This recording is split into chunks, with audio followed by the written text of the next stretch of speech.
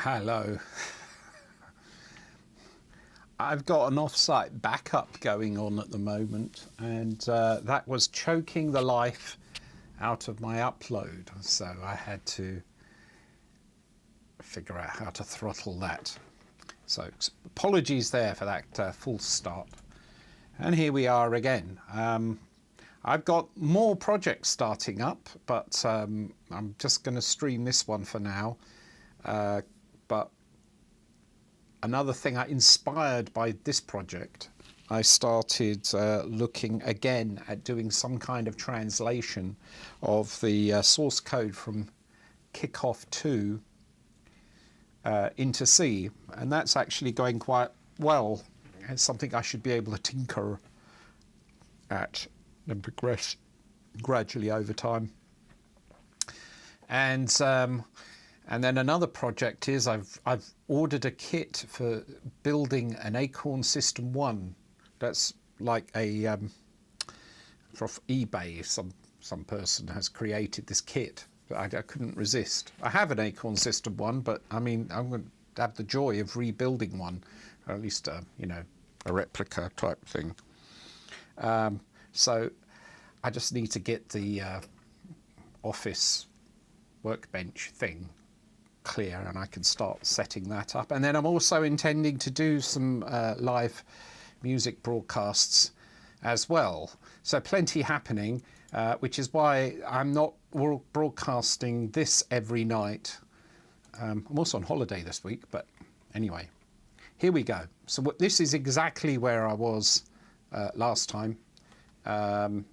If you recall, I had been looking at the issue of converting a binary value into a binary coded decimal that's suitable for drawing the score.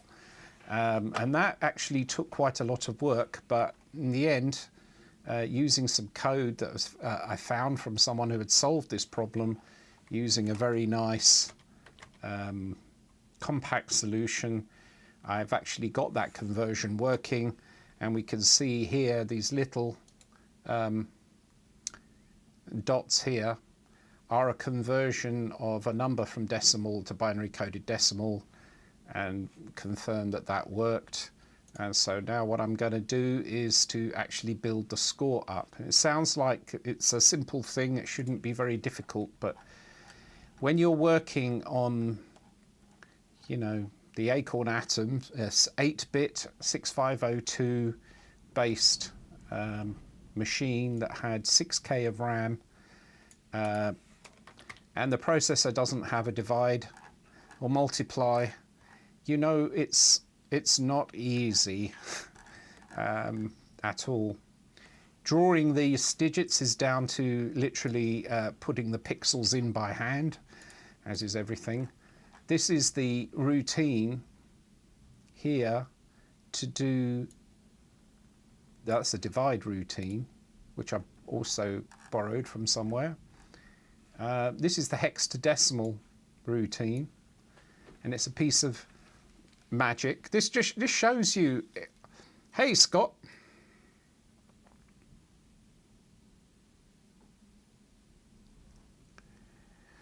Oh, okay, maybe I could do that in the future.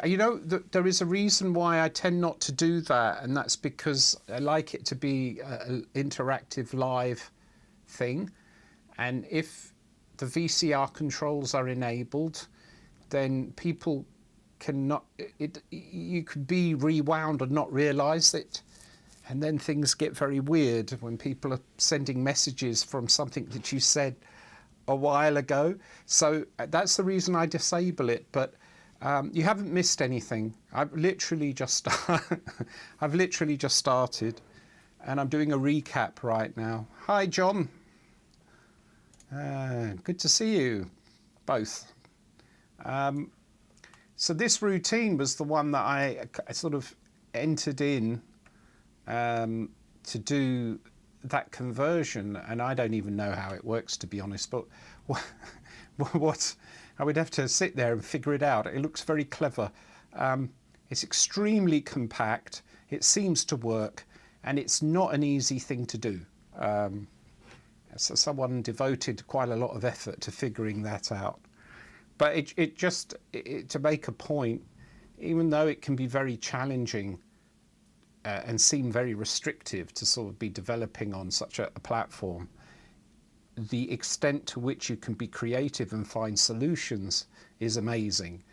I'm amazed that with so few instructions, this does the job. It's, yeah. Well, we will fully test it, won't we? Well, right now I want to hook that routine up into the display so that I can ask it to display any number. I've got to figure out a structure for this.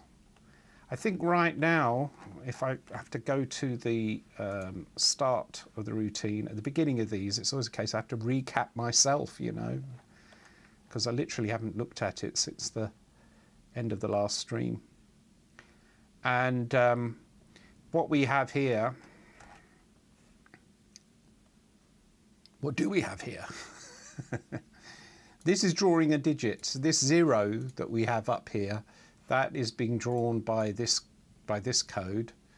So, you know, load x immediate 0, I think that's the digit, and this is just the location where I want it on the screen stored in 80 and 81 in 0 page memory. And then, hi Alan, then this has been removed, as I think that was checking something else out. This is the test for the new, that's when I was researching, how to do it. Oh no, this is testing the divide instruction. I implemented, very slow, but I implemented one. And this is a test for that hexadecimal. So I think I'll just carry on working in the test sort of code here for now until I've verified that things work. Then I'll need to sort of put it into its own subroutine. So Alan asks, what was the reason for not just keeping the score in BCD? I didn't want to do it. So one of the issues is that means that the score then has this weird binary coded decimal format, which then makes it clumsy when you're trying to use it in the rest of the code. For example, when figuring out when to give you know, extra lives and stuff like that. It's another thing to worry about. And then I just realised last time, I said, well, what I could have done is simply have it saved in both formats. So that there's a format for the display, and then there's a format for the internal use. And so that could be, when I add to the score, I could add to both. Or when I add to the binary coded decimal one, I add to it, that, you know, but then I add it to the non-binary coded decimal one.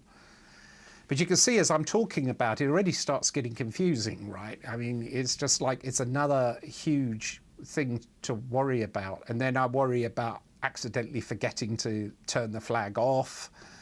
Or if you've got interrupt handlers, I don't know if I will with this, that's also a concern. And you have to worry about restoring and the BCD the flag and so I wanted to investigate. Also, I was interested in the problem. Like, it's an interesting problem. So I'm going to go this way for now. For all those reasons, right?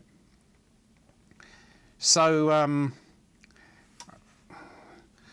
might as well get rid of the graph here that I get from YouTube. It's flatlined. It says there's nobody watching. It's like, nope, you're at 0. Yes, it would. That's also true, though the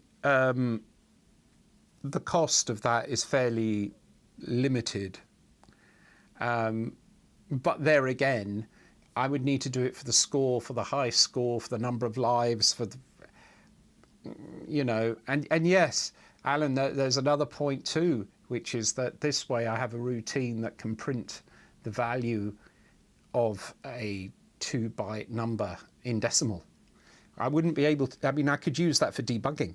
So there's the next variant of this, which is actually easier to do, would be to be able to print hex numbers. And then I'd be able to actually have the luxury of hex here instead of looking at bit patterns. So, well, you know, we'll see. Anyway, let's get on with the testing here, with this thing here. So I've got the number 1, 2, 3, 4, 5, which was put into these two addresses. Then we JSR to that routine, and then we get the output in 3 bytes. Now, the output are in 3 bytes because the lower and upper nibbles are being used. It'd actually be nicer, I guess, if it wasn't compressed in that way, but it is. So then what we do is, I'm just going to leave that code there so we can see the binary code of these things. But I need to start drawing my digits, for which I have an example of drawing a digit here. I'm just going to throw this in.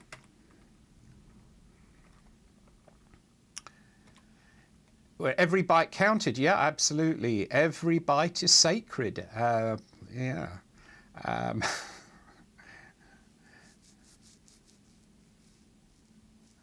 Storage 2G, yeah. Yeah. It's true. It can get to that too. I think overall this is probably going to use less memory also because there'll be less code, I think, overall.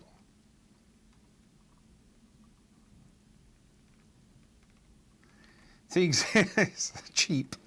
It's true. It's everything, as I like to say, if everything has a cost, right? Including calculating the cost has a cost. Anyway, what I want to do is I need to draw these digits out. And do I do it with a loop? Well, 5 digits, I'm not going to do it with a loop. It's hardly worth doing it with a loop. And then, so we have HTD out. I do need to split them, as in the lower and upper nibbles. And now I'm thinking about code. It's like, because I'm thinking about memory, I'm running out of memory. So maybe I shouldn't unroll it completely. So what we could do is load X immediate 0, and then we could do a loop in here. We'll just call it L1. Let me switch it into as mode.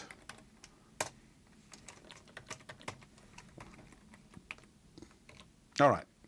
So we load is the HTD out address, comma X, and then I don't need to worry about the order. It's going to start with the least significant, so I guess I could, I need to start with the most significant. Well, then that's +2, okay, and then I guess I need to start with the biggest.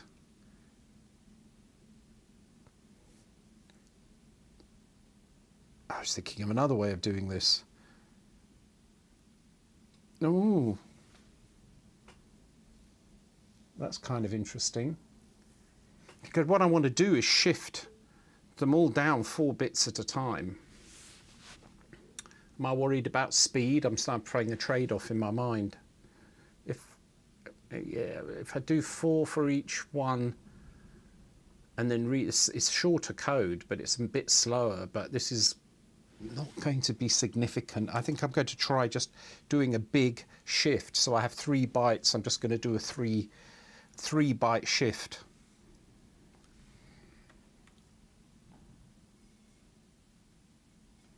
Yes. I will. If you're interested as a request, let me just find that. Interest in the ACORN Atom kit, eBay,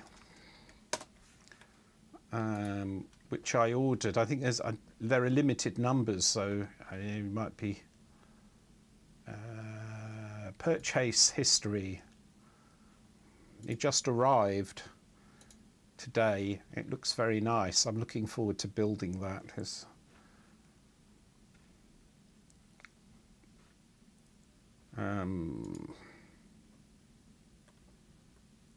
Oh, they've gone. They're out of stock at the moment. But I will share the... You can see it. Where's my thing gone?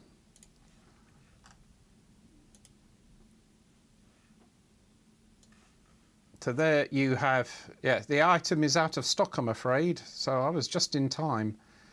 But it's like a trainer, System 1 trainer. Now looking at it, it's not a complete replica of the ACORN System 1. I mean, it's not a replica of the same kind. For a start, it's flat instead of being in a kind of sandwich. But when you look at it, it's got better buttons in there and a bigger display. Now I want to do part of my reasoning is I want to do some streaming of ACORN System 1 programming. It's the first computer I ever owned. And this should allow me to demonstrate System 1 programming in a much more convenient way for a stream than using the original ACORN System 1. So that was part of my thinking. So it's got the keyboard and display, and then this is the CPU board.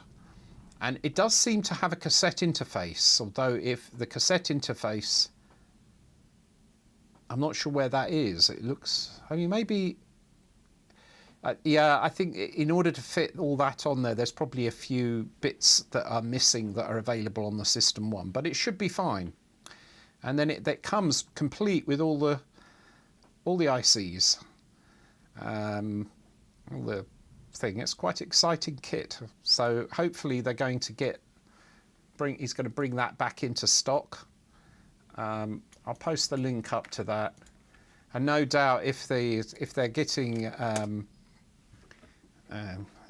requests, I imagine part of the bottleneck there is sourcing the components. Hey John, no, fair enough.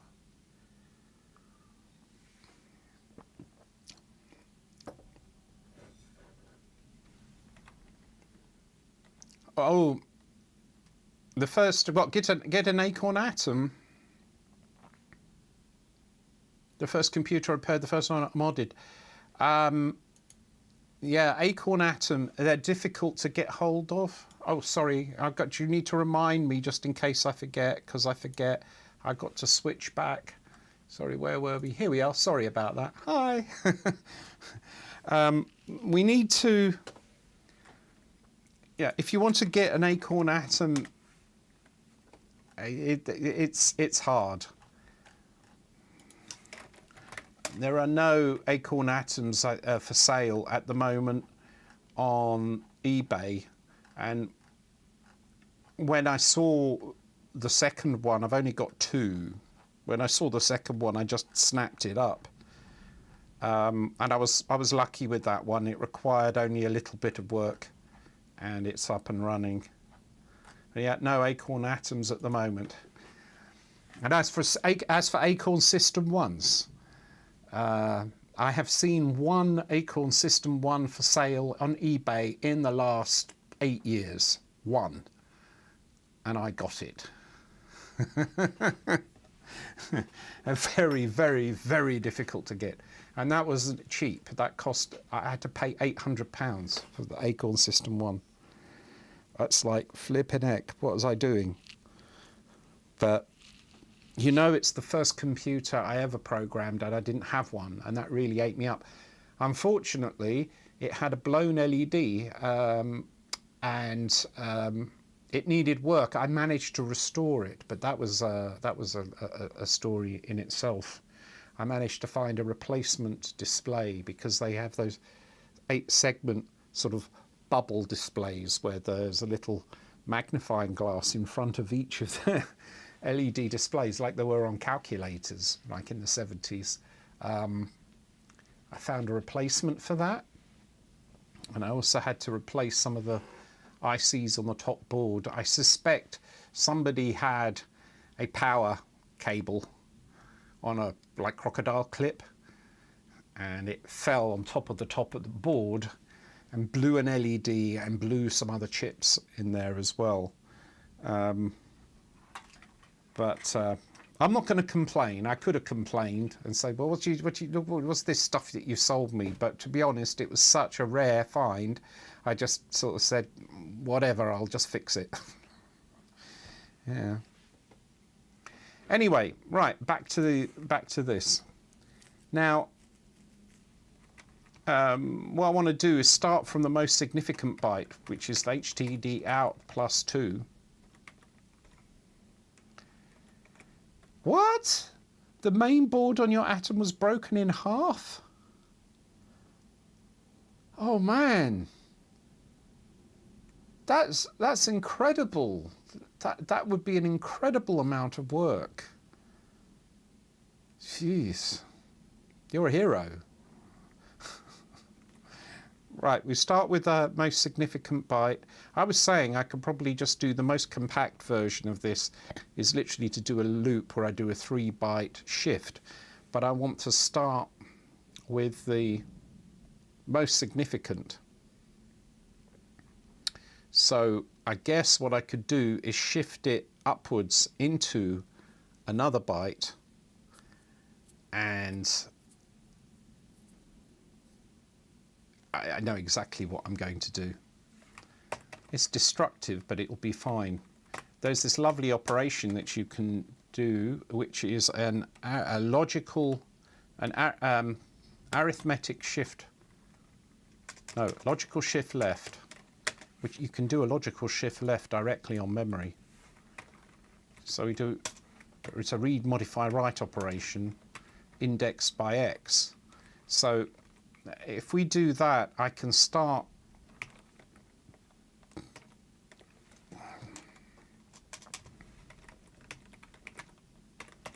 so we do, I'm going to try it and see, right? So we do that, and that's wrong anyway, because I need to do a roll after that, because I want to, in effect, shift in the carry flag. So that's a 3-byte multiply by 2, which will have pushed a bit into the top flag, what I can into the carry flag. I'm going to load A immediate 0 as well, and I think I should be able to do roll A. Hi there, Refly. How you doing? He split the atom. Yeah, terrible. How could you do that? When I joined the University of well, it was called the NHTV, Breda University of Applied Sciences. When I started teaching there, a colleague I had, he gave me a 6502 processor as a present. It's very weird, but it was a nice gesture, I thought. He gave me a 6502 processor. I only found out a couple of years later, when I was talking about the ACORN Atom, that 6502 had come from an ACORN Atom because he'd had an ACORN Atom, but he let his kids sort of destroy the ACORN Atom. I said, do you know how much they're worth now? It's about an ACORN Atom, despite how rare they are, they're worth about £400. As that's how much I had to pay for the last one. But there we are. Anyway, so we do this, and what we end up with is that has been shifted into there, and just for the sake of saving bytes, because I think memory is more important than speed right now. We can load Y with 4, and then we can do decrement Y, and then branch if plus dot L2. So you see what that's doing? We're kind of load X with 0, we load A with 0, we load Y with 4, because I need to do 4 shifts. I'm doing a 3 byte shift. But then I do a roll. So that is like take the top bit and start shifting it into the roll A, which we'll see if those exist. And we do that 4 times. I'm just going to see if this builds. It probably isn't. I don't know. What is it? Label name in the left, 271. We have an error. 271. It doesn't like that. That's because it's the arithmetic shift left, isn't it? Yeah, right. It's a logical shift left. I've been working on that other thing with 68,000 code, and I can tell you that when you start working with 2 different microprocessors at the same time, it gets interesting.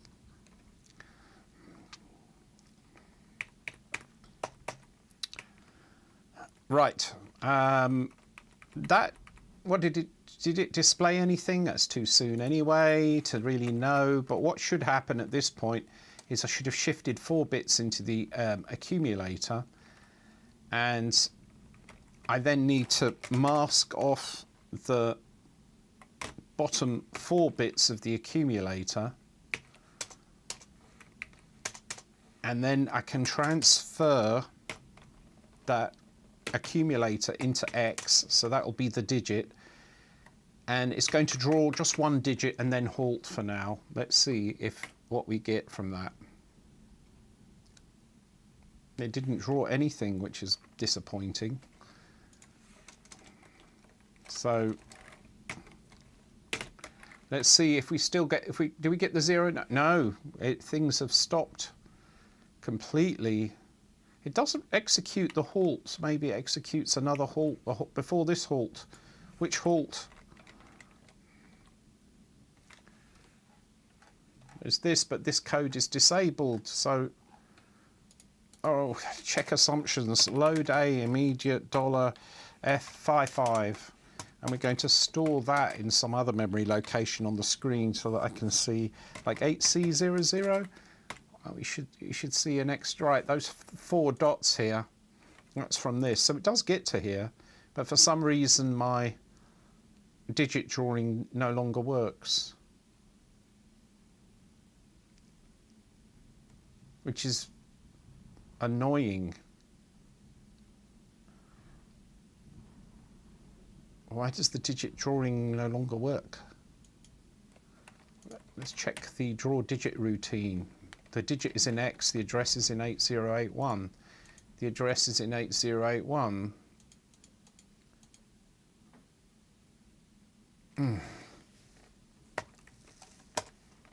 So things started to fall apart when I did this. So let's just undo that a minute and see, do they still fall? Yeah, that's not good. Why my digit disappear?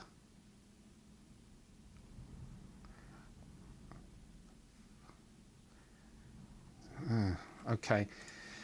So the old traditional approach to this is she just use the undo. Maybe I should be using source control, huh?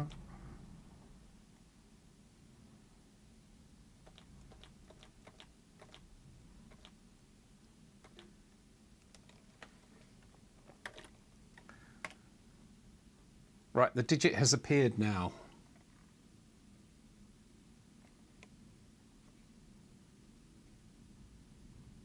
Oh, the draw digit code was up here. Okay, just bear that in mind.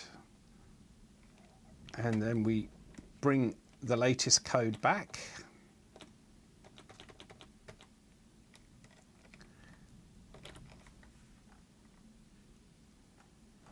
and we take that code, say this code in fact, we pop it here. Don't poop it there, we pop it there. The dangers of a stray O. Right.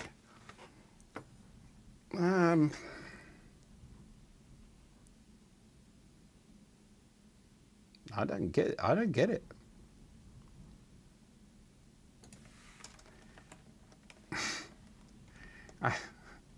Let's go back and see what is wrong.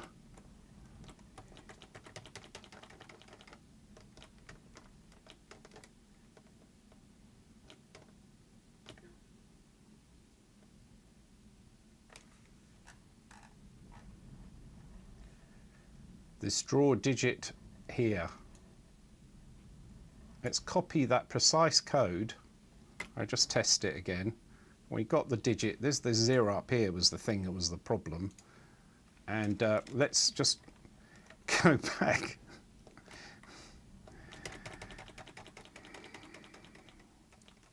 This is literally how I used to do it.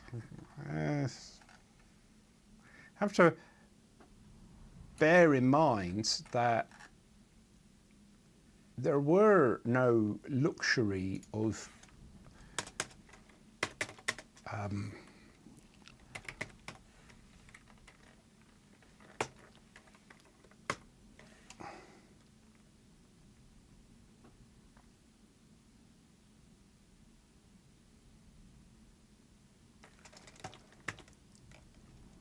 source control.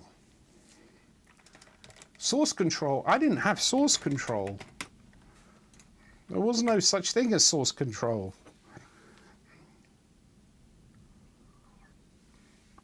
That in itself was interesting. No source control when I did kickoff and kickoff 2 and player manager. I tell you, it's very good for discipline to work without source control. It's not a good idea to work without source control, but it certainly gives you discipline. And I just figured out the damn thing. Can you believe it? So flipping stupid. I'm so stupid. Seriously. What was it? You've seen me do this one before. I meant to move this code, right, down here. But I didn't move the code, I copied it.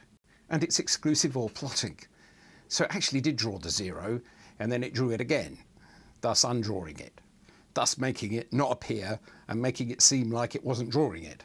But it was. You see, even after all this time, you know, the tropes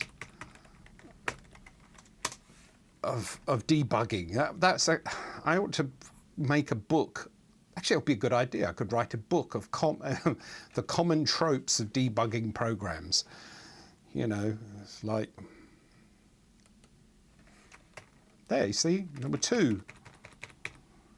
It's very interesting because then you make an assumption. I always make the assumption I'm not seeing the digit because it's not drawing the digit. Sometimes that's actually wrong.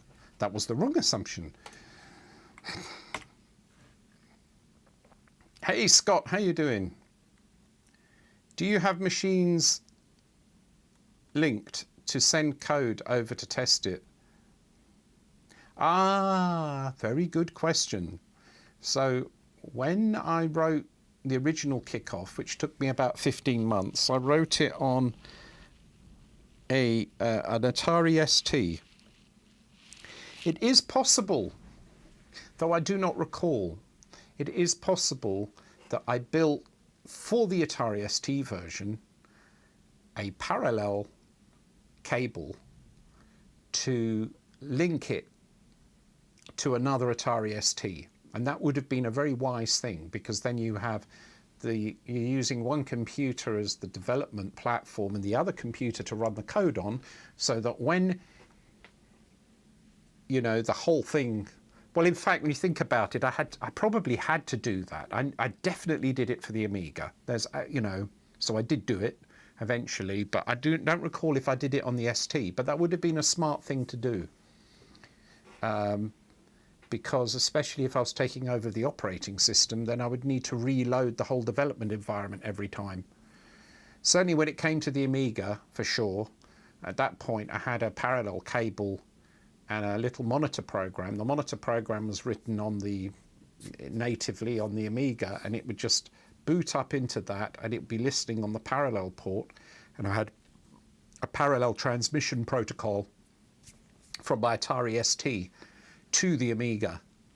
So yes, and that obviously is very helpful. In a way, it's not a million miles from what you're seeing here, right? It's like I'm running in an emulator, which is the Atomulator, and so obviously there's no cable involved, and it's the same PC, but it's the same idea.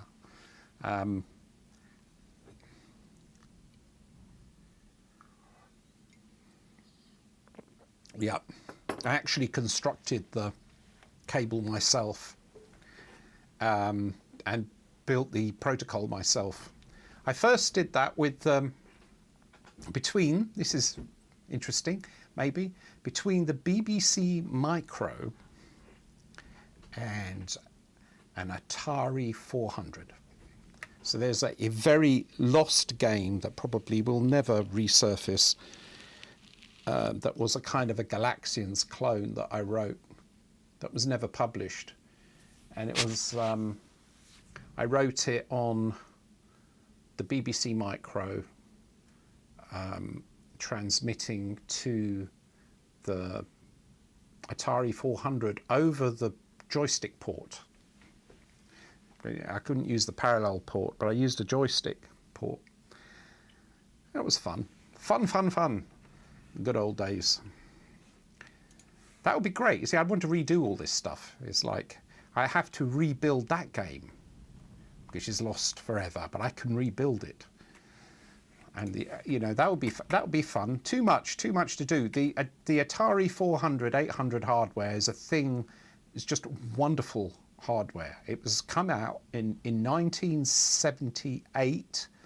It was so far ahead of its time. In some ways, it still is ahead of its time. I mean, it had a hardware random number generator, for instance. I mean, how cool is that? Literally, there was a memory location you could read, and you'll get back a random number. It's like, your PC doesn't have that.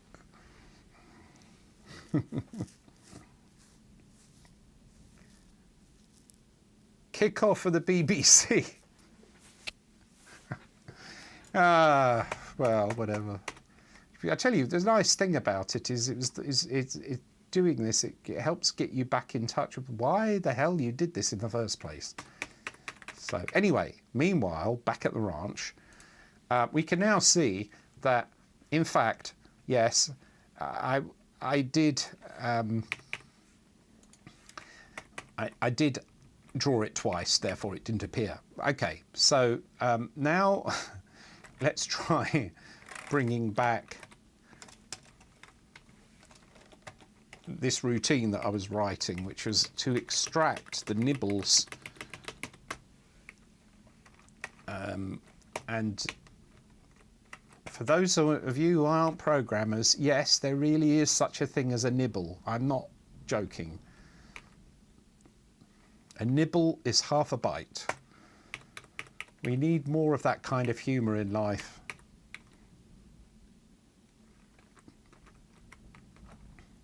So load X immediate 0, load A immediate 0, load Y immediate 4.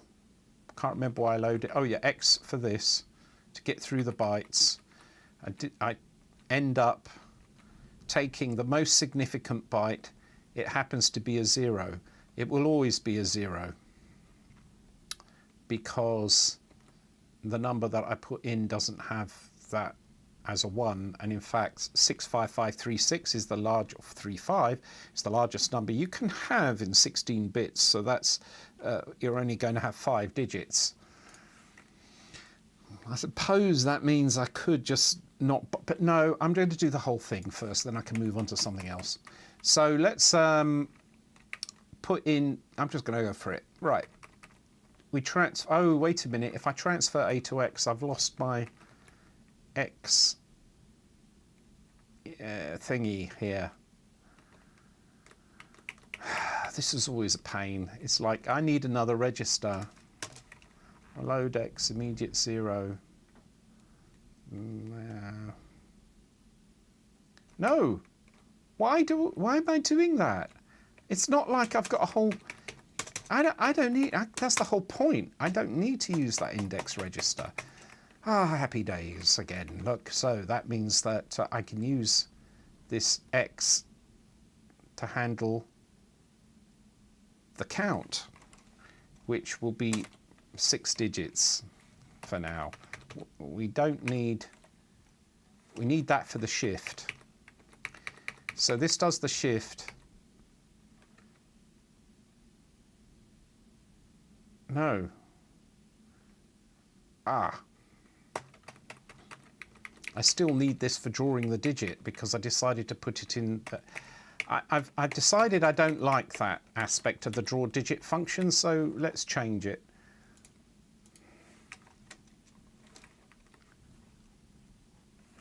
We'll make it $82 is the digit, and then I don't need to do anything with the X register.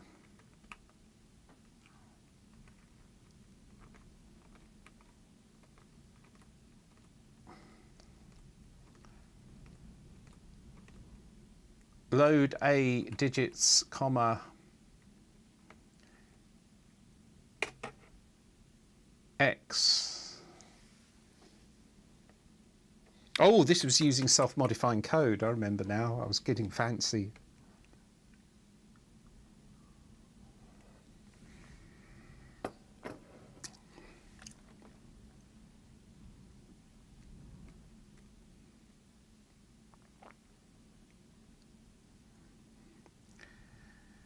There is a version of Kickoff for the Atari 800. You're joking. That must be from an enthusiast, but I didn't do it. I didn't know that somebody had done that. That's crazy. So, all right. And we had load A digits, comma, X, where X, that's correct. That's getting the digits from the X. Oh, no, I have to have that.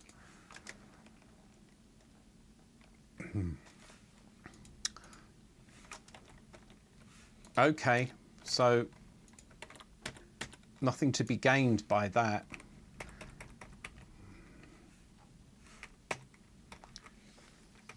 I'm using the Y register to do that loop.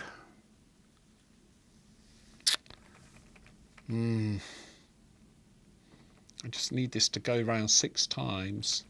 Then let's just use a register for it. Load A immediate 6. Store A $82. Load A, that's fine. Load A immediate 0.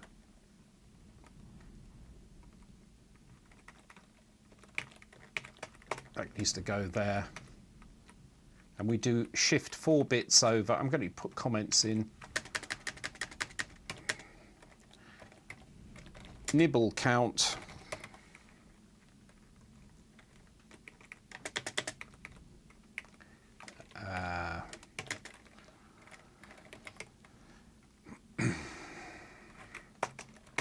Actually, don't even need to set. I actually don't need to even set that register at all. This is shift 4 to right. So we do that, roll A, decrement Y, branch shift plus, mask.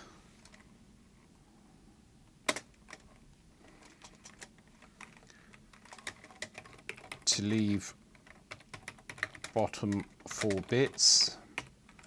Don't really need some of these comments, but maybe they make it better for people to understand what I'm doing. So it's like, then to do the transfer A to X, so that we're going to draw it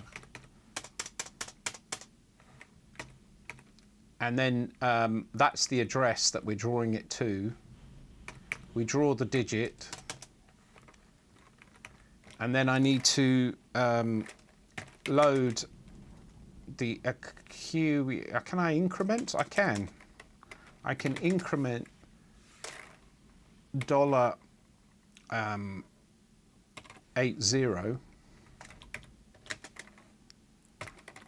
next byte.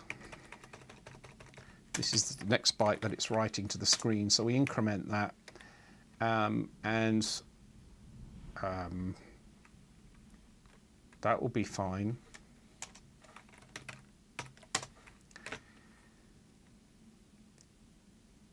And then I just need to decrement $82 and then branch if plus dot L1 and then jump halt. And in theory, that should give me my number. Or not. Oh well, it's worth a try. Let me just check the chat.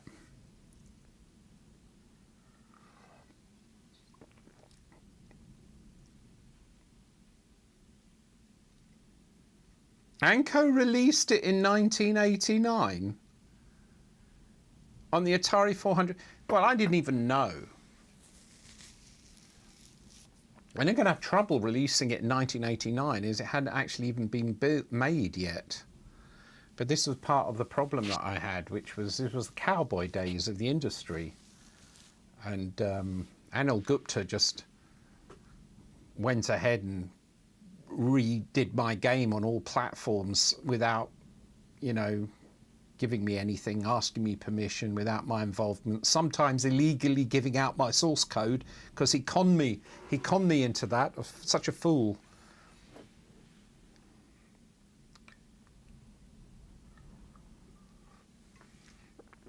I've actually had people from the industry who worked on it come and say, yeah, I thought it was a bit dodgy that it said a copyright notice. Yeah, you bet.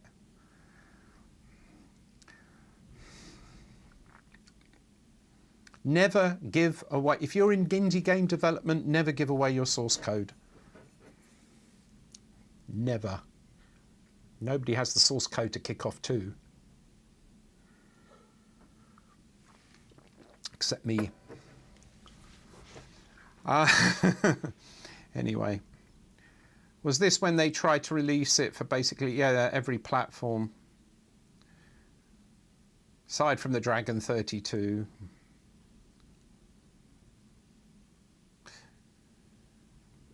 Kick off the board game? Don't tempt me.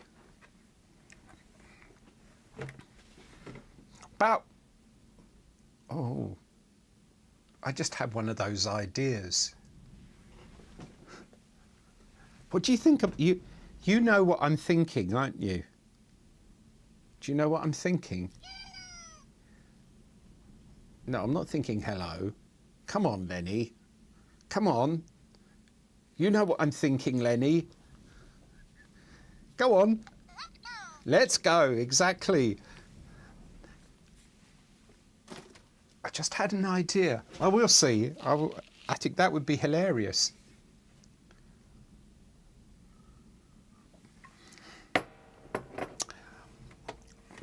What? What is the idea? What is it?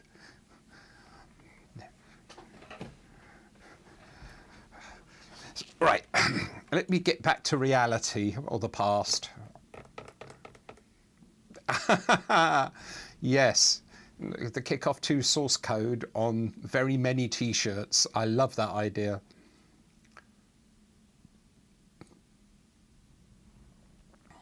I had it on, I've still got the box of the Atari ST backups, because as I said, the games were developed on Atari ST.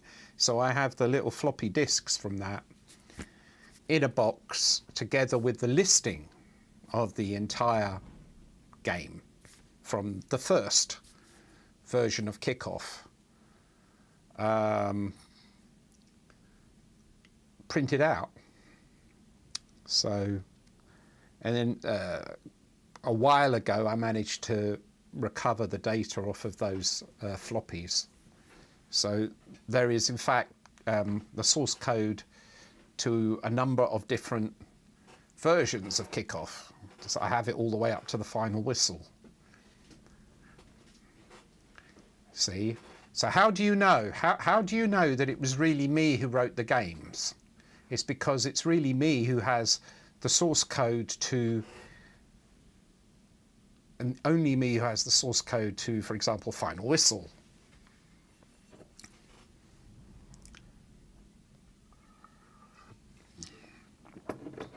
Anyway,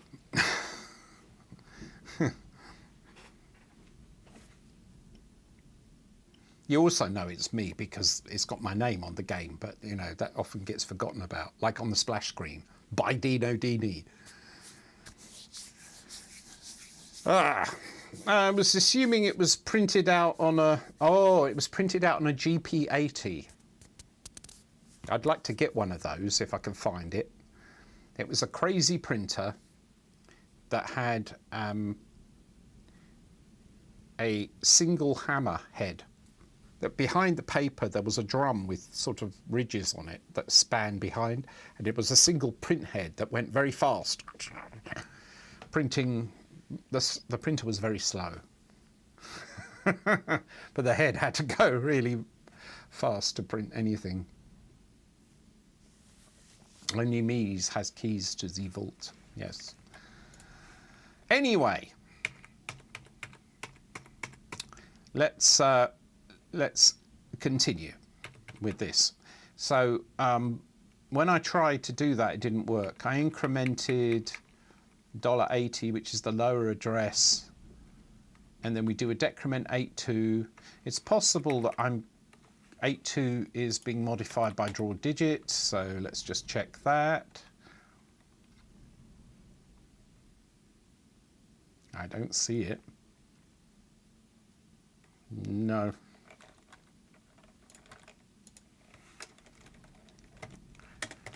So how are we going to debug this? I don't have a debugger. I'm going to have to get this transfer A to X.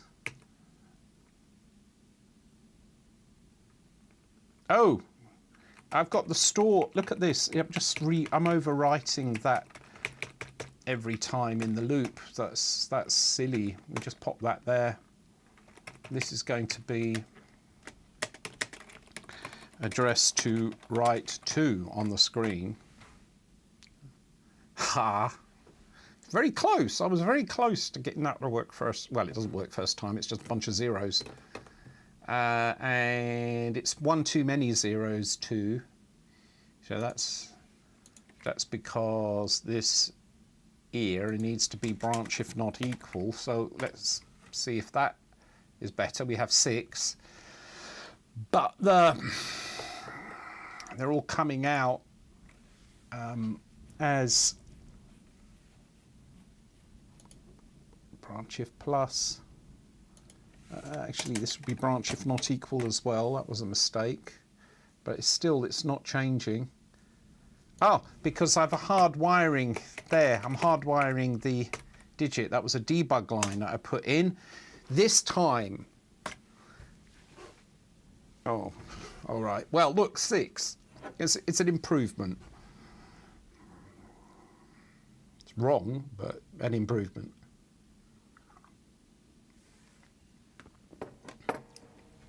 We're rotating left. We start with the most significant byte, HDT, the out plus 2.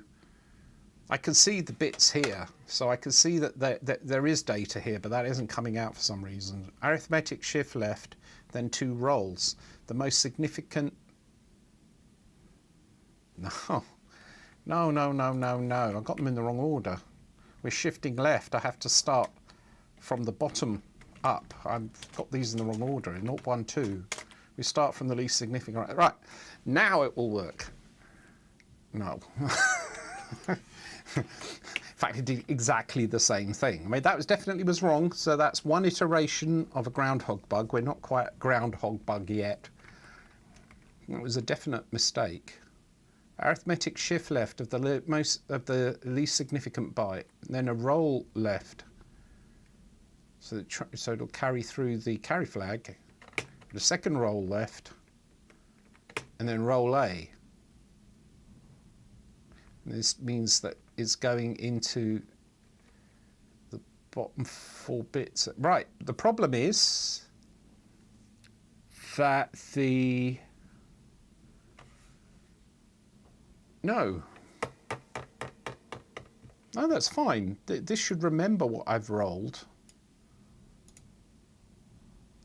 Then we shift the next 4.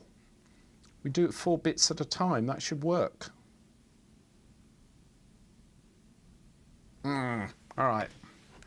So while my subconscious is working on that, let's check the chat. It's wrong, but a different kind of wrong, which is a kind of right. Well, that's the thing. It's like, you know, they say the customer's always right, the computer's always right. It only just does something wrong because you gave it the wrong kind of instruction.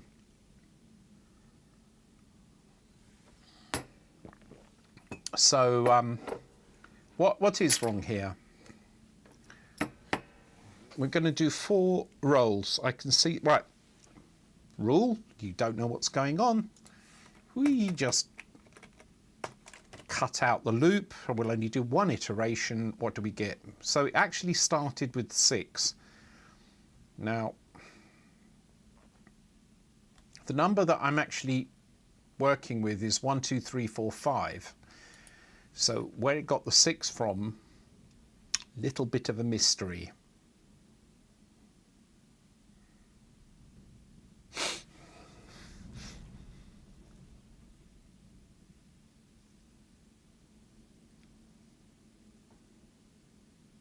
Oh, I must, right. Let's have a look at our bytes here.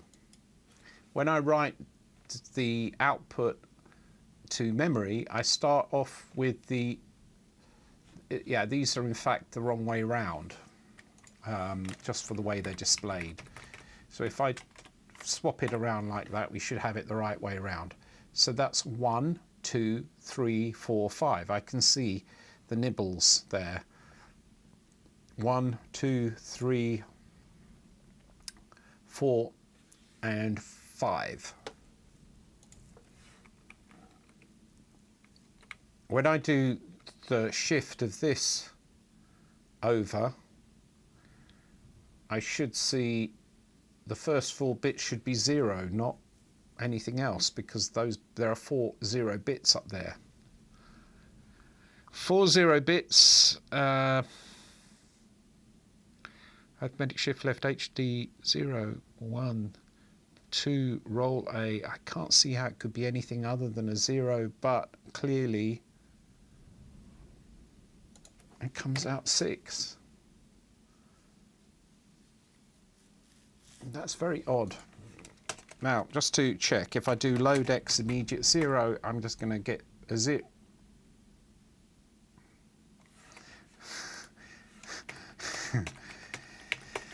If I put it there, I'll get a 0. Right. Put it before I transfer A to X. And 15. If I add 0, I will get 0.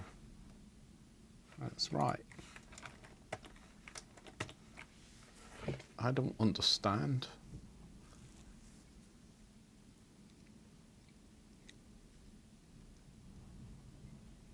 That doesn't make, it makes no sense whatsoever.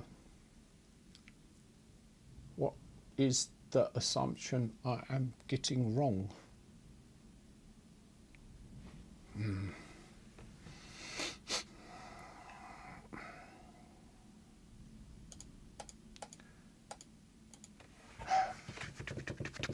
Let's see what happens if I don't roll through here, but I do 4 rolls out of the, this should give me the high nibble of the lowest byte.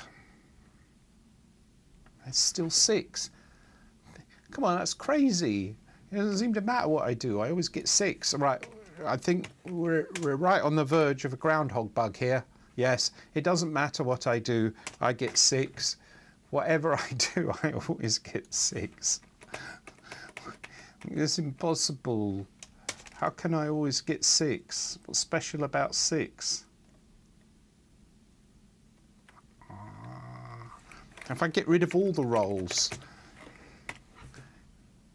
yeah, I still get 6. That's just crazy. It's this 6. So I was briefly in a groundhog bug, but if this changes, then I'm no longer in a groundhog bug. Okay, it's now 5. Sort of, it looks a bit like an S.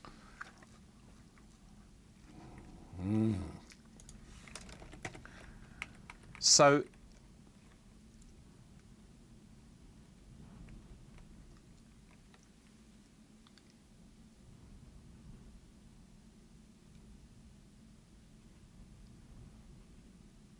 what?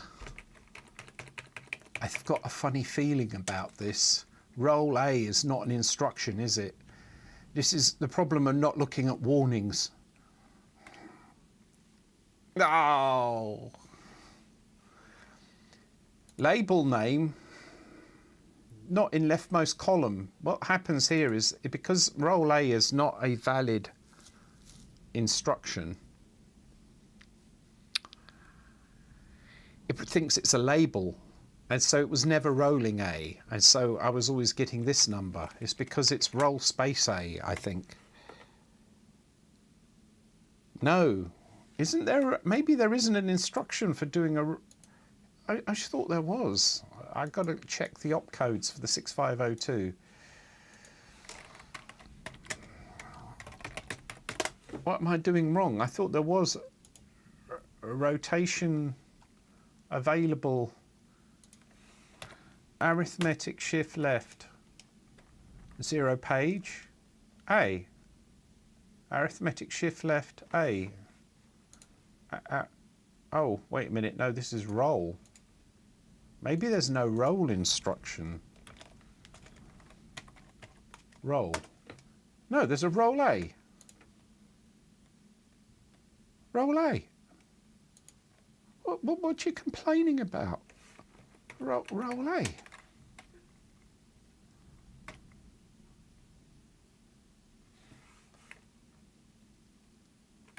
Maybe it's just roll. It's just roll. Get it used to this this assembler. That's my excuse.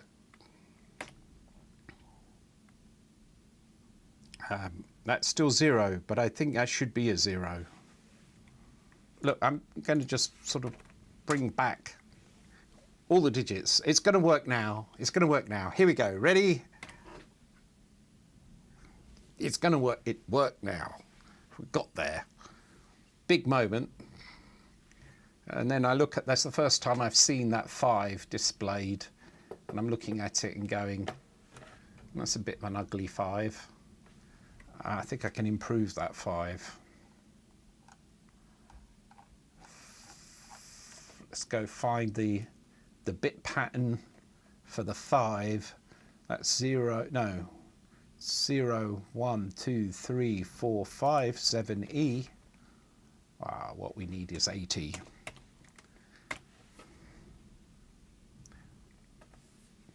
No, we didn't need 80. Not 80. Did I say 80? What I meant was FE. Yeah, that's better. Your what?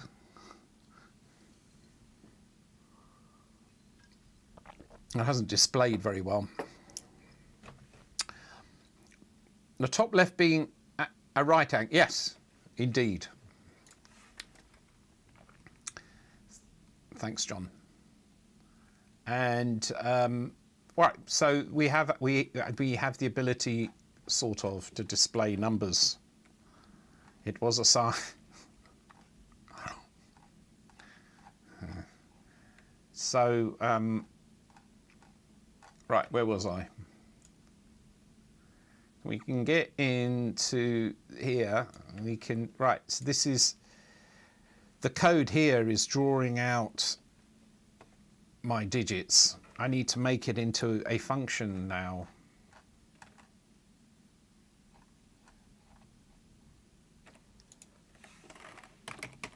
Draw score. Oh, what shall I use for this? I suppose I could just say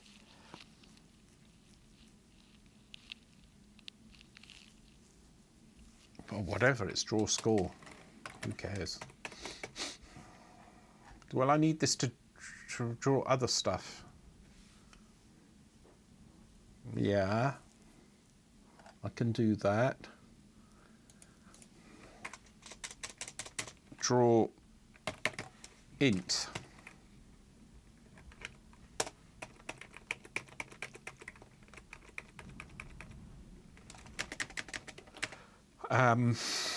So why don't we have a equal, no, I need an address. X equal 0 page.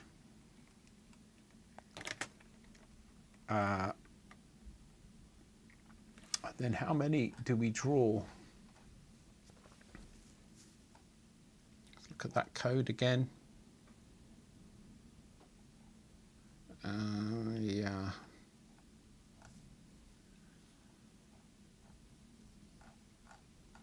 I need to store it in a temporary address. So 082, yeah.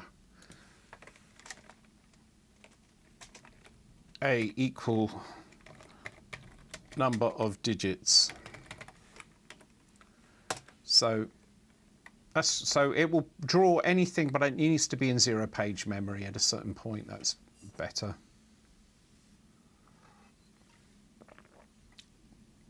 I'm going to be displaying a high score, the number of lives. I need a general purpose. This is the number of digits that we're going to draw. Thing going on. I'm going to try that anyway. So we'll take all of that code,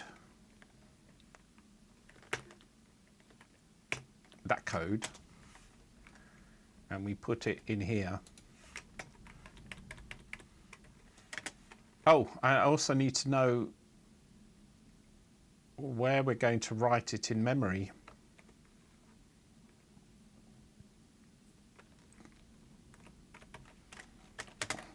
$801 screen address. Actually, let's just do this. $82 equal number of digits, because that's the way that I had it set up. And I need to put the number of digits. So I don't need to set up the address to write to, because that will be set up, nor do I need to set up the nibble count, because that is now also going to be set up before you call the function. We're going to load y immediate 0. This does the shift, and right, we get the digit. We're going to then draw the digit. We're going to increment 80, decrement 82. That's it. That's my general purpose routine, which is now draw int. So let's see if we can test that out. What we'll do is load a immediate $0, 0, store a $80, sorry. I'm setting up the address of screen memory where I want this to be written. We're going to do this, say, at 8C. It's going to write it somewhere around here. We store that in 81. We're going to write 4 digits only, so I need to load a immediate 4, store a $82. So we've got that set up. We're going to write a score at some address. I think we need the score now. So we're going to do the score. I'm going to store this at $10. I don't need the operating system anymore.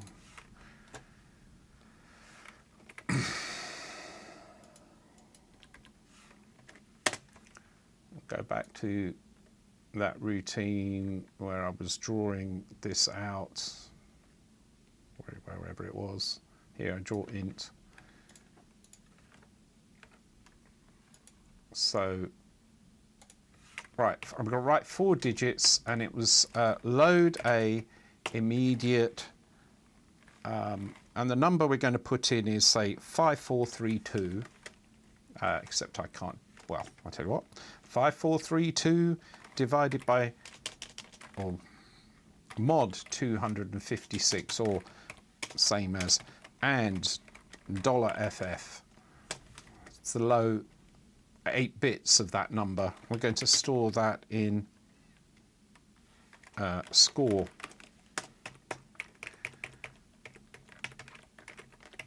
Always a bit awkward this. There might be a way that this assembler makes this a bit easier. This is the high byte of that number we store in score +1. Just for testing, we do JSR draw int, and then all being well, we should have a 4-digit number 5432 appearing. Or alternatively, we end up with errors. I have a problem on line 264.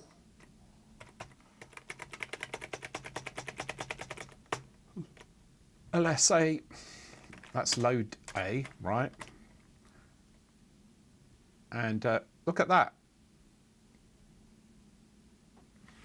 A's appeared over the thing. Let's see. Yeah, no, that's it. 0123. It's not what I'm. That's not right.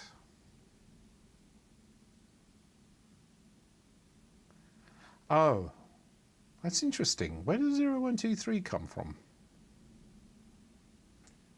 Let me get a hex calculator out, because I forgot to do the conversion from hex to decimal, or whatever. If I take the number 5432, and I look at what that is in hex, it's 1538. Yeah, I'm not sure what happened there. That's a bit weird. I haven't loaded the X register, that's why. So I need to say, where is that? Yeah, I've still a bit of work to do. I need to load the X register with the address where I stored this, which is score, so it knows what to draw from 0 page memory. Then in here I need to look at the 0 page memory. Ah. I also need to do the conversion. I forgot about that.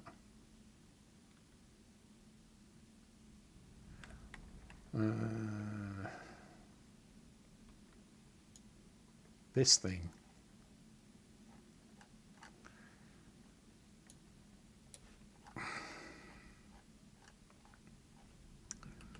So the X register is going to be the address in 0 page memory of the bytes.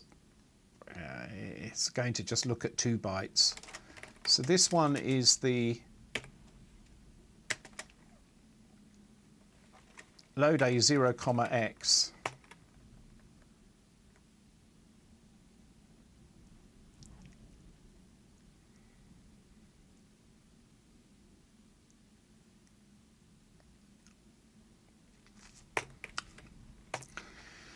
That's load the lowest byte of 0 page. Yeah, it's pointed to by X, the 0 page address thingy.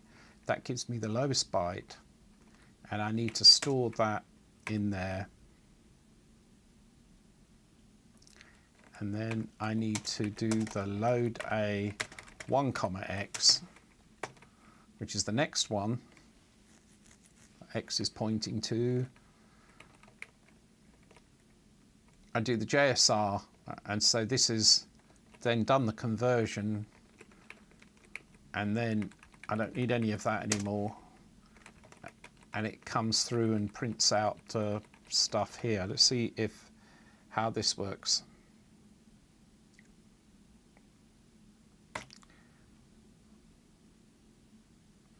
Naught 0054. Now the number that I was trying to print was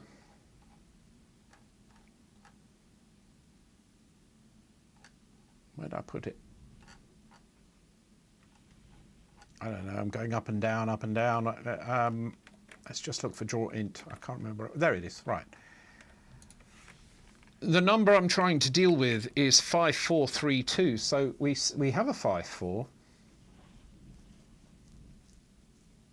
Something's out of sync by 1 byte. 5432. The lowest 8 bits go into score. The upper 8 bits go into score +1. We load score into the X register and we do draw int. We load the low byte and store it in HDD in, the high byte in HDD in. We do a JSR, and now we have the converted number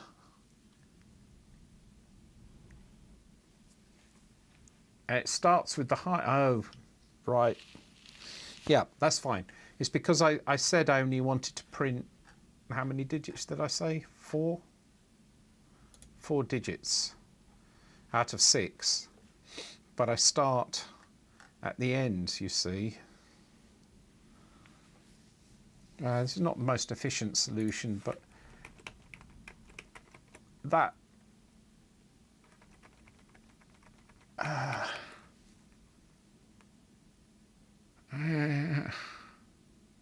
no, it should work. Hey Mike, how are you doing? Good to see you. I'm doing fine. Hope you're doing fine.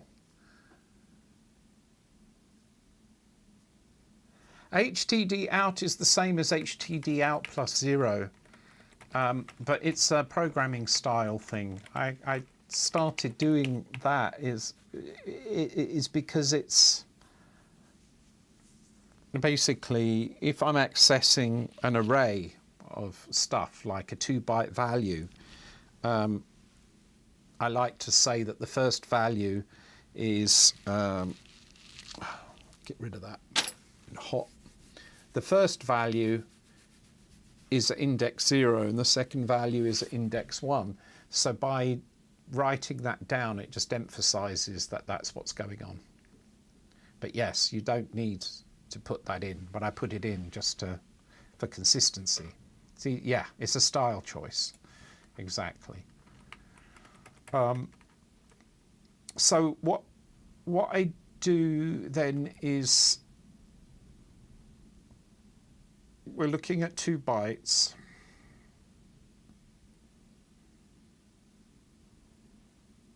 It's like, how many digits? So I have to, yeah.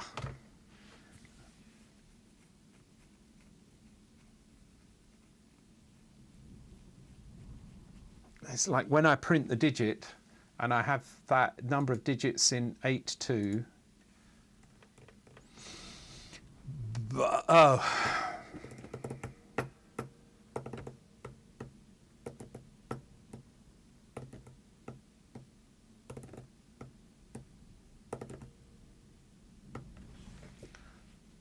That's a little awkward.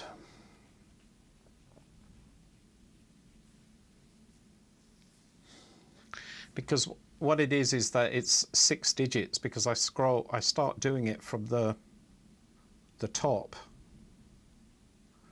the most significant first. But if I'm only drawing 2 digits, then I have to shift through all of the ones that I don't need. I'm going to change the way I've implemented this to go in the other direction. It's better, I think. Oh yes, I shall push the code up. Let me do that now.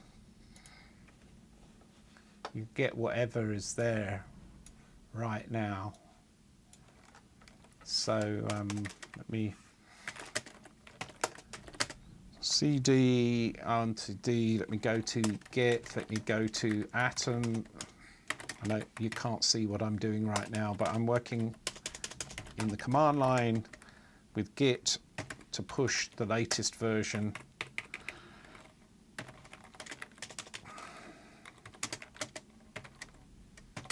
So Mike can also work on it.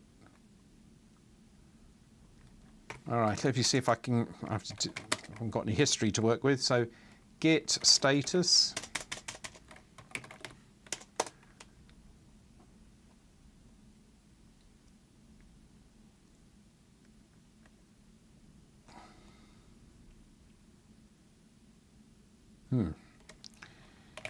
Git dash commit dash M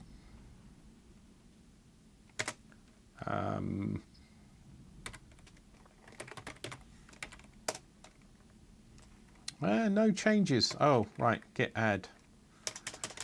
I always forget to do that. Git add do and main.a.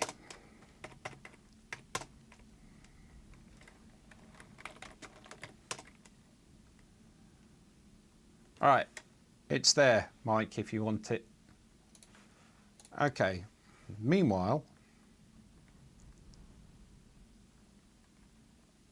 okay, thanks. That's this routine, this vsync here. It's like put it into a loop. Good idea. That was me being lazy. So what I'm going to do is reverse the way this is being drawn, because I'm starting from the most significant and working to the least significant, because drawing across the screen it's like that. You go from left to right. But what I'm going to do is go from right to left instead. So in order to do that, this stays the same. We convert the hexadecimal to decimal. This stays the same. We need to shift 4 bits at a time. But instead of shifting it oh,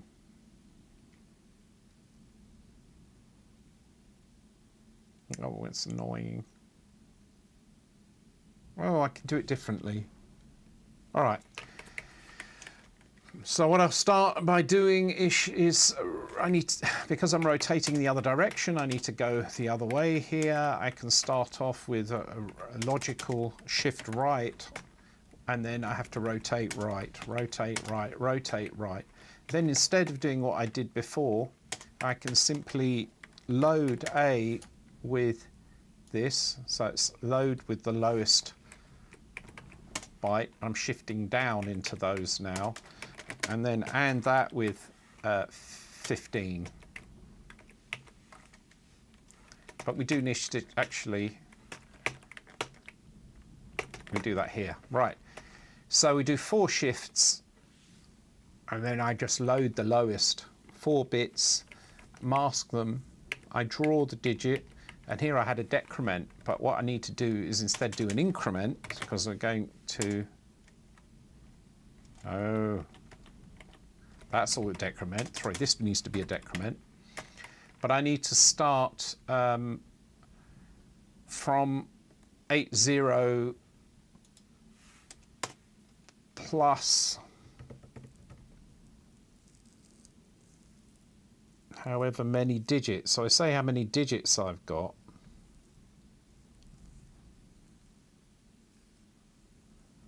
Number of digits. Okay, if I load the accumulator with the number of digits that I have in my thing, and then I divide it by 2 because there's 2, no, wait a minute, I need 2 digits per byte. I want to know how many bytes to move back. No, wait a minute, I need to know how many nibbles to move back. It's just, yeah, the bytes actually don't matter, it's just the number of nibbles, number of digits. So I can set the carry flag and subtract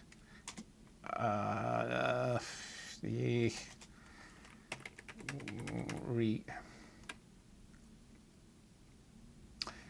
right, the address where I'm writing is the 80 screen address. I need to subtract from that the number of digits and store that back into that address. I don't need to worry about the high byte because there's never going to be a wraparound along one line because there are only 32.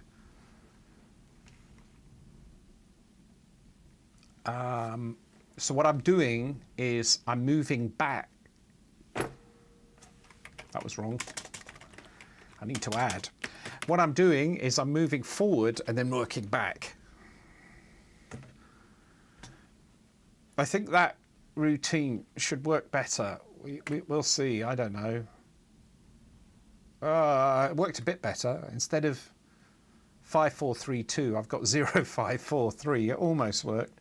The problem that we have is it starts with a 0. Why does it start with a 0?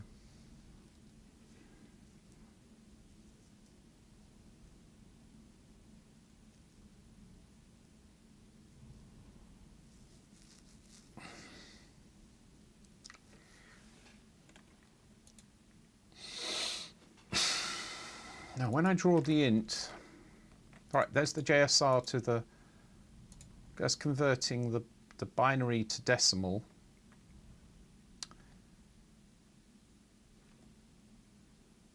Right, let's try removing the loop. So we're just doing one digit. And it comes up with 3.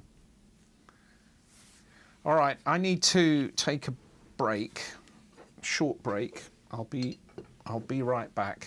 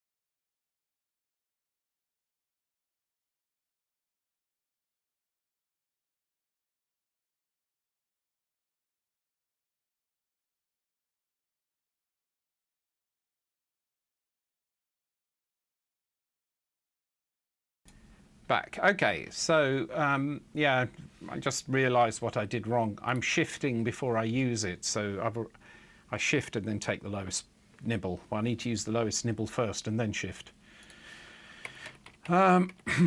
So where I do the shift is this set of instructions, and so all of that can be just the same. We decrement for the next byte, or we get the next nibble, and then we continue. So hopefully I shall get a 2 now instead of a 3. Yeah, it is. And then if I get rid of this loop, I've got a working function. 5, 4, 3, 2. Yes. At our last team meeting, says John, one of my colleagues said, "Can I ask a silly question?" Before anyone else could speak, I looked him in the eye and replied, better than anybody else, mate.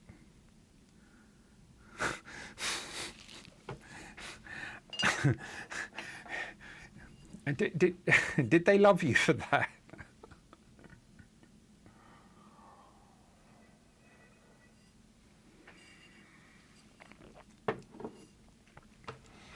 Oh, when somebody says, "Can I ask a silly question?" it just means that they're feeling insecure about asking a question. They usually, when somebody says that, their question isn't silly at all.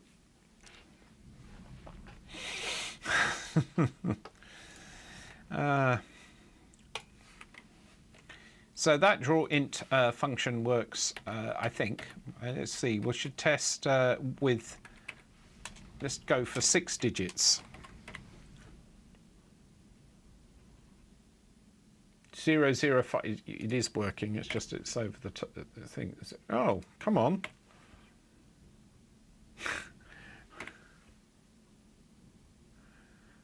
Random number generator again. 5, 4, 3, 2. Let's pop this up on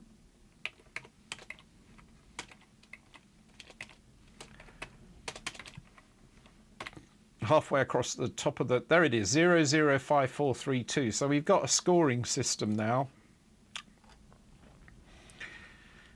Let's see if we can make a count, a running count, just as a test.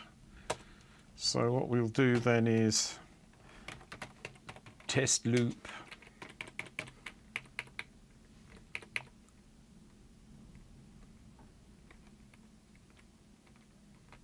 And what we'll do is, I've set up the score, but this bit here, oh, right, yeah. All I need to do is say loadx score, draw int, and I can change the score.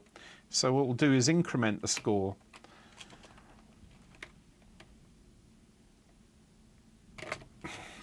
We can just simply do it this way, increment score, and then branch if carry clear. The carry flag is cleared, it means there was no, we didn't clock the lowest byte. And then we can increment score +1.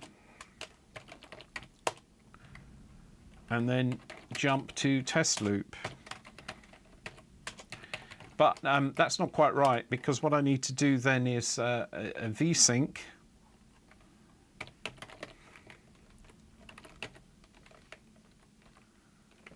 Which is a macro. I have to do it that way in this thing. So plus vsync as macro.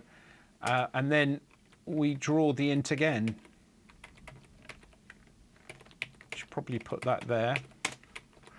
So we draw the int again after the vsync, which will clear the thing, and then it goes into the loop. We should hopefully get a count.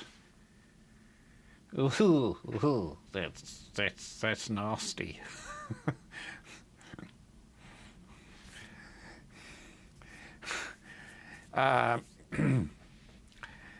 Okay, what it looks like. Well, I can tell you what's happened here is because I didn't set up things properly.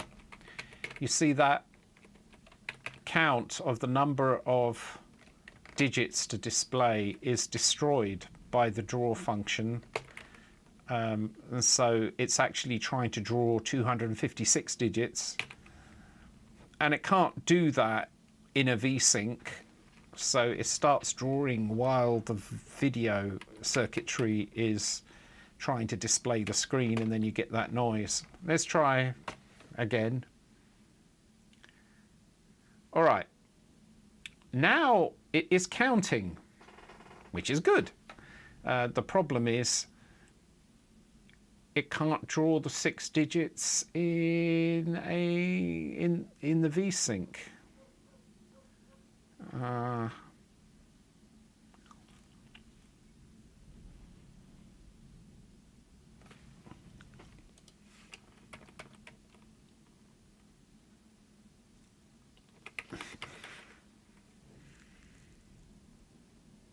Let me reduce the number of digits and see if that's the issue there. I'm going to draw just 1 digit.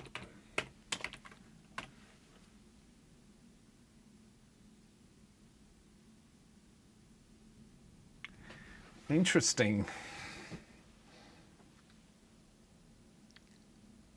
It's the background we spoke about, yeah.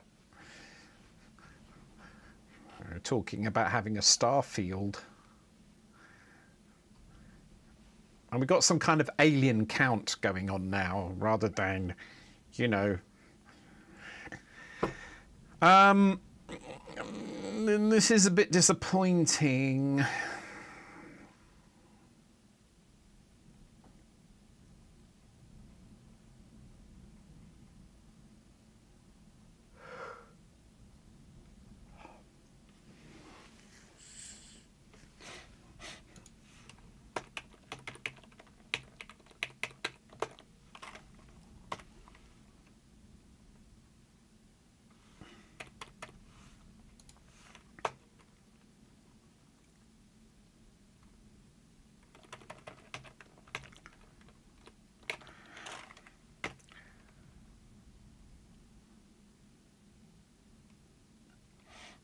Now we don't get any noise,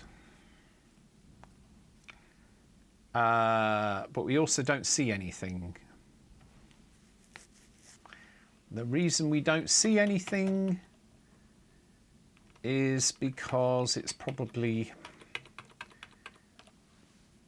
clearing it every frame, because this is an exclusive one. I didn't initially draw it. So this is the... Oh, right. I didn't spot that. .xx1. That's the increment. Right, let's try this. It's probably going to get the snow back now, I feel. Oh, we're getting there. That count, no snow. Let's see, 2 digits. Can we get 2 digits in? Aha, I'd made a mistake in the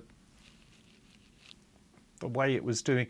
It was jumping around the VSync. There was all kind of nonsense that was going on there. That's looking...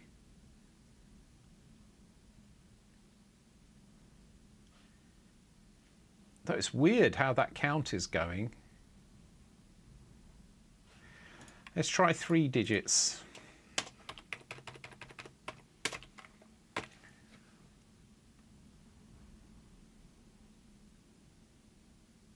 Sometimes it has a hiccup. Do you see it has a hiccup there? It's like 5, 6, 3, 4, 5. It goes, ah. That's not great. I'm wondering if it's to do with the... Let's go for 5 digits. Now it can't draw 5 digits in the vertical blank.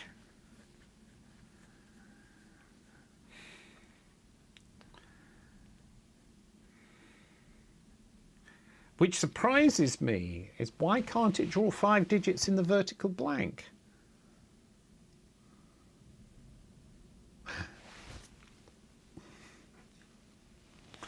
I've been an idiot, that's why.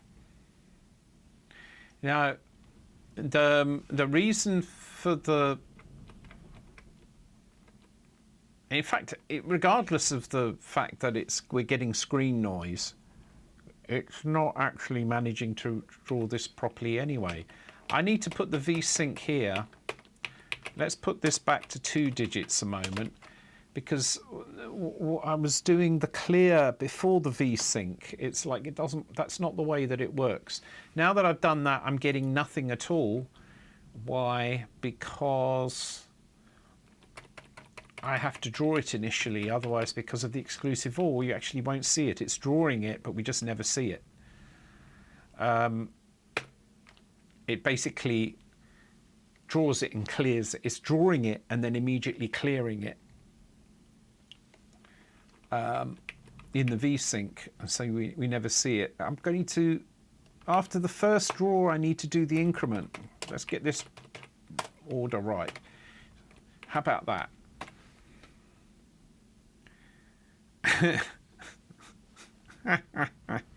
What a mess.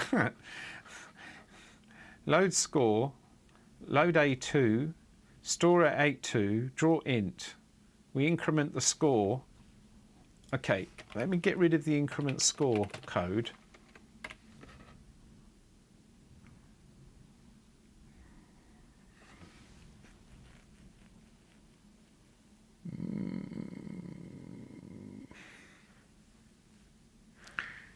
Right, it's drawing it and clearing it within the VSync. We're not seeing it because of aforementioned. Good night, John. Technically, I only need to update the score when it changes, yeah. Which will be what I will be doing. So what's happening now, it waits till the VSync to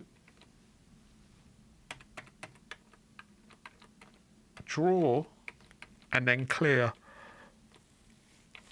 This, you'll see this if I remove the second draw, you'll see it sort of flicker a half brightness. I don't know if you can see that, or you can see it flick. On my screen, it's just a steady, you know, sort of dim view, flickering a little. You might see on the stream it actually blinking more, and that's because of the synchronization between the screen capture and the translation of the sending of this down the stream and the update rate.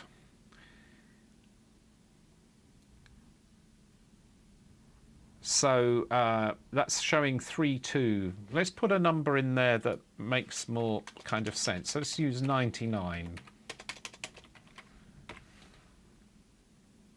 And we end up with 88. Well, that's very distressing. Why do we end up with 88? This is not good. Let's try 5 digits.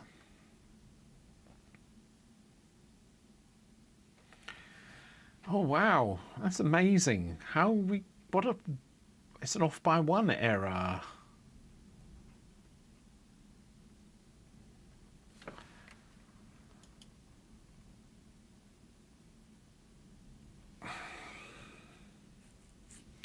That's very, very odd. Let's try putting 0 in as our number. Okay. Let's try putting 1.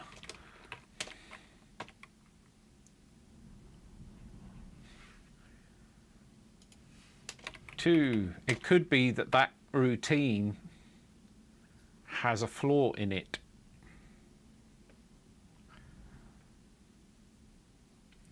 I'm beginning to not trust that routine of converting to decimal or whatever.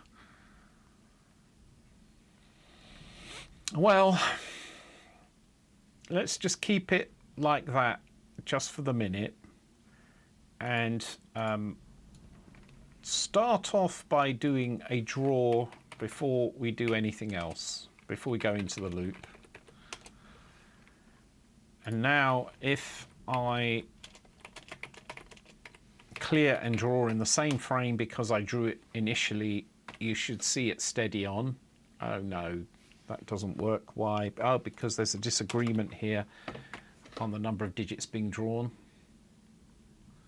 That's interesting. So there should be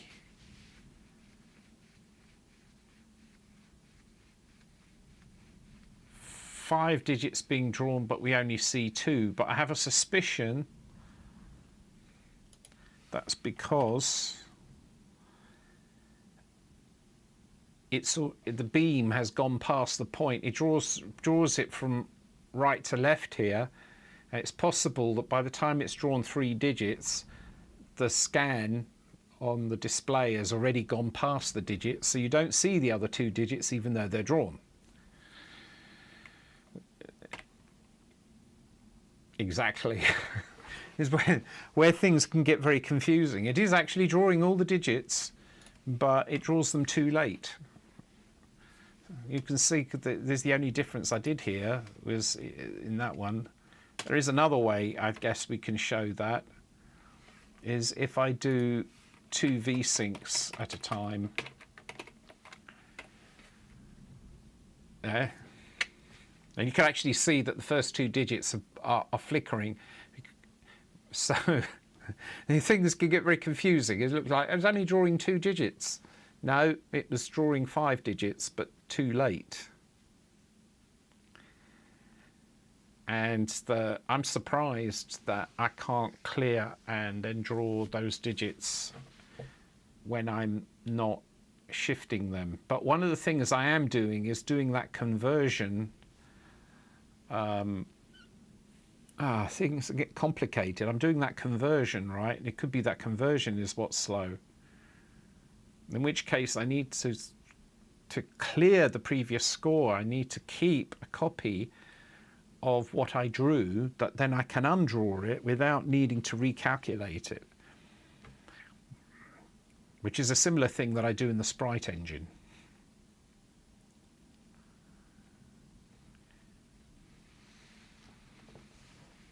I could. So let's just continue with the. I need to test the scoring method here first. I think I just want to make sure that the count works.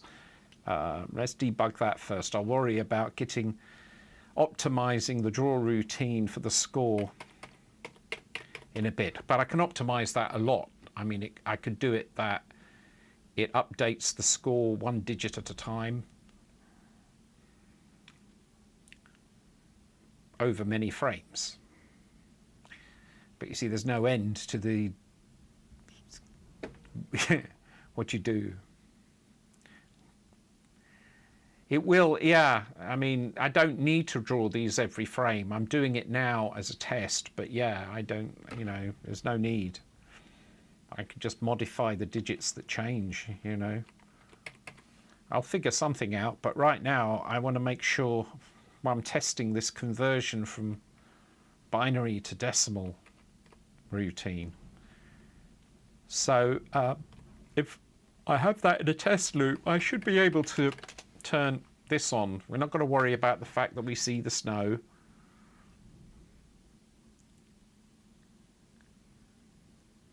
Or the flickering. And you can see this, yeah. It reset at 256.5.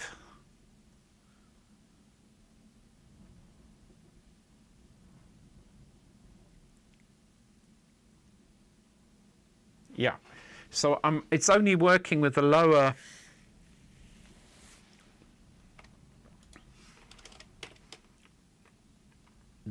byte at the moment, which is kind of weird. I'm going to increment the lower and upper bytes simultaneously and see what happens. All right, that's interesting. So they're both doing something. You increment the score.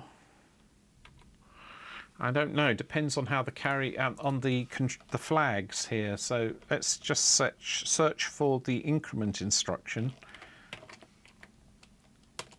And we've got increment absolute.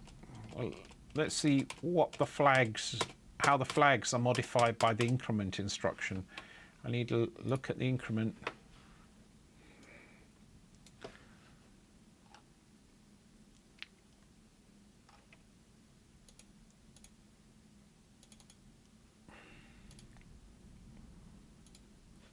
You can see what I'm doing here. If I turn that on, I'm looking at the instruction set. I hate that bright thing here. Let me turn on dark reader. There we are. That's better. And I'm looking at the increment instruction, and we can see that it does add that on. It doesn't set the carry flag. Ha! Aha!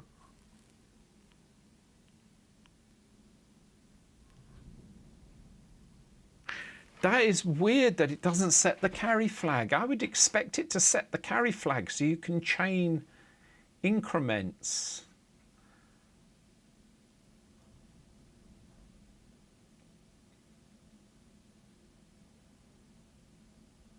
Oh, I suppose when you increment when the other one goes to 0. It's true, I don't need to use the carry flag. I can simply increment into branch if equal, because if the lower byte is 0 after I increment it, it means I need to increment the next byte up. So, okay, fair enough. Let's try that.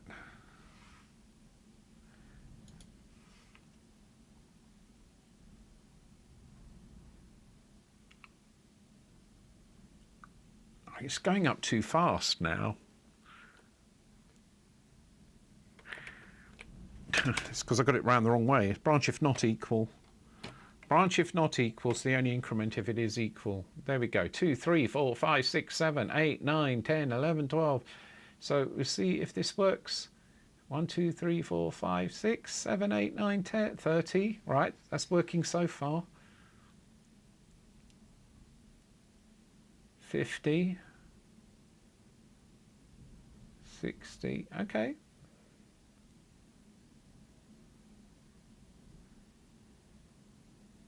Did it just jump from 7 to 9? And then it's gone to 8? And then 10?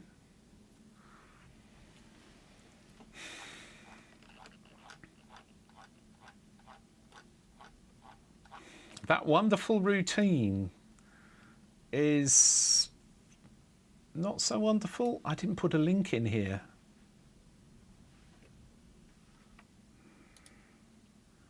I was translating the code from a different assembler. Actually, let's just look for that.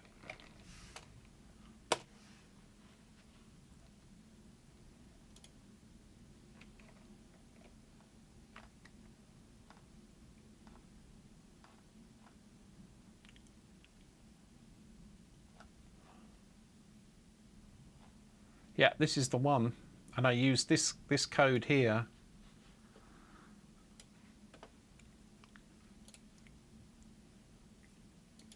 And these were hex values. 0, it's all bytes. 0, 0, 1, 0, because it looks, the error that I'm getting there looks like it's a problem with a table. 16, 0, 0, 32, 0, 0, 64, 0, 1, 28, 0, 2, 56, 0, 5, 12, 0, 10, 24, 0, 20, 48, 0, 40, 96, 0, 81, 92, 163, 84, 3, 27, 68.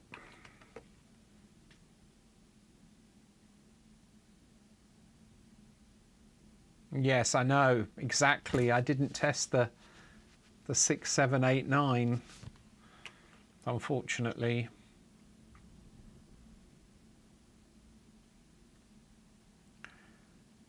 It uses the I missed that. It actually uses the decimal mode to do the conversion.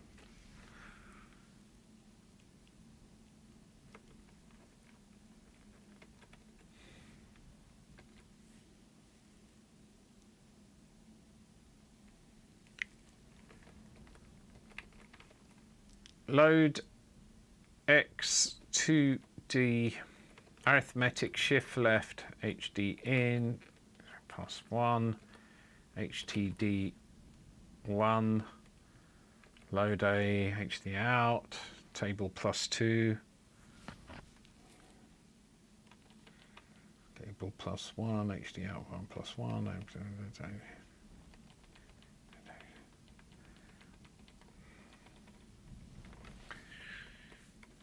so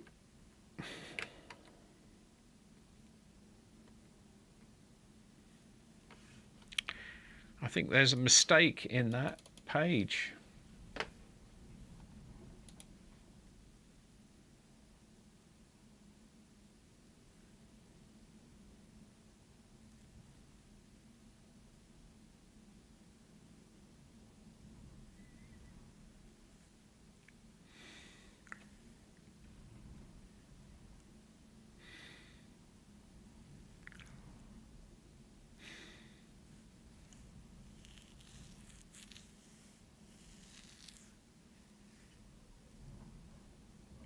Just trying to see,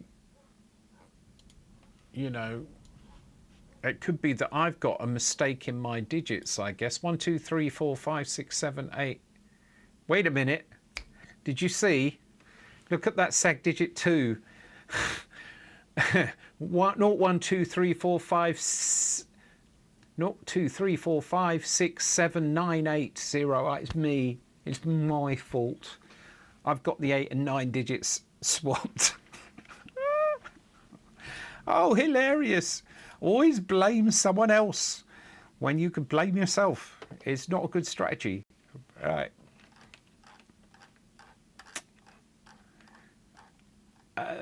Digits 8 and 9. Let me just see. It goes from 7, then it'll go to 9, and then it'll go to 8. And it's all the digits are doing that. I just thought, I didn't notice that before. Just shows you, you see what you expect to see. I can just, 8 and 9, I just need to swap those two. Well, those two are the same, those two are the same, those two are the same, those two are the same. This is 0282, 0482, 787C. Ha. 4, 5, 6, 7, 8, 9.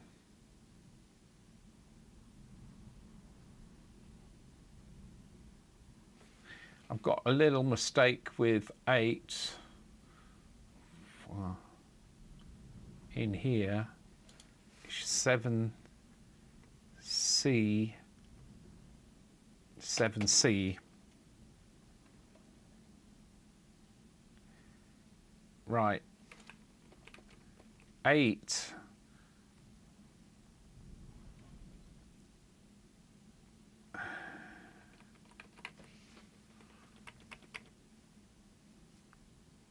I don't get it. 7C is...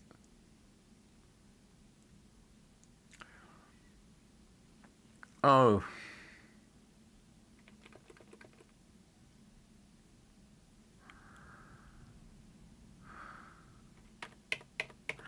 They're backwards, that's why, because it's a little endian. Right, so this needs to be E.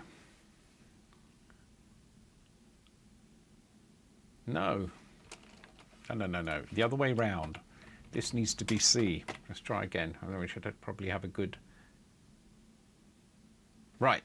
Okay, that's corrected. So I think the algorithm is working for converting the decimal thing E whatever. Now let's see if I can get the printing to work properly. Let's just figure out why it's so slow.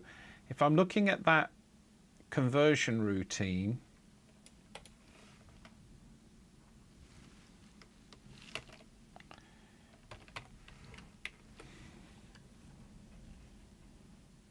and there is a loop that's going on, and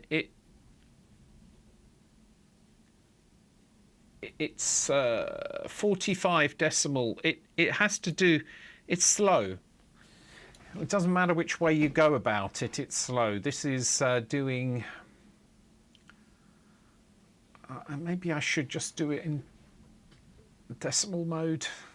I was trying to avoid that, but you look at that. That's a chunk of time. That's 15 loops. It's 45, but it does 3 each time.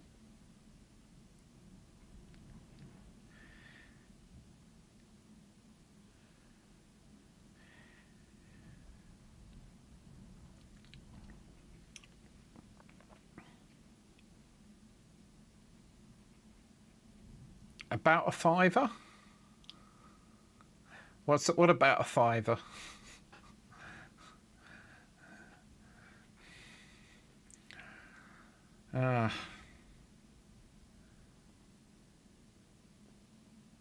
If the next highest bit was 0. Oh, right, not cheap. No. But that's why it's not able to draw, because I'm doing that routine twice. Yeah.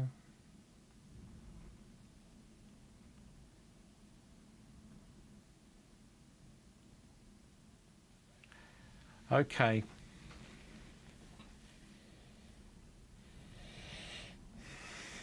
I think it's good to have that routine, but you know, I think this is not very nice. So what I'm going to do is I'm going to use, I tried, but I'm going to use binary coded decimal mode if 0. So we'll just get rid of this piece of code here.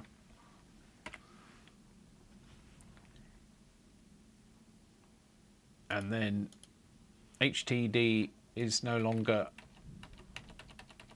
available. And anywhere it says HTD, I'm just going to zap that. Get rid of this test code and this test code and this test code.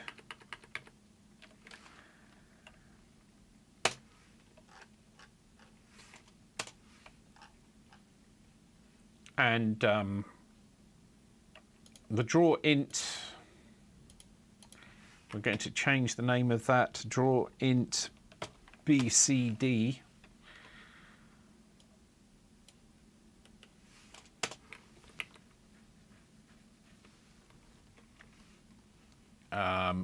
We're going to keep 2 copies of the score.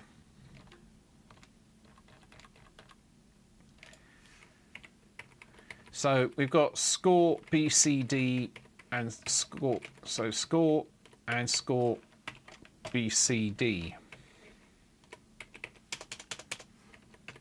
which is going to be at address 2, and this is 3 bytes, and this is 2 bytes.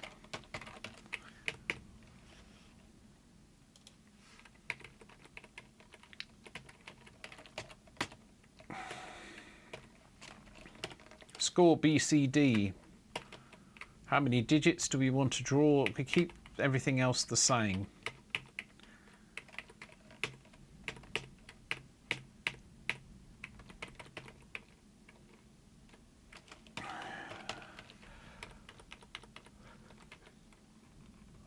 When incrementing the score, we need to set the decimal mode, and then we need to clear the decimal mode after we've incremented the score for this test.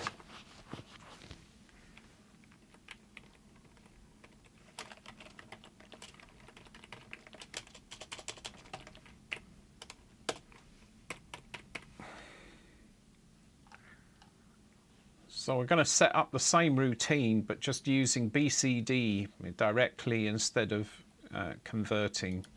It's a great demonstration of why they went through all the trouble of setting up BCD.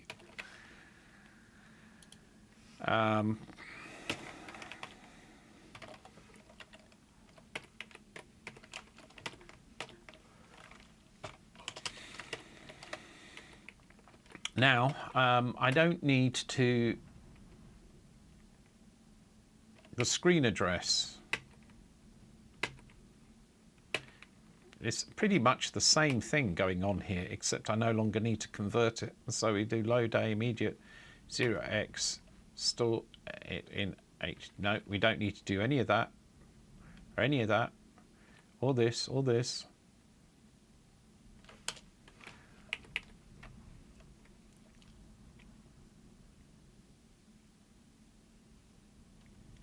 We can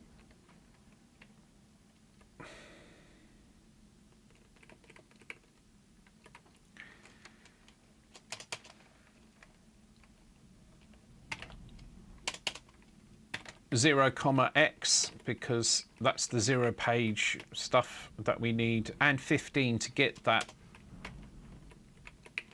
lower 4 bits, transfer it to x, draw the digit, decrement the address we're writing to. We need to shift 4 to the right, logical shift right 2 comma x, 1 comma x, 0 comma x. Still useful to have that routine, probably for debugging at least. This mostly is the same. We're doing the shift, decrement y, branch over decrement x for the digit count, blah, blah, blah. We're done. I think that is everything we needed to do for that. And we're now working in the land of, operating in the land of BCD. We'll see. Yeah, it doesn't work. So let's set up a BCD value. We'll do load A, immediate $65.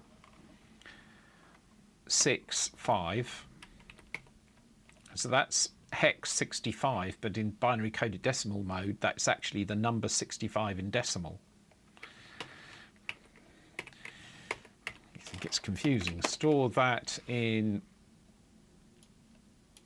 score BCD +2 +1 +0 654321. So I've set up a 6-digit binary coded decimal number. BCD load A. Let's go for 6. One of the advantages of doing this is now I can also have any range of numbers that I like. I can have as many digits as I want. So I've got 6 digits now in binary coded decimal format. I'll load that. So I'm going to draw the 6 digits. We do it, and let's just jump halt.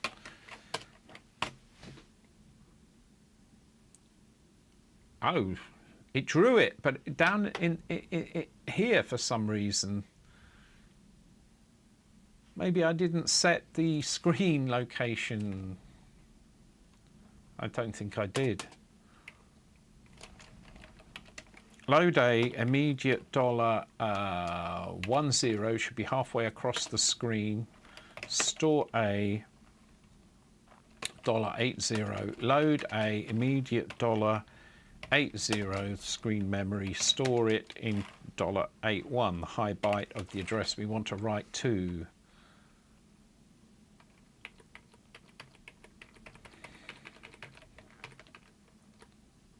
Yeah, I didn't specify where I was writing it to. So let's try again.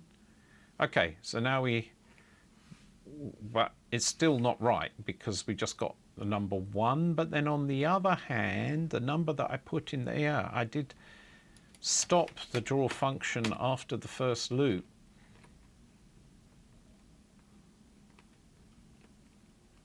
didn't I? No, I didn't. Okay, so where is it going wrong?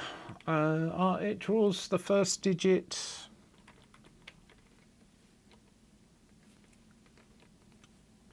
Logical shift right 2, I've lost the value of x because yeah, I lost the value of x.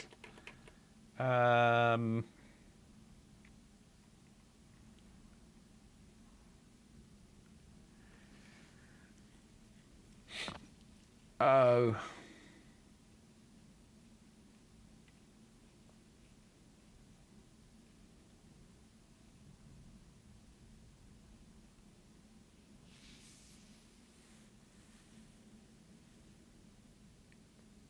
Yeah, there's nothing for it. I need to save the value of x.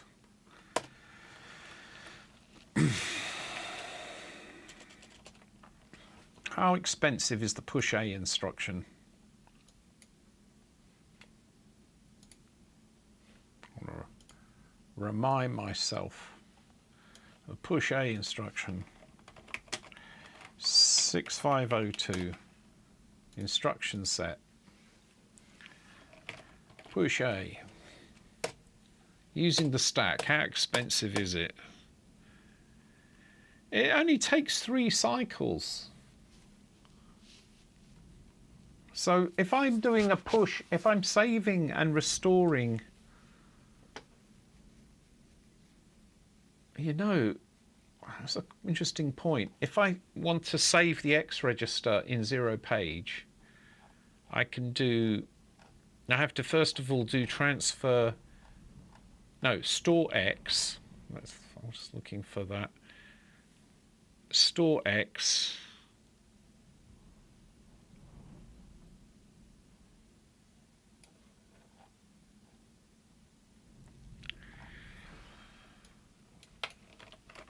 Where it went. Store X, please. Thank you. Oh, wow. I didn't realize that the stack operation's not that much more expensive. I just assumed it would be. But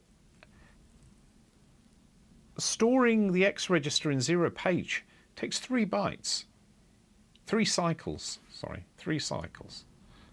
Takes 3 cycles to do that. So that means that a store and restore using 0 page memory, total of 6 cycles. On the other hand, I can do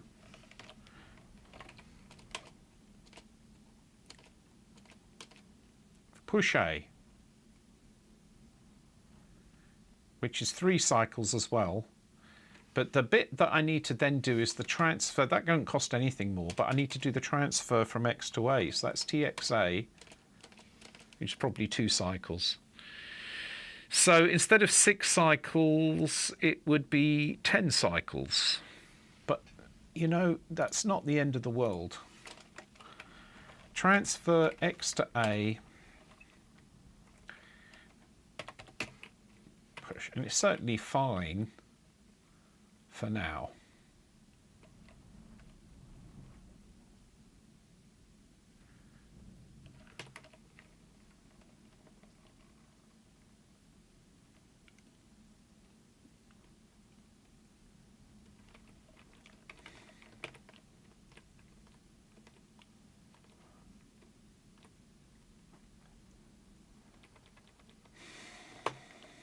Like so.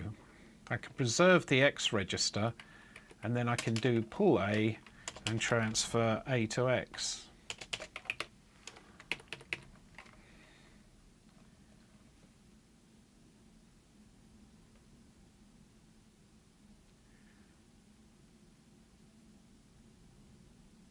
Yeah, push A is no more expensive than storing A in the,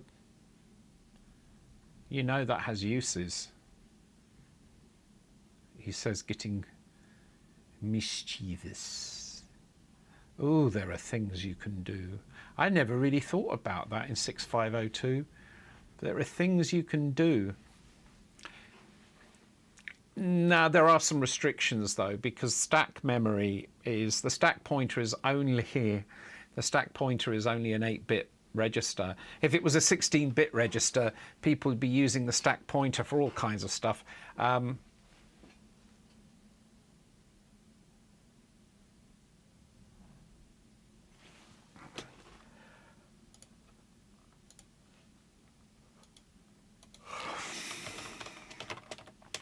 Let me check something. Where is stack memory in 6502? I don't remember. No, it's hardwired to the second.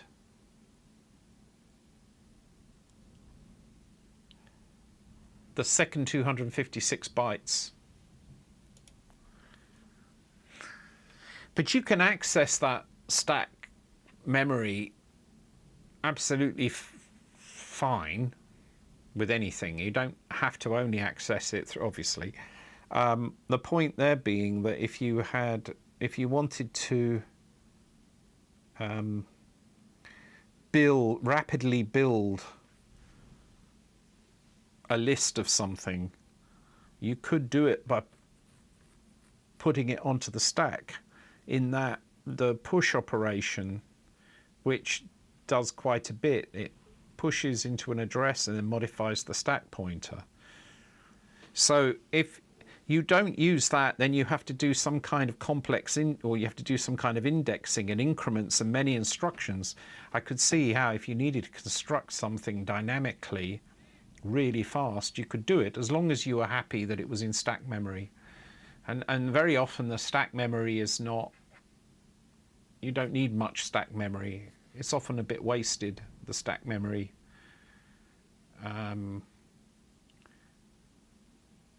You could, for example, you could process something where the output is pushed onto the stack using push A to build up, I don't know, 30 bytes or something. And then you have it in there, and then you need to copy it after processing. You need to copy it somewhere else, and then you can use pull A to pull it off. Because that's quite a lot that happens in 3 cycles there.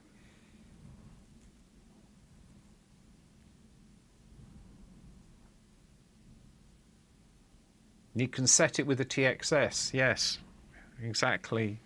Yeah, that you can set the stack pointer, but you have to do it through the X register. And I like. There's definitely some potential for crazy optimization. But the thing is, though, it might make me think, what about if you had a 6502 with some custom hardware, as in custom arrangement? So it's true, you've only got 256 bytes of stack, but there isn't any reason why you shouldn't have pageable stack. In fact, there isn't any reason why you couldn't set up an address, a memory address circuitry, so that you could move that stack anywhere you wanted. There's absolutely nothing to prevent you doing that, but you can't do it with just the stock 6502. You would want to have a memory mapper. Now, if you had that memory mapper, then you could have as many stacks as you like. You can put the stack anywhere. But that means then you get the PHA instruction that can work in any page in memory. Right? You're a hardware mapper. You sort of program. It's like paging RAM. So the weird thing about that is it's relatively little circuitry that you could add to a 6502, and then suddenly you could be making that thing a lot more powerful. And if this was, if this was 40 years ago, not, yeah, I could be rich.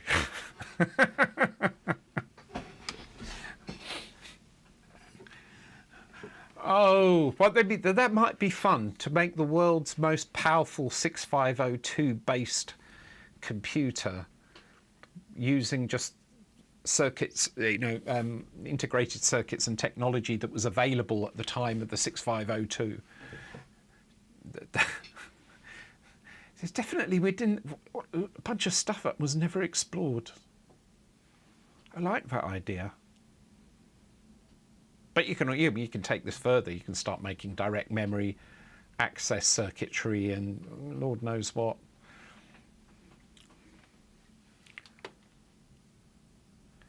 Combat and the Atari 2600 cheats like that. It abuses the stack for temp space. Yeah. Yes, Scott, the wonderful hardware of the Atari 400, 800. And I wrote a game for that, a whole complete game that was never published and has been lost to time. Somewhere there's an EEPROM, if the bits on it haven't faded by now. It was in the possession of the Silica Shop. But that game has gone. But that totally used all of the hardware of the system of the Atari 400, 800. And that included, this is from memory, right? But it included hardware sprites, which was very similar to the thing in the 2600. And you had, was it 4 or 8 of them? I don't really recall. Had hardware collision detection.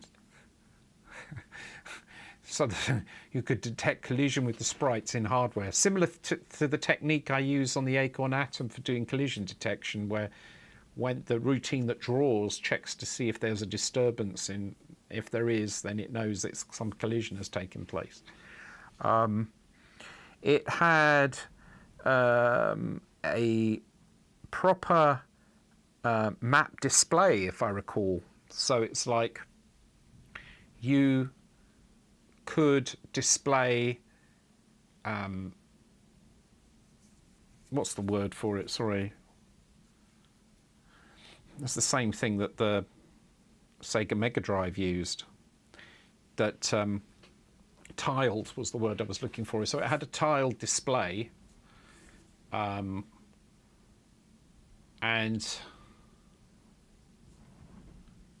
had custom audio chips.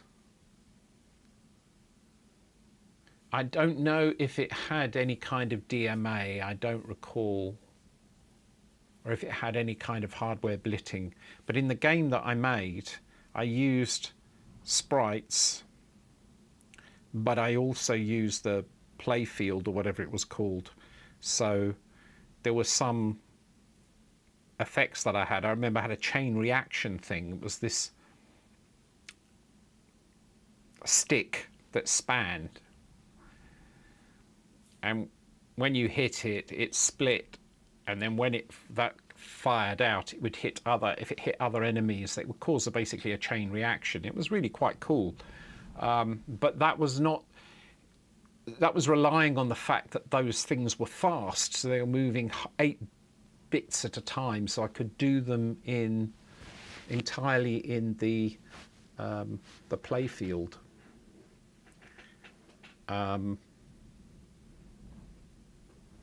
I don't recall much more than that.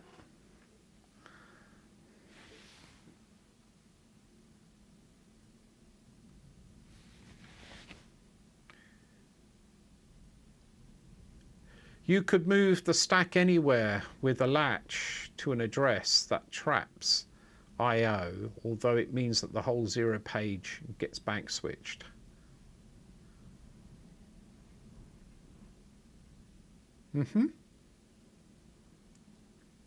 Are we going to make a 6502 assembler that only uses stack instructions? Like the crazy project to make a computer that only uses MOV on the x86. Or the fact that XOR, the XOR instruction is Turing complete or something.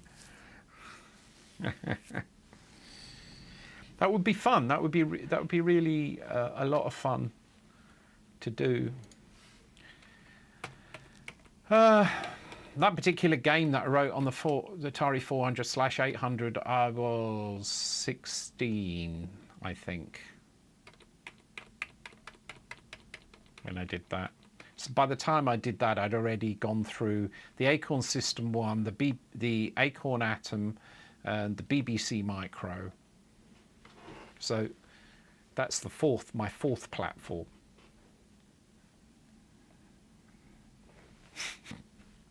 After that, it was the Atari ST and the Amiga. Anyway, so where are we at? Yeah, good point. I was about to do something, and what was I about to, yes, I was preserving transfer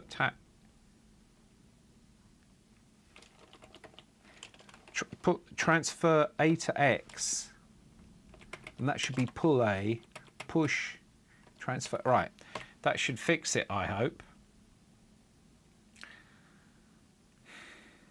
6 little ducks. 222,222.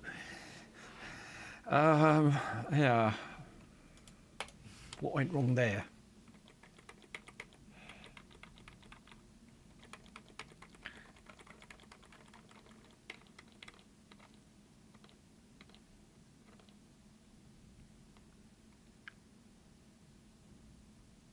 No. Might help if I put that in the right place. I need to preserve a transfer X to A and push A before I load A with actually what I wanted from X. Let's try again. There we are. 654,321. Superb. And from there we can go back to this.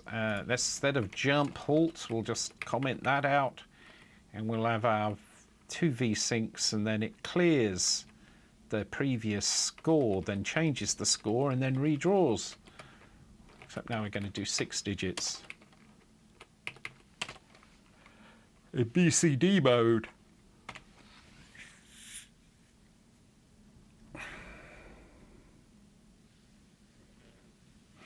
I have a 130XE, I believe, is the one I have. I don't have those anymore. I think they were loaned to me. I had to give them back at the time. So no, I don't have them. I want one though. I want to make a collection of every single computer system that I have owned and developed. Well, I've developed on all the ones I've owned. Well, how much are we talking about? 800. Atari 800 would be the original grand one. Yeah, you're looking around £400.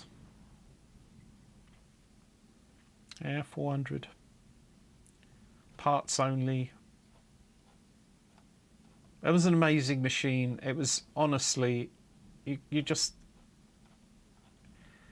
when you look back on it now, so way ahead of its time. And of course, it inspired the Amiga.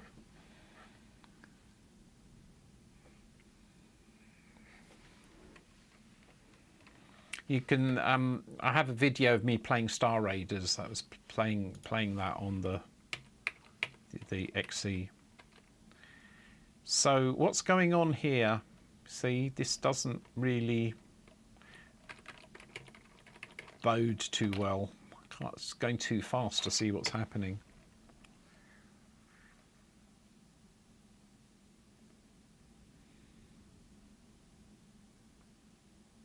It does look like a baby. Yeah. It does look like a baby Atari ST. It's true.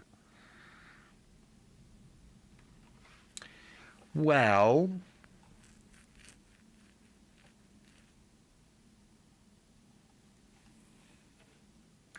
let me try putting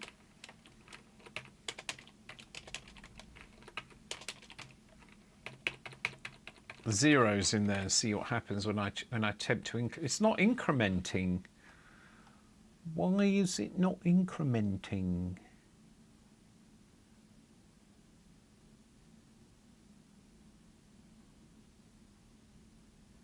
Maybe you can't do an increment in binary coded decimal mode.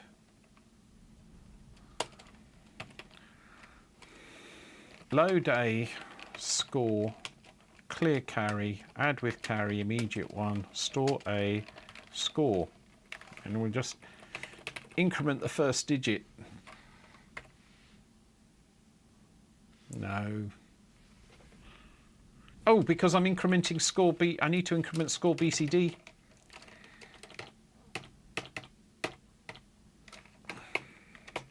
Oh.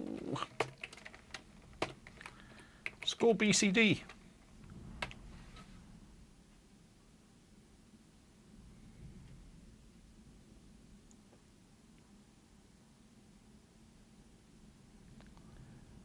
Now that's interesting. It just seems to be going 0, 1, 0, 1, 0, 1, 0, 1.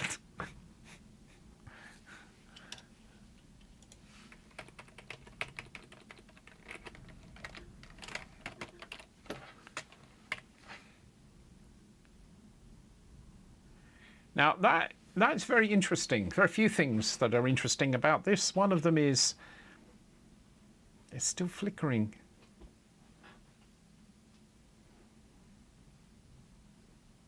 This is probably a sign of how good my sprite routine is, because I can draw 6 sprites in the vertical blank, but I can't draw 6 digits.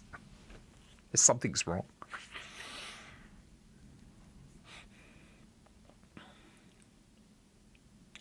Programming on those early 8-bit machines gives you a training you wouldn't get anywhere else. You know, I wouldn't have been able to write kickoff if I hadn't have cut my teeth on those other games, right? How could I do that? It's one of the things that annoys me a little bit about the understanding that the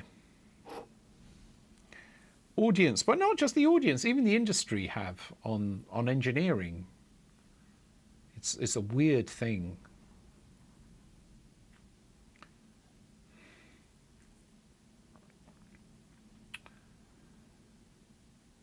Well,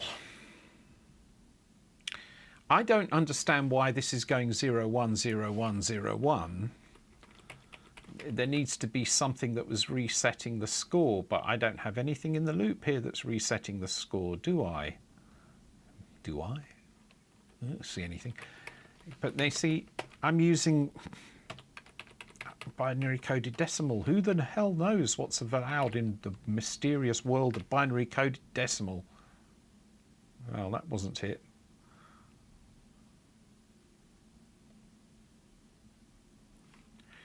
Let's just increment score BCD, which is the lowest digit. And it still does that. Why the hell does it do that? I'm just incrementing the score. Okay, guess what we have to do when things don't make sense? Do something that does make sense. Load a immediate dollar, I don't know. 54. Store a score BCD. I should get 54. Oh, that's interesting. See, I learned something by doing that. I've got 54 or 0. In fact, the increment was irrelevant. Oh. It's destructive. The draw routine I have is destructive. It'll end up zeroing out the thing. Okay, and then that means the count won't work, and it means why it shows why it's doing that.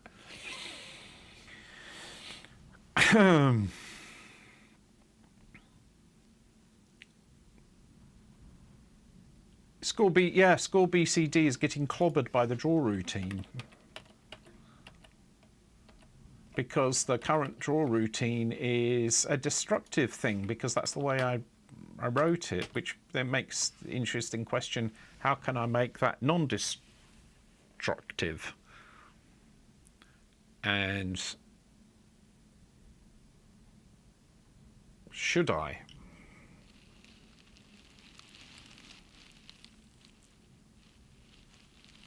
Yeah, to be honest, I don't think there's a lot to be saved by... All right.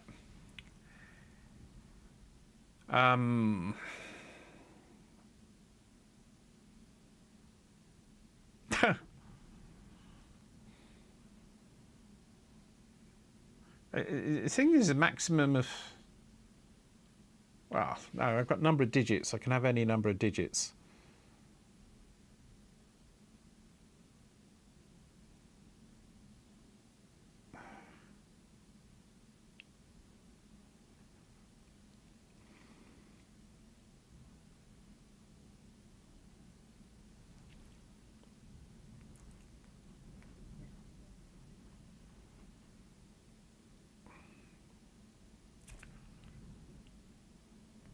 I have a cunning plan. I could roll them. And so when it's finished with the rolling, everything will be back where it was.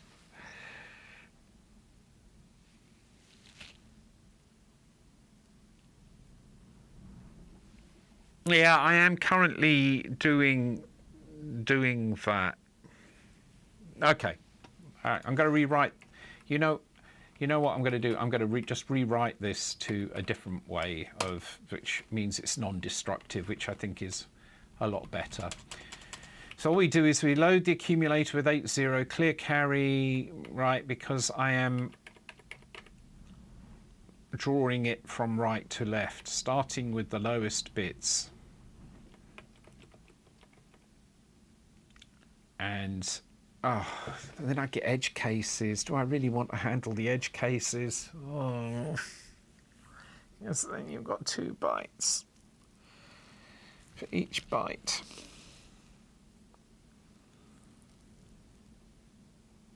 Oh, there's a thought.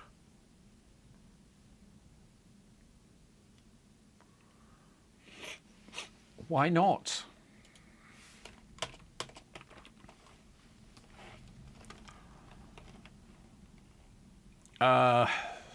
Load Y with what I just learned about push A and pull A. I'm going to load Y with the number of digits. And then I'm going to do a little loop, .L3, where I'm going to...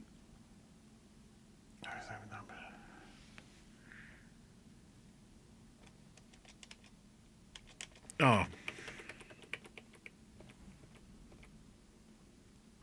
Okay, Mike.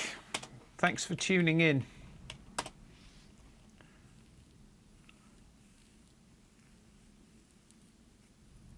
Feel free to commit that thing. Take care. Have a good night.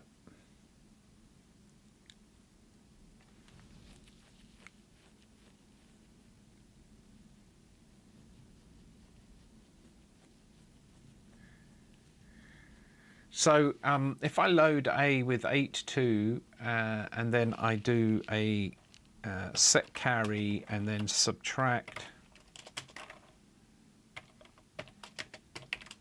immediate 1,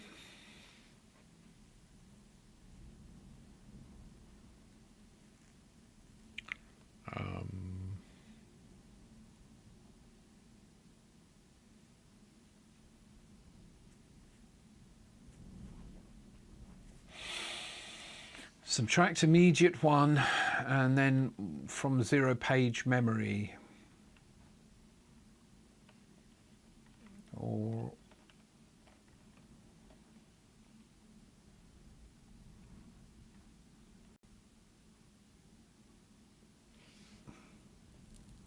what I want to do is save. I'm just trying to figure out how to save. I could save it and then restore it.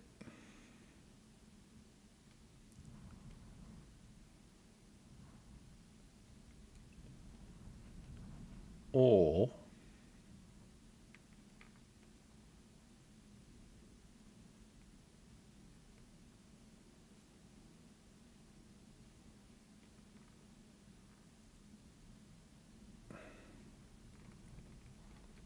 Ah, yes. Okay, I think I do have an idea. Slightly different way of doing the same thing. So what we do is load a clear carry store like this. We start with our loop, but instead, and I pull out this, and what I do is I just push it onto the stack.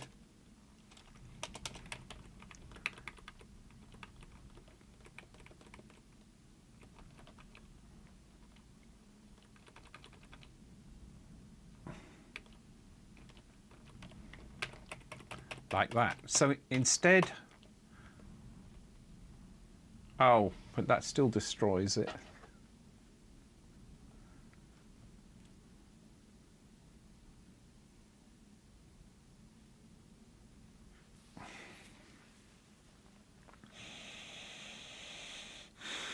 A good routine to pull out the nibbles one at a time without destroying the source.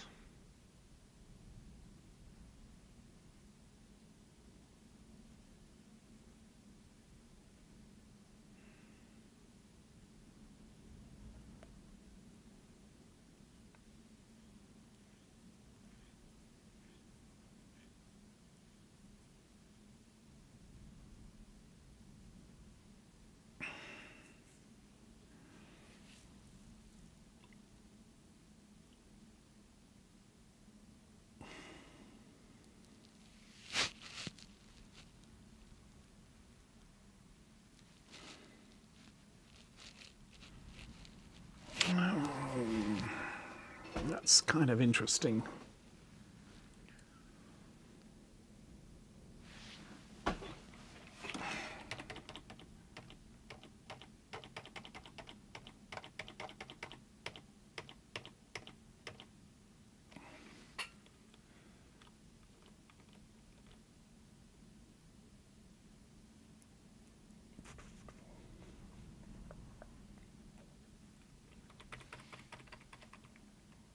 Oh, wait a minute. I'm being a fool.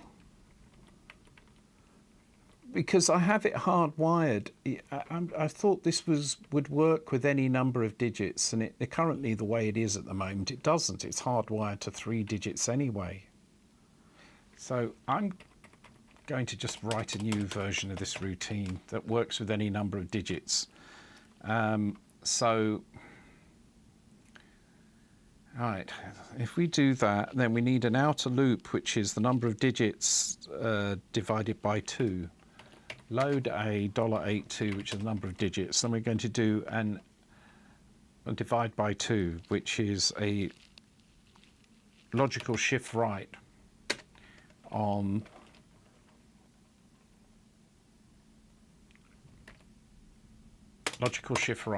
the accumulator. Then this is the number of bytes I need to work through.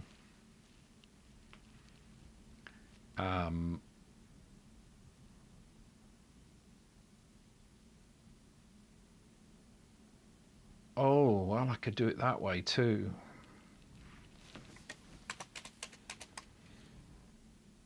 Am I starting with the lowest? I am.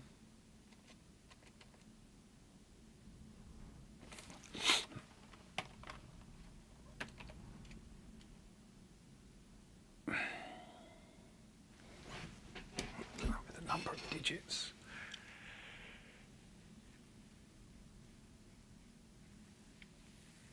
I am here and decrement 82, start off with a... Well, if I do it this way, I can go in any direction I like. I can start with the number of digits. If I do that and decrement, then I'm actually working with the biggest. All right, so we start with the most significant byte first of all. And then we look at the number of digits. If the number of digits is 1,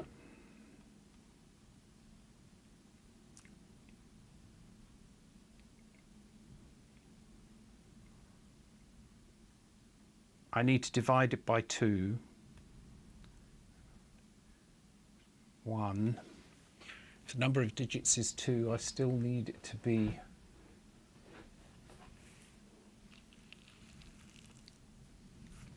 damn. All right.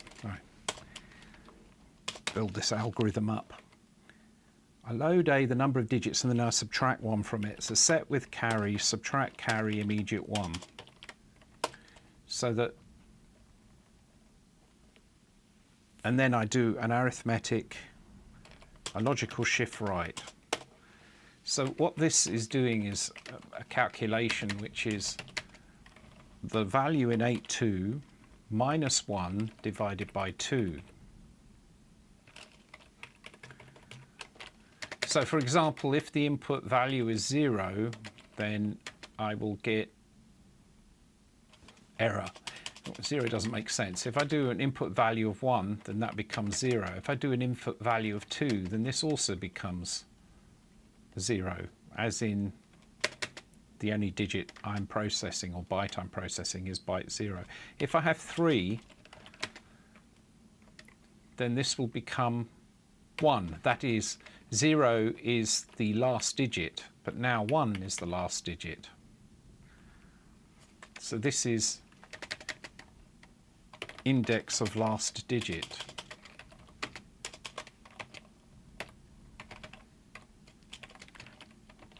Byte indexed of last digit. Okay. From this I need to get the byte, which I'm just going to read. So to read the byte I need to transfer the thing into 0 page. Now X was the 0 page of the bytes that we're reading from, which we specified in 0 page. I need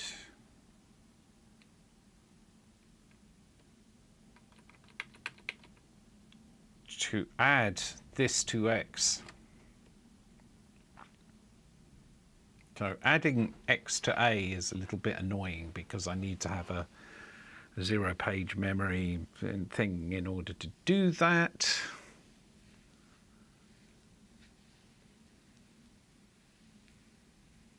Even the word source, well, admittedly, now you mention it.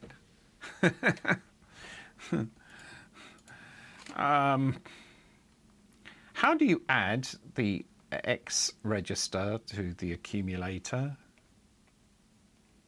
I have to do add carry with whatever's in A, but then I need to store A in a 0 page address. And I wanted to avoid, okay, then we've just specified here $83 equals temp, and we'll use $83. So I'm going to store this in 83 and then transfer X, which contains the index in 0 page memory of wherever it is that I want to read out. I transfer it to the accumulator, I clear the carry flag, and then I add this to what I stored in 83, and then I transfer A to X. So now the index register has been moved to the last byte of the sequence of bytes that I need to read in order to do the score. Okay. And now we begin the loop.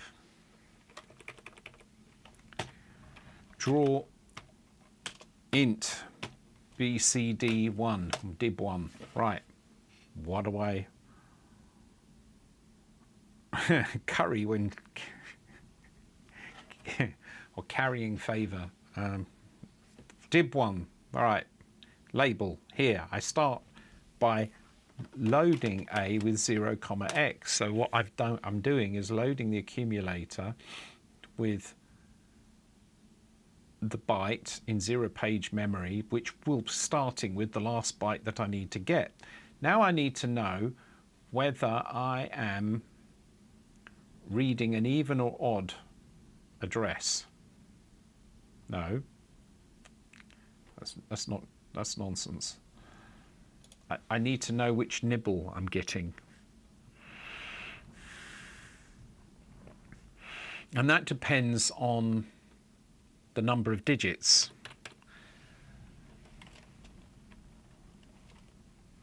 So maybe what I need to do is load the number of digits that I have left, which is in $82. So the number of digits will go down, as will the X register. So if I do that, I can then, hey, un martillo. Martillo, are you a bird? Martillo is a bird, isn't it? Well, correct me if I'm wrong. And ciao. If I do load A82, which is the number of digits that I have, if the number, I want to draw, if the number of digits is even, right, for example 2, that means the first digit that I'm going to read from the most significant to the least significant is going to be the high nibble rather than the low nibble. So in other words, if it's even, take the high nibble. To check whether this is even, we test bit 1. So if I load the current count of the number of digits and I mask the lowest bit, and if that bit is clear, it's even. So what I'll do is I'll do branch if not equal dot dib2. Spanish for hammer. Oh, martello. Okay, in Italian it would be martello. But I was thinking of Italian, so a mirtillo would be a blueberry. Mirtillo, martello, martillo. How are you doing? We came for a nibble. Okay, well, it's always good. It's always good to have a nibble from now and then. So what we could do then is at this point, right, it's going to be even. And so if it's even, then we load the byte that we're interested in. You can see why I was reluctant to do it this way. We load that byte, and now we need the top 4 bits, so I need to shift it 4 bits to the right. Overall, I think it's going to be more efficient though. So what we can do is logical shift right, logical shift right, logical shift right, logical shift right. So the thing, good night, Refly. Thanks for coming in, saying hi. So what we got now is I've shifted it 4 bits down. So in the accumulator, we now have in the bottom 4 bits of the accumulator, the top digit, hopefully. And I don't need to mask it because I've shifted it 4 bits down. It will shift zeros into the top. So we should be all good. This will be the first digit. And what I'm going to do here is,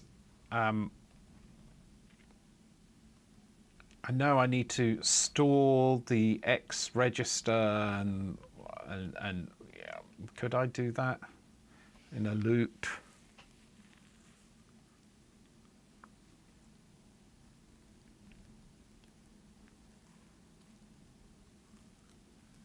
I'm going to try this because it's when I found out push and pull were just 3 cycles anyway. Let's just push the result onto the stack. So push A.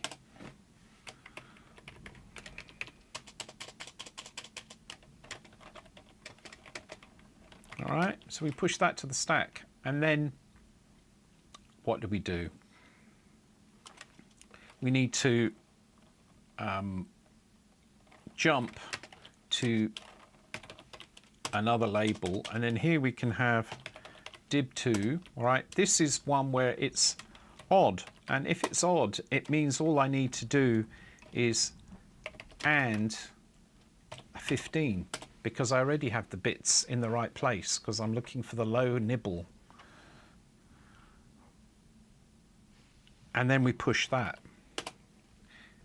and then we arrive at dib3. That here. So at this point, I have pushed the first one on to the stack. Now I need to decrement $8. Well, I'll do that in a minute. I need to decrement X. No. Take a step back here. The only time that you decrement X is after you have, because X is the bytes, you only do that after you've processed the odd byte. So in other words, if I start off with, I've got say 4 digits. So if I've got 4 digits, X will be set to 3. 4 digits, sorry, there'll be 2. X will be set to 2. That's on here, so it's 4 goes to 2 by this mechanism, I believe. No, 4. I do 4 minus 1 is 3.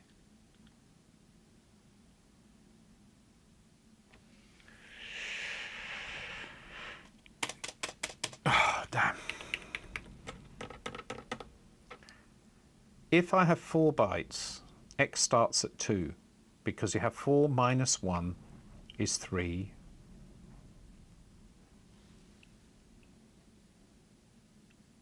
Well, it's 2 bytes. It starts at 1. 0 and 1.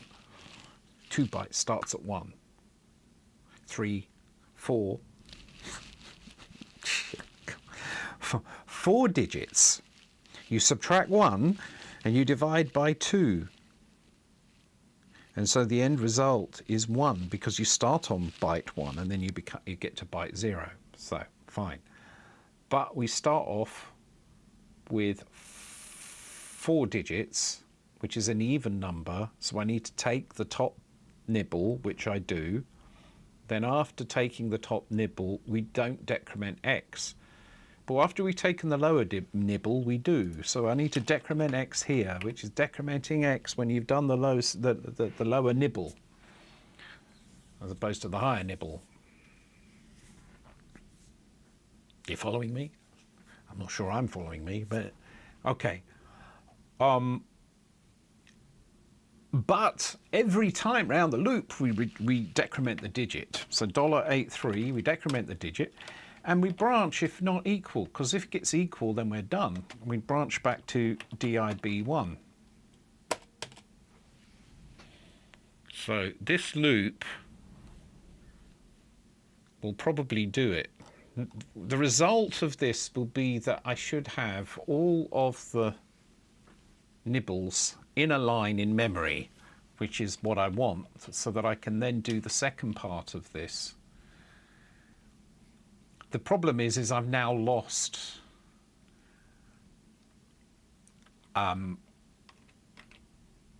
stuff. I don't know when to end. So what I can do is a little trick with that. Before I start pushing it onto the stack, before I enter in the loop here, I can load A with -1 and push A. So what I've done is I've pushed a marker on the stack to say this is when you're done. I push -1 onto the stack, then I push all the other digits onto the stack, and then I don't need to remember how many digits there are to draw anymore. I literally can just draw the digits off the stack.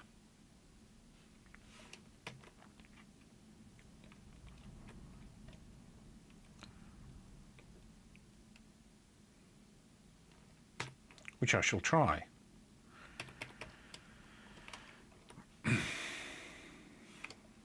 All right, let me just pling exclamation mark if 0. I'm just going to remove this code here. I need to make it safe. This code's safe as it's unsafe at the moment because I push stuff onto the stack. I need to pull stuff off of the stack.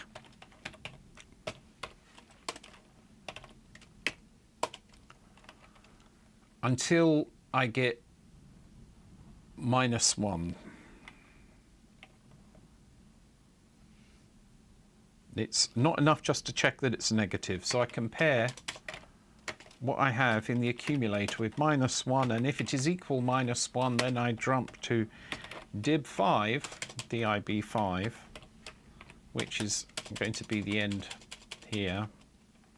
No, wrong. It's branch if not equal -1, dib4. There we are.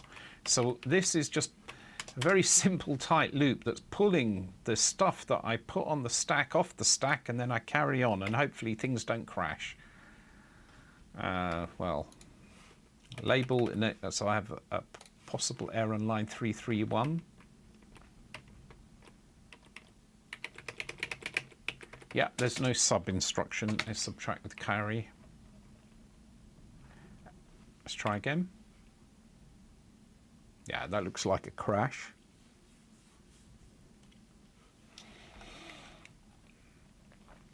I'm not too surprised at that. Jump halt here. Right, that works. Oh, you can't see because I've gone and put that. There we are. You can see that it hasn't crashed because that's flickering away in the top.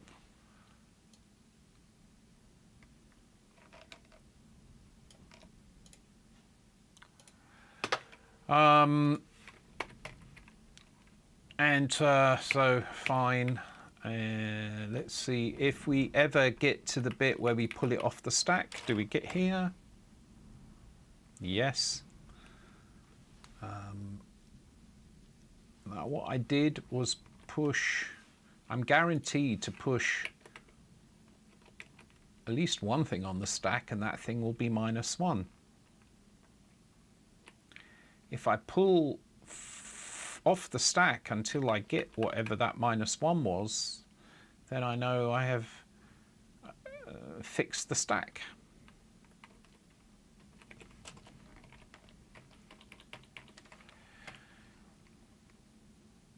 Yes. Oh, I've got an old jump halt missing.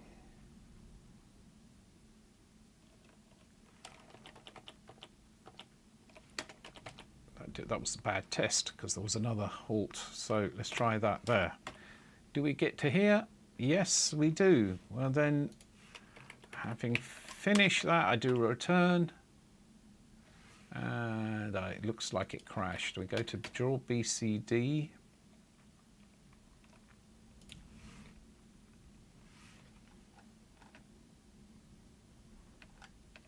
Let's jump halt before we go into the loop. Oh, that worked. So we're just trying to do a single draw function, but it isn't drawing yet, which is fine. And that's why it seemed to crash. It didn't. It was just in a drawing loop, but drawing nothing. And good night on Martillo.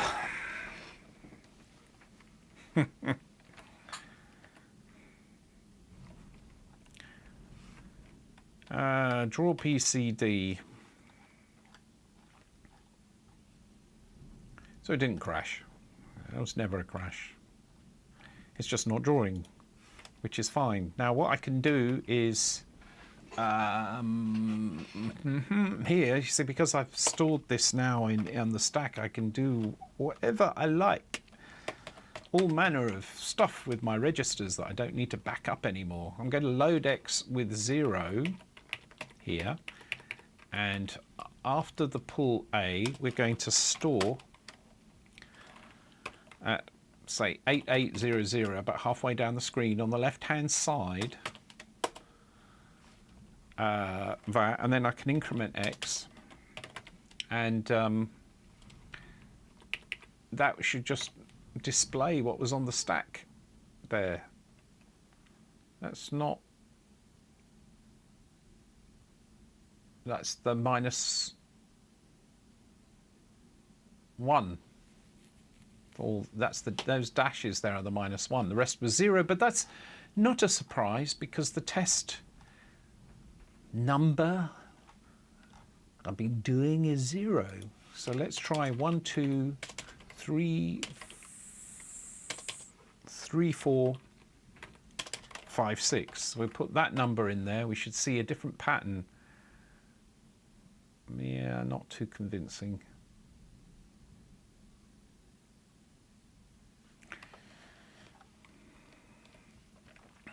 But this will enable me to debug it.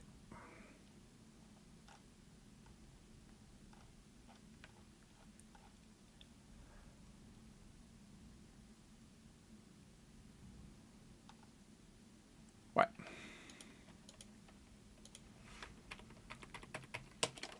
Load A, immediate dollar AA, store A. Oh, I can do this in the loop. Store A $8.820. Well, let's make it 40, comma X. So what's going to happen here is I've got some guide dots to help me. There we are. And I need to make some more guide dots.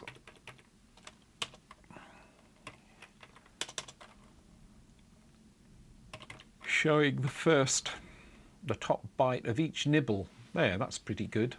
So from this I can see that the first nibble is a value of 0, and the second nibble, 0, 1, sorry. First one is 0, 1, first byte 0, 1, the second byte 0. Yeah, because each byte is supposed to represent the number that I want. So I have 1 and then the next digit is 3. That's all I got back was 1 and 3. The numbers I put in was 1, 2, 3, 4, 5, 6. Didn't quite work. But I can use that to debug. It's these dots here that I'm talking about.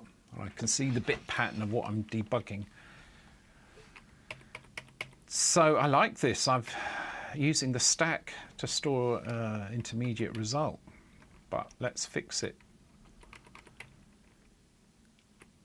If we just, well, if we look at the first, is the first one right? I think so, because I got a 1 and I was expecting a 1 in the test code here, but we'll verify that. If I put 9, you should see 9, and we get not 9.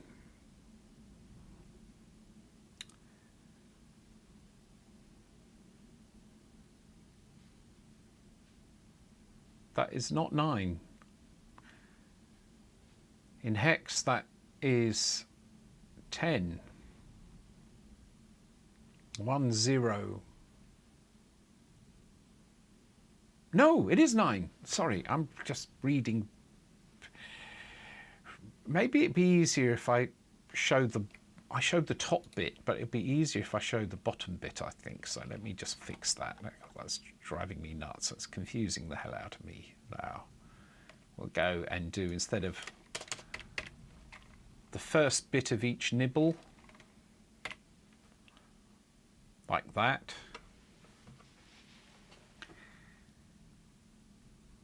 And maybe instead of AA, I use 5, 5.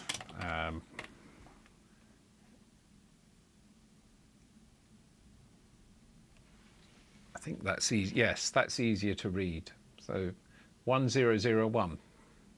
9. The first digit is correct. Yay. First digit is correct. We want to get to the second digit. The second digit is wrong because the second digit should be, say, 2. And the second digit is this one here. 0 for the first nibble, and then 8.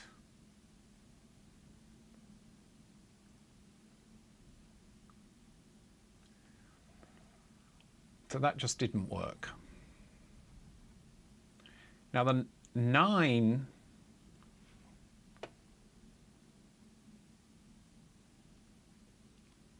worked. Let's go back to that code. me see what I did wrong. Where it was even, it was fine. This one worked. It had to shift. I divide the number by 16 and do 4 shifts to the right, and so it did that, and then pushed it onto the stack. But otherwise, it will have jumped to here. Ah.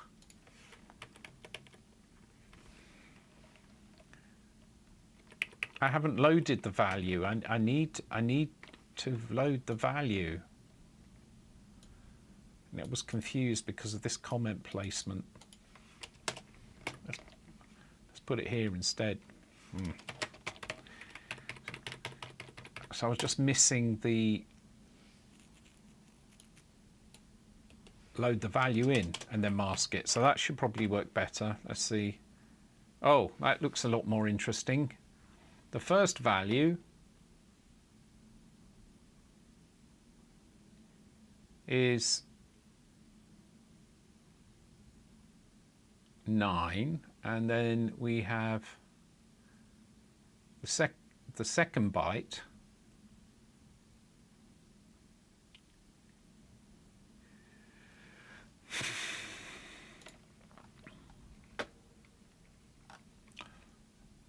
let me change it so I'm only showing the 1 bit from byte in the guide there. I think that's 5. That's 5, and then this one here is 0008. So that still doesn't work. Well, that's really weird that that didn't change anything. Well, we can try hardwiring it, and then we'll see if it takes that path. If it takes the odd path. Let's load a immediate 15. It should set all the bits on the second byte. No, it doesn't. That's unexpected. Why? Because all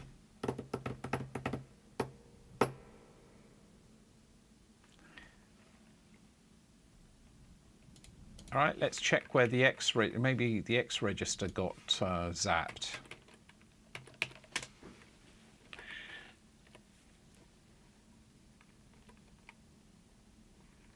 Yeah, it doesn't, nothing here touches the X register.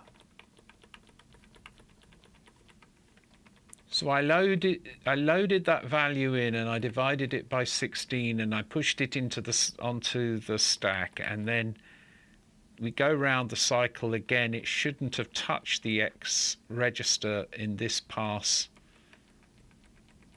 but it jumps to here where it loads the same value that it loaded before, ANDs it with 15, and then pushes that onto the stack. Let me see what happens if I don't AND it with 15. It didn't change a thing.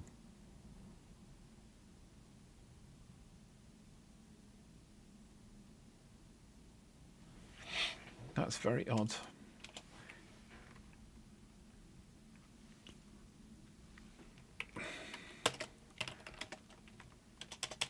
Load a -1. I should expect that no.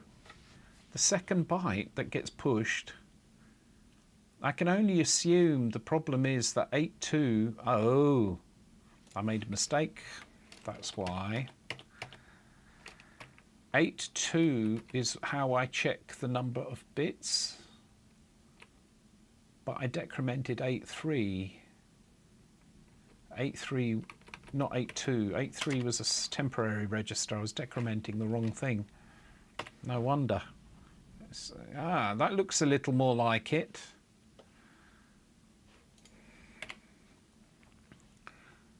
The first value isn't 9 anymore. The first value there's 6.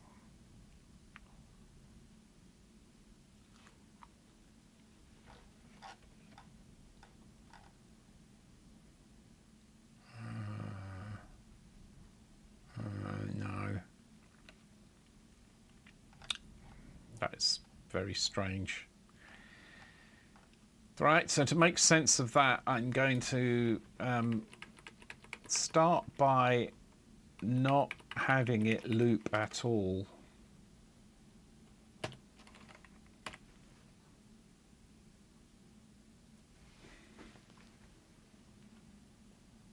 Yeah, that first byte is 9 now. I think I must be misreading the bit pattern.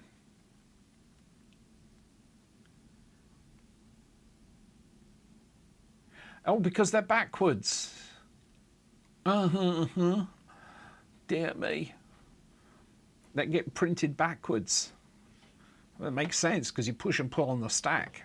So, in fact, 9 is this digit here is 9. That's 9. And then I have to work backwards. Okay. So just for the sake of things, we're going to do 1, 2, 3, 4, 5, 6 again. So we start, this is the -1, and then we go to here, and this is 1 on that bit is the lowest bit. That's 1. This is 1, 0. This is 1, 1. So that's 1, 2, 3. That's 4.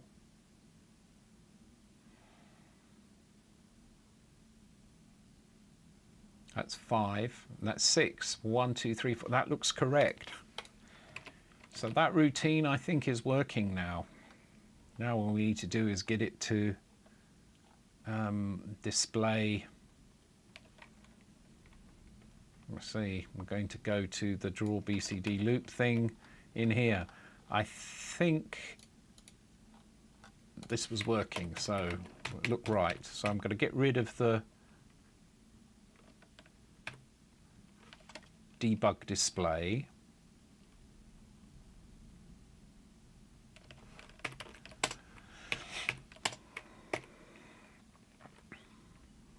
We pull A, and then we need to display that. But of course, in order to do that, I need to use the X register.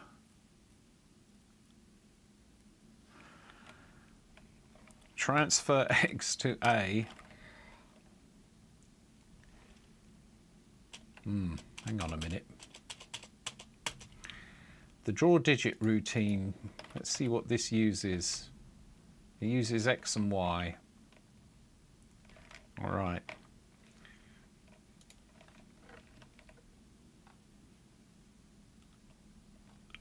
So what I need to do is take that. Oh.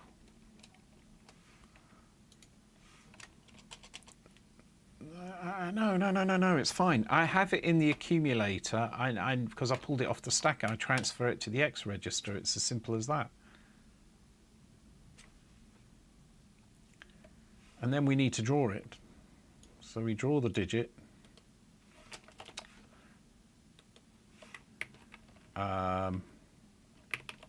But before we draw the digit, I need to check whether we were at -1, and if we're at -1, we actually need to jump to this. Otherwise, we jump to DIB4. Okay. And then here we go, .DIB5. So we pull until we get -1. When we get -1, we jump to DIB5. Otherwise, I transfer what I pulled off the stack into the X register, and then I draw the digit. And then after that, I need to move to the next byte, which is simply increment of $80, and we're done. That's actually quite elegant. 654321. Perfect, except it's in reverse. That's okay. I kind of knew that was going to happen. So we need to fix the fact that it's in reverse, which means I need to decrement this count and start from, and I did that calculation here. So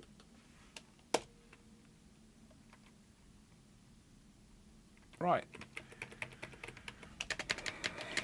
start from the end and work back.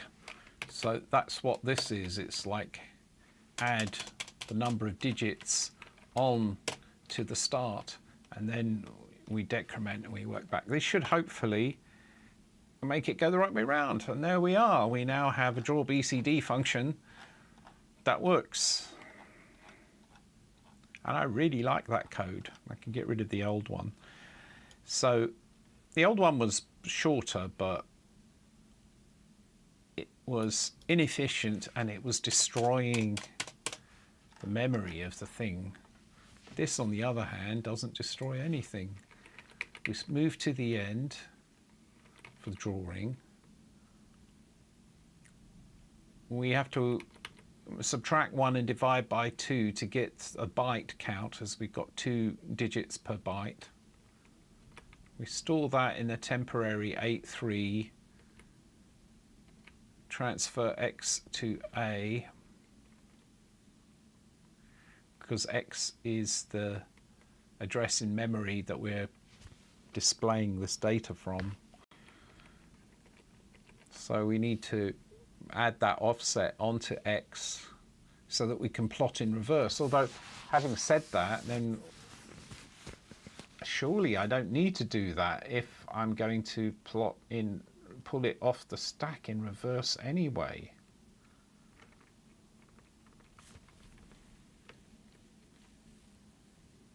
In other words, I could go the other way. Shall I try that? I think I will, because then I save stuff. So let's get rid of that and then have it move forward instead.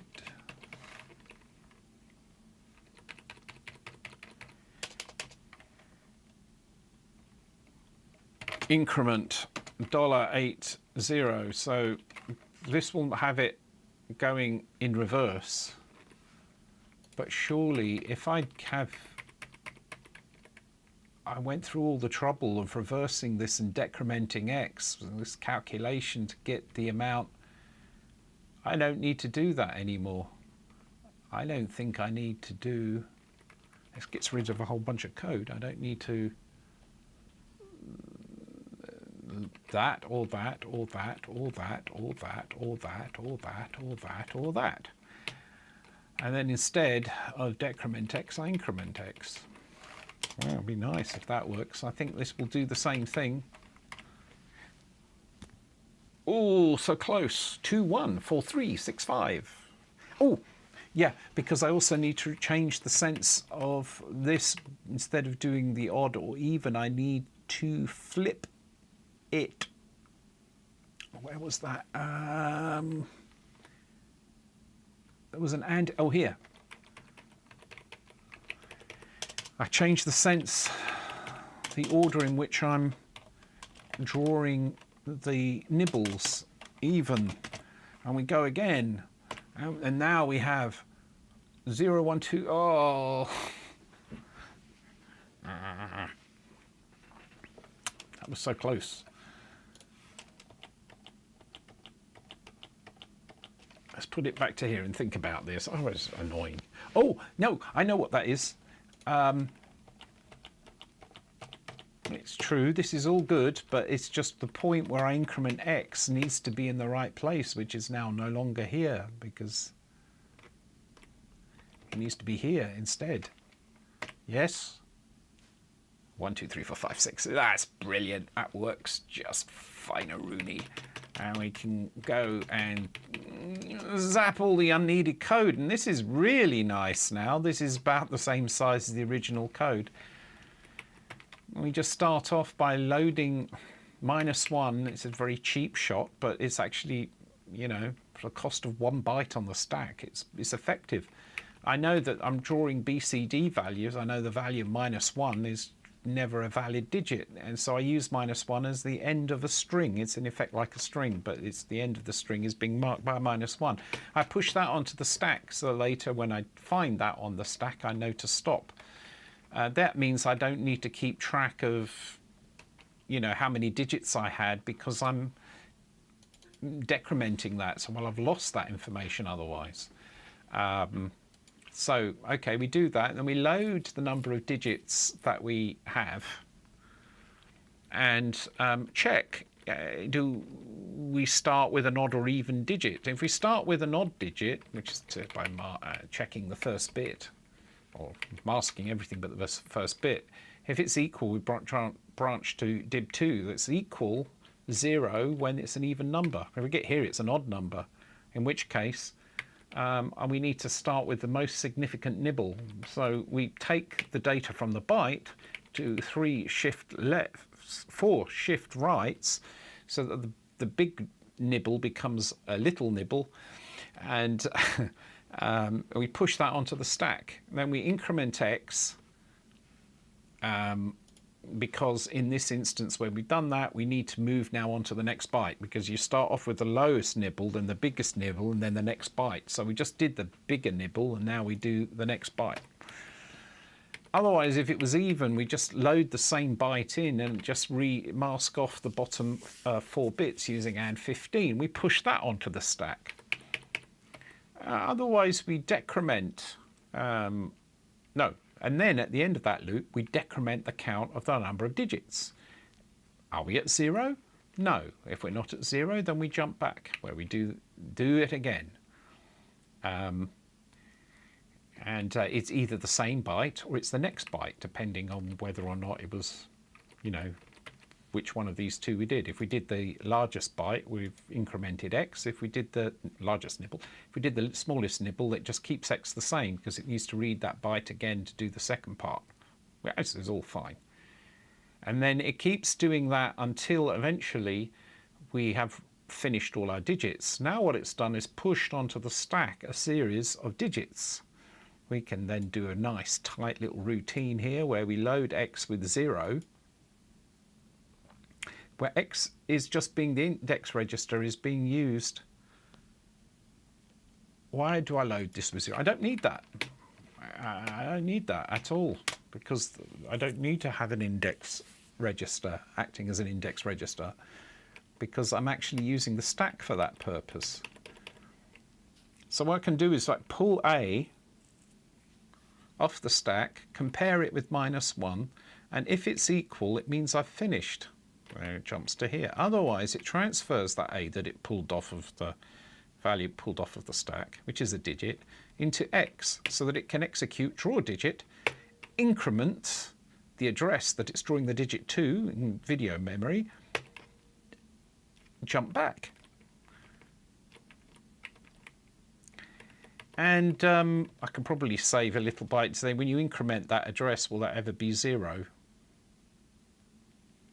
I'm not going to go there. I'll just make a jump. And voila! I've got a lovely draw BCD function, which is working. Now, let's see if we can turn on the all of this just to print a score. Yeah. We need to get rid of the jump halt. Jump halt. We'll see what we get.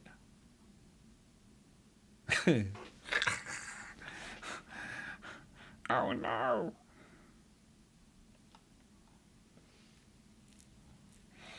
I suspect that the problem here is that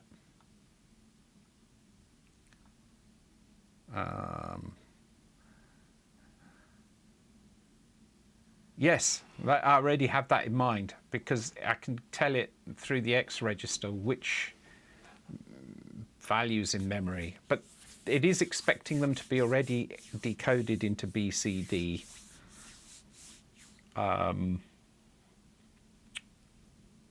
So I'm going to apply the plan that I had earlier. Well, I could just use You know what? I could just keep it as BCD and have access functions, and then to ask, you know, do we award an extra life? I'm going to embrace the BCD. Yes, everything will be. It's just that I really don't like the idea that you have to change the implementation of certain numbers because they appear on the display. That's the bit that bothers me. It's a scary step. It is. It is. Oh, did you see that? It just actually deleted everything it had drawn. That's the wonder of exclusive OR plotting. And it came around again. It's like encryption. The problem is now, why this test? Because I really want to see that working, you know. I really want to see it working, that I can count. Why is it on my test loop? Load X, score BCD, printing 6 digits.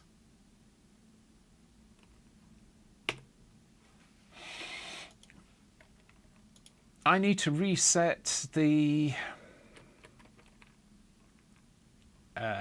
draw location every time. It's in the nature of the thing here.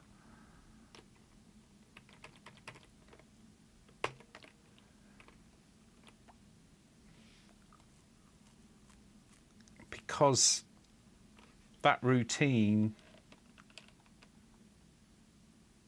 is, you know what? That's so ugly. What about if I make this draw routine not destroy the draw address? And to do that, I need to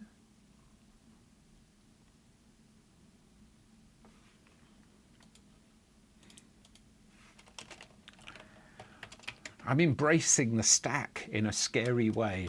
Load a $80, push A. And then when we're finished, I do pull A, store A. I mean, ever since seeing how few instructions push A and pull A take, my word. And now I think it will preserve something. It seems to be drawing in the same place, so that's good. New life every 10,000 points. Well, there's a trick that you can use for that, which works very well, and that's that you have your score and you say your next life is going to be at 10,000 points. So what you do is you have a value of 10,000 in a byte pair. Actually, let's make it 1,000. But you have a value of 1,000. The score increments, and you just check: did we reach the 1,000 or not? And so when you do, you say, okay, extra life, and then you increment that 1,000 by another 1,000, and so then it's going to be another 1,000 before you have another extra life.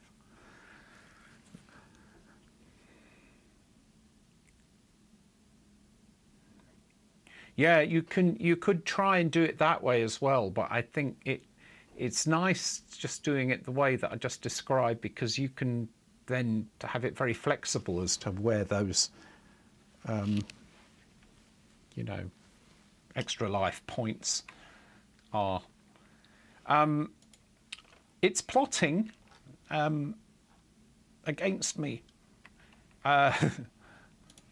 Oh, it's because okay, this is clarification here. As you can see, I just sort of had a hardwired 54, which is why it changed at the beginning. So I went 1, 2, 3, 4, 5, 6. Don't ask me why I've switched to this voice. Sometimes I do. My daughter had a play. I went to see it. It was a very enjoyable play, although it's a very dark play, but I enjoyed the performance of the play. It was called Handbag. It's very it's not performed very often, and you can see why, because it's very dark, but the performance was really good. And but anyway, I was just in there, right, with my daughter in the pub afterwards, or the bar of the place, right, and there were the other actors and so on, performers of this thing there, and my daughter just said, yeah, we're going to the pub now. And the pub is the Brighton Rock pub, was just over the road from the Lantern Theatre in Brighton, right, just over the road. And so I just, without even thinking, I just went, something like Salford Road, like, as I do, I just randomly throw in, I've done it all my life, I randomly throw in accents. I have to watch out, because if I end up talking to somebody who actually has an accent, I can without thinking throw in the accent and end up insulting them. And I have to watch myself, because I just love accents and different way, I love it. And so I just can do that.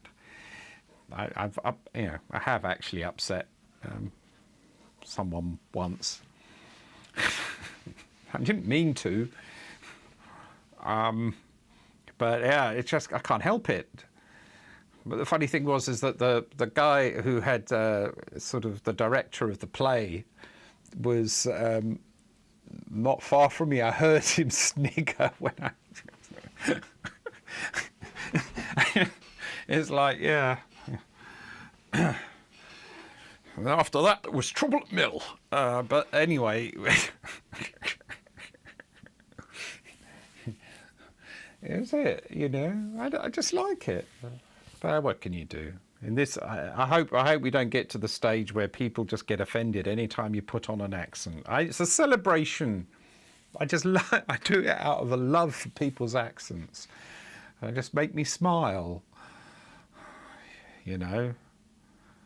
Oh dearie me. I don't know. My daughter said something about he's going to be in EastEnders or something. So there we are. For my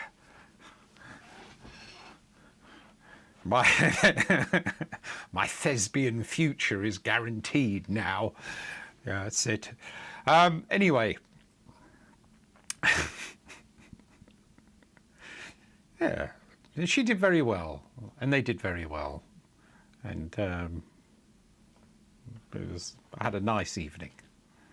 Now, but meanwhile, back at mill, we've got this this count. Do we have the count for now? You see that we do. Oh, you. Oh.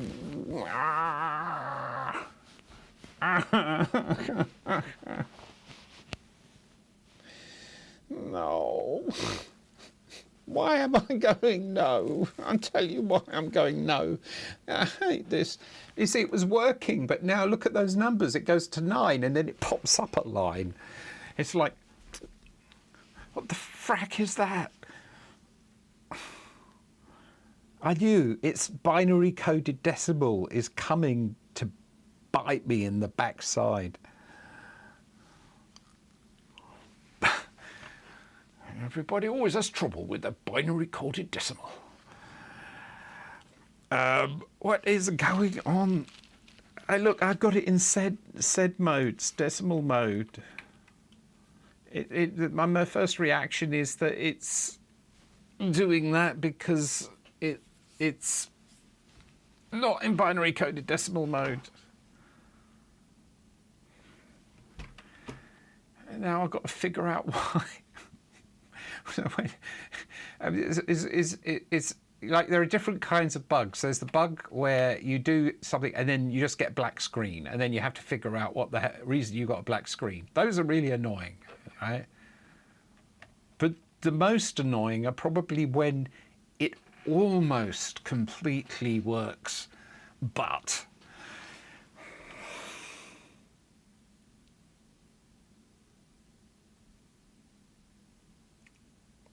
I think probably the easiest way to, if I could see the bit pattern of the BCD thing, that it's got to be the BCD. Oh.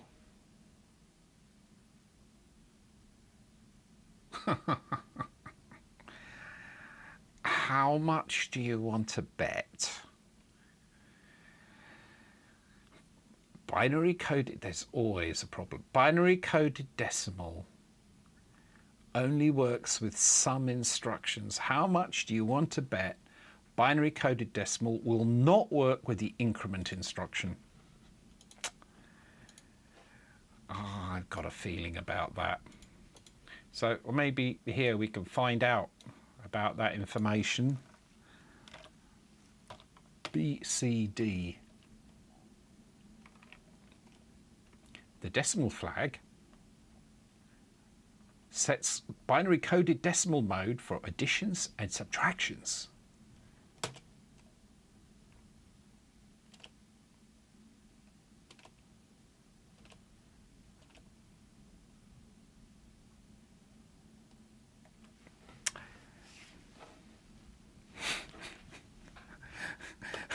It's okay. It only works with add with carry and subtract with carry. That'd be the only thing.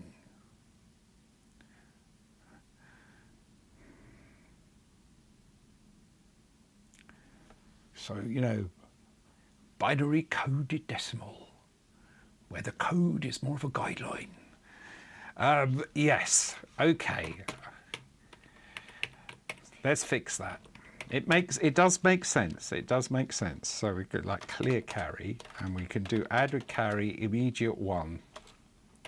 No, but you see, look how many more instructions I have to add because of that. That's another reason for not using binary coded decimal. Load A, score BCD, add with carry, store A, score BCD. And then we have to do the same thing over here. Oh, no.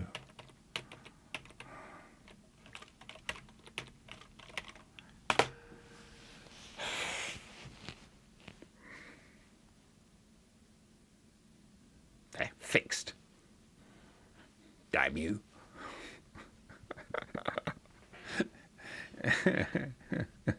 It's okay. What's your fault? There's no flaunt. Flaunt? There's no flaunt.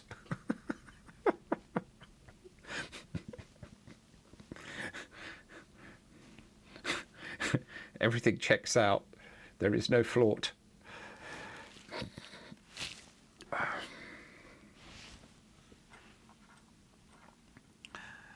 Okay, right. Sorry, I'm just recovering. Let's see. You'll notice, however, it still cannot draw 6 digits within the vertical blank period, which is very confusing. I can't understand why something's wrong somewhere. Why is that slower than my sprite routine?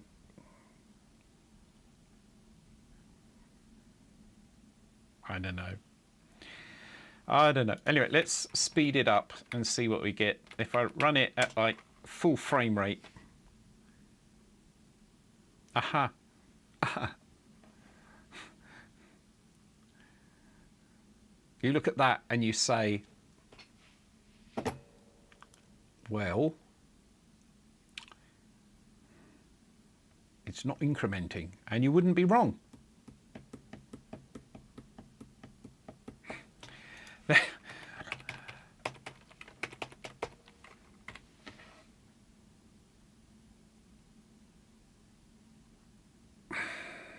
Okay, a couple of things. The first one is, that's all well and good, but I've only incrementing the first 2 digits. The first digit. No, it should be incrementing 4 digits. I did a 2-stage.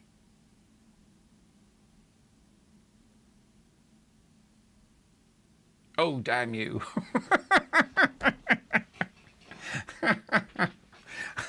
I just worked out why. So you'll notice that on there, we'll come to why those digits disappeared, although if you were here early in the stream, you will know why those digits disappeared. They disappeared because they're not drawn before the electron beam has reached them. You can tell that because we've got this sort of interference pattern occurring. This tells you when it's writing to video RAM. It's writing to video RAM when after it has drawn this, and it's doing this every frame. So it's being drawn, but you never see it, which is why you saw 1, 2, 3, 4. But then the second part is, why is it's not incrementing? So then we look at the code. It's like, you want to know why it's not incrementing? And so I'm going, that's odd. But it's a classic one. Where have you gone? Here. Right. No. It's... Look at this code very carefully. So those of you who've been following along, can you work out why it is that this code is not working, right? So we just see, I've got set the carry flag, I clear the carry flag, it's nothing to do with that. I'm doing an add with carry. So I load the store, call BCD, add 1, I store it back. I check, is it 0? Now, if it is 0, then I should increment the next digit. And that's what you see there. See, I increment the second digit, because if it's 0, it'll pass through to here. If it's not 0, it'll jump around. So it comes here, okay. Increment the second digit. But the digit doesn't increment. Why? You see it? You see it, Alan? Classic.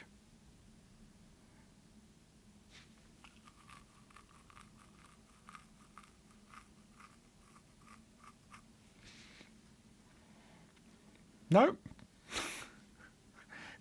Giving Alan a moment. I'm just working it out and I'm going, hang on a minute, that's not quite right. I want to be absolutely sure I'm right before I go in there and I do that. Ah, jeez, you were right.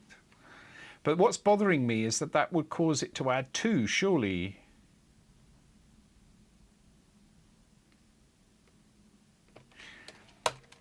You need to clear the carry flag, yes. But I thought it's, let's try.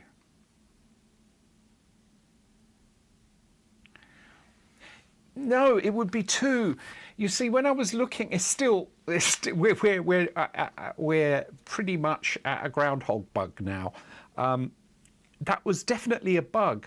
And what happened when I laughed was I thought, oh, well, you know, subtract with carry, but there's no subtract with carry. I thought that the carry flag was cancelling the add. It was very compelling.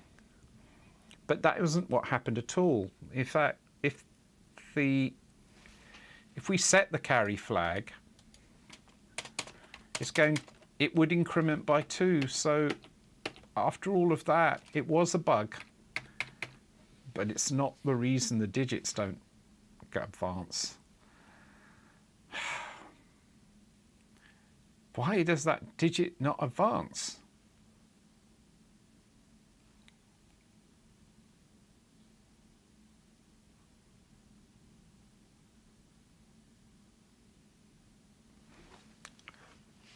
Does it ever? Right.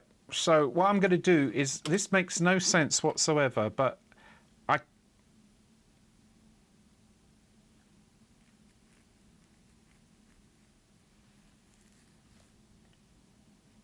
yes, I could.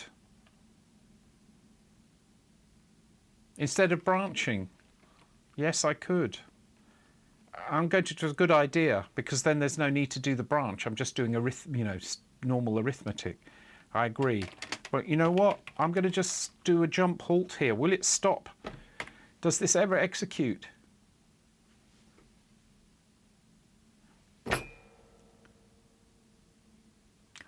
I've got a sneaking suspicion that binary coded decimal mode, which, as I said before, is more of a guideline, is even more of a guideline, because I don't think it sets the 0 flag. That's the only way I could see that happening. How can it not set the 0 flag? Let me turn, I can't, this is why I wanted to avoid it, because I knew it would be trouble. I'm looking at this, impossible that it never gets to here. It cannot be.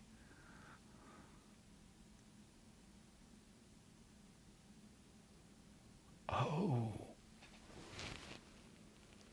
But in a way it makes sense, doesn't it? Because when you think of binary coded decimal mode, if you add 1, to 99, then it all goes back to 0. I bet you in that binary coded decimal mode is a very thin veneer over the top of the rest of the circuitry of the 6502, and the carry flag, sorry, the 0 flag is set as it would be set if it wasn't in binary coded decimal mode. I think it doesn't set the flags. Here's the test, because all I've done is turned off binary coded decimal mode.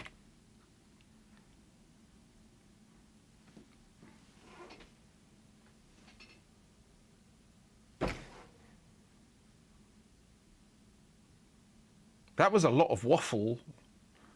Oh. Yes, and you have to remember that 99 is a lot less than 256, so it takes a little bit of time. It stopped. I didn't know that about the 6502. I'm just going to see if I can read up and confirm. 6502. 6502 BCD mode and flags.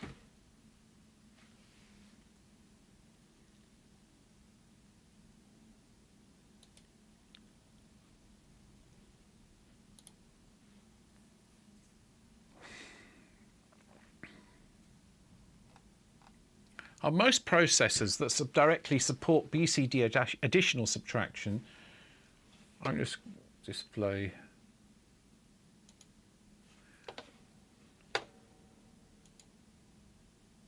It's very interesting. A subsequent instruction which follows the addition or subtraction is used to turn the binary result into a BCD result. By contrast, the addition and subtraction operations of the 6502 may produce either a binary result or a BCD result. The decimal flag determines whether the result... It doesn't say. Instructions that affect the D flag. Okay, clear flag, you clear set it, pull the status register, or return from interrupt.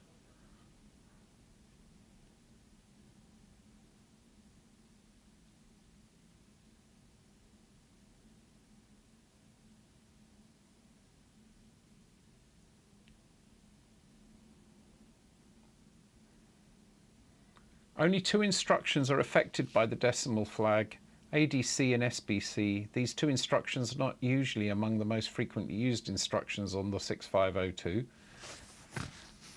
Really? But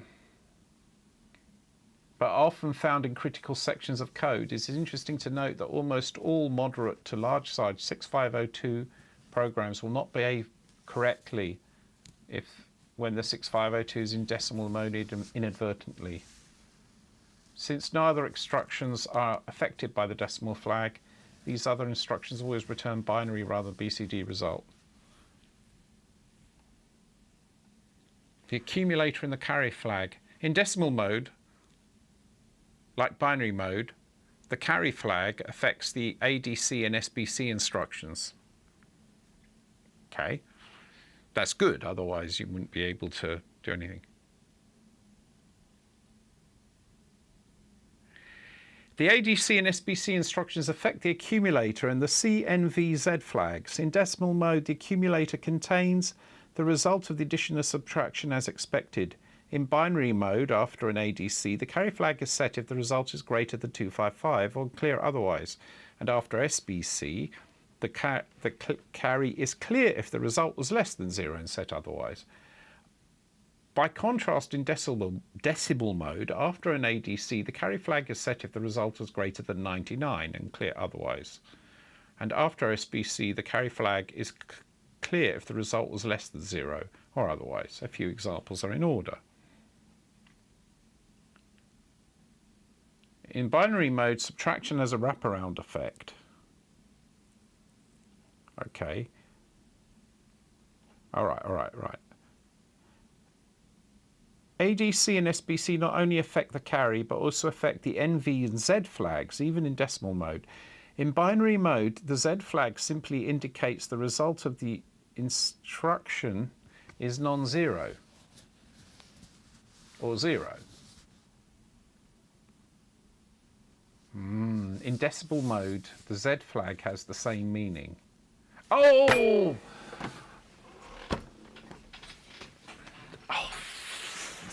Figured it out. Ah, yeah. Well, no, it's this. Look closely at the code. Look what I do. This is so funny. Add with carry immediate 1. Maybe this instruction returns 0. But then no,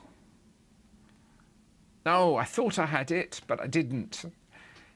I thought it was the store A would confuse it. I just don't understand this. Let's go back. No, I thought I had it, but I don't. In binary mode, in decimal mode, the Z flag has the same meaning.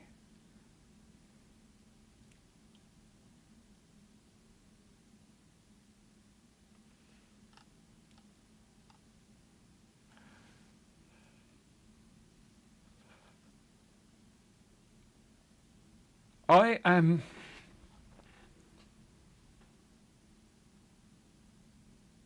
Oh, wait a minute.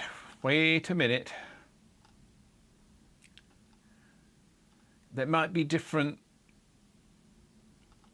As the Z flag has in binary mode, the 6502 becomes binary representation. However, another common and correct interpretation of the N flag, negative flag, is that it contains the value of the high bit.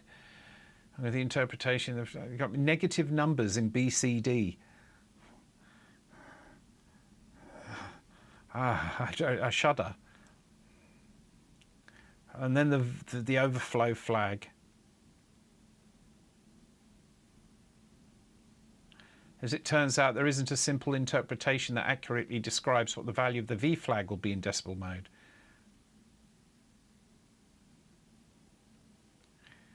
Oh, thanks. On the 6502, only the C flag is valid. The 65C02 and the 65816 data sheets state that the VZ flags are valid as well as the C flag, but ironically, given the same inputs, carry flag, accumulator, and operand, the resulting V flag will be the same on the 6502, 65C02, and 65816. However, the N and Z flags do have meaning as described above. What is meant by valid is that the N and Z flags will match the result in the accumulator. For example, on a 6502, after set decimal, set carry flag, load A1,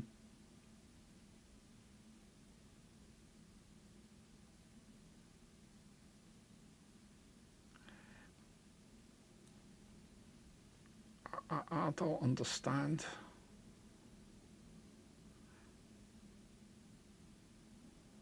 The accumulator, all right, no, the accumulator will be 0 and the Z flag will be 1, which matches the result in the accumulator. Here's the case I had. Right, so that was fine. But after set decimal mode, clear carry flag, load A with $99, add with carry 1, the accumulator will be 0, but the Z flag will be 0, which does not match the result in the accumulator. So sometimes the Z flag will be correct, and sometimes it will not.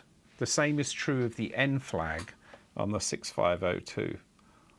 On the 65C02 and 65816, the Z flag will be 1 in both examples above because the Z flag is valid. In other words, the original 6502 has a bug.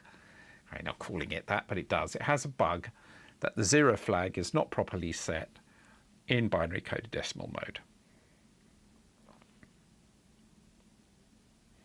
To summarize, the value of N, V and Z flags when both BCD numbers are valid and the value of the accumulator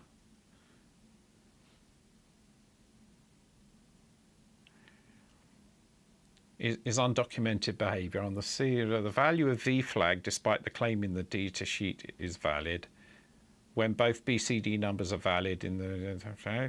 Geez. Okay. We have confirmed. Hey, Mike. It's a bug. It's like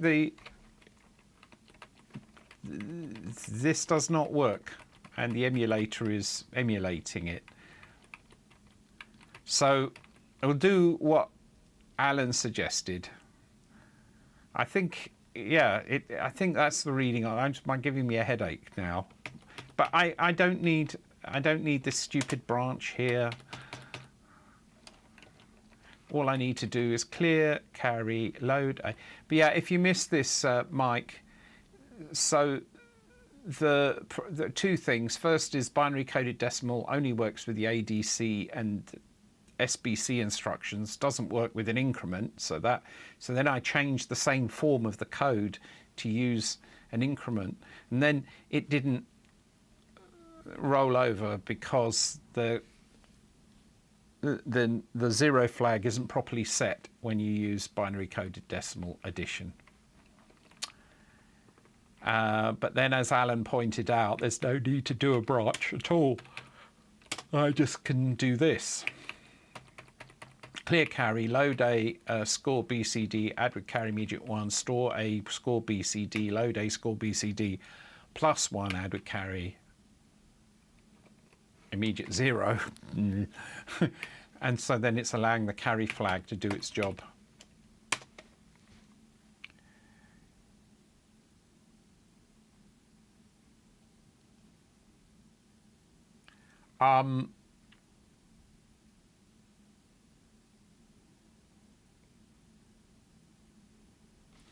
Actually, just for the sake of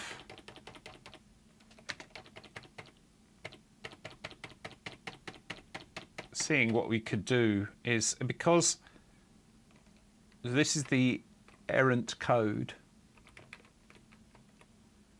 and the thing, right, isn't any need really to jump out of it because I can use any other instruction. So I'll show you. But that was the weird thing, is I would have expected the store A to work. Now maybe, let me check what the store A instruction does.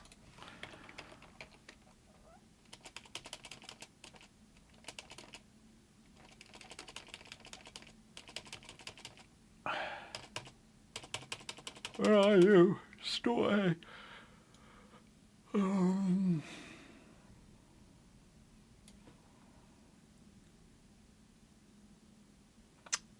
You see? Now I thought, maybe it's different for the 68,000, I thought that the store instructions also set the flags. They don't. The store instructions do not set the flags. So this was what was going through my mind at one point, and I store this value. Surely that sets the flag. No. As you can see, it's running the code, and it never stops, which it should stop should it find the 0 here. The way around this problem is that you could put in, and just for showing, you can just do compare immediate 0, for example, and then it will. This compare instruction doesn't use the BCD.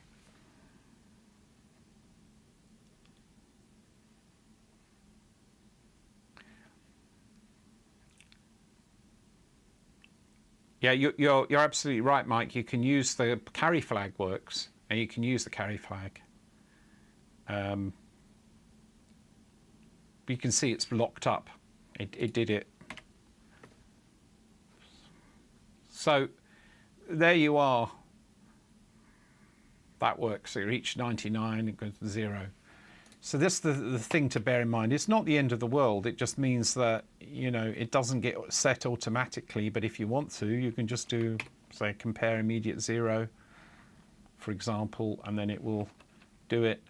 But let's put this into using the carry flag, in which case it's just doing a 16-bit addition. I need to get rid of that clear. And there we are. And then this will work.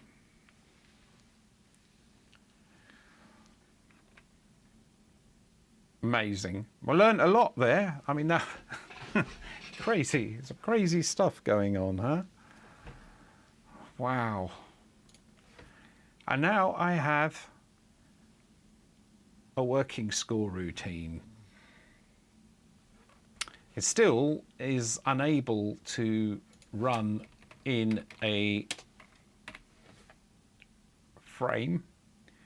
You can see now we've lost the first 2 digits, the last two, well, the lowest 2 digits, because it's being drawn now right to left and it doesn't get to them in time. Oh, yeah, sorry. I keep forgetting to do that. Sorry. The routine, Mike, you'll like this routine that I used, I think. A routine I made. I didn't use it. The method I used. This is the new draw BCD, so that it has to be in BCD format. And it's still the same.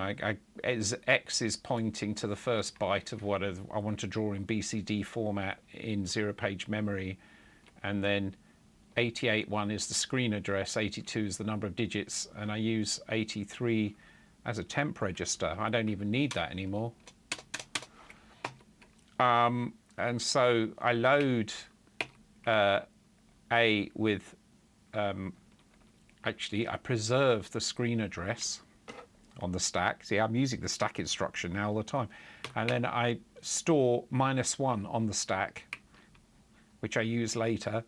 And then in the code here, I just start from the lowest byte, which is the least significant byte. And I check whether we're on an even or odd digit from the number of digits that we need to draw. And then depending on whether it's odd or even, we take a path that is shift the nibble 4 steps. So shift the high nibble to a low nibble, push that on the stack, increment X, and then continue. Or if it's even, then we just mask off the bottom, keep the bottom 4 bits, push it on the stack, decrement the number of digits count, and continue. I've got a feeling there's a bug in this when I'm just looking at it. There's going to be a bug in it when I'm dealing with odd number of digits. I've just seen it. Anyway, but the principle is sound. And once it is finished doing that, then it does a very tight loop where it pulls off my favourite thing using the stack now. Pulls off those one at a time off the stack, checking to see if it's -1. So it's like a string terminator, only -1 instead of 0. And draws the digit, increments the address. So a really nice little tight loop. And I think I'm going to be doing that a lot more for this kind of thing. It's like use the stack as temporary storage. It's very standard, I suppose, but it's just always put off that because of the cost. The 68,000, the cost is quite significant, I think, compared with here. I was just like 3 cycles. There's a lot that it's doing in 3 cycles. It's a read and increment all in one go. So yeah, I'm pleased with that. Thanks. The problem is that Well, you know why? I know. I'll tell you why it's slow. There's a reason why it's slow. Of course, that's the problem that you get when you don't unroll the loop. This is not an unrolled loop. And that's the difference with my sprite routines. They're unrolled. You get a huge performance boost when you don't unroll them. But unrolling takes up memory, and we're going to have to claim that back. But my argument for not being too worried about it is that you can halve the size of memory that have been used for unrolling by simply using one loop. So you're not going to measure really. You're not going to, if you do one iteration instead of none, the overhead is hardly going to count, but you get back half of the memory. So, but we'll see. Where are we at now with memory? We have to see. We're going to be out of budget, I'm sure. We're currently, well, it's not that bad.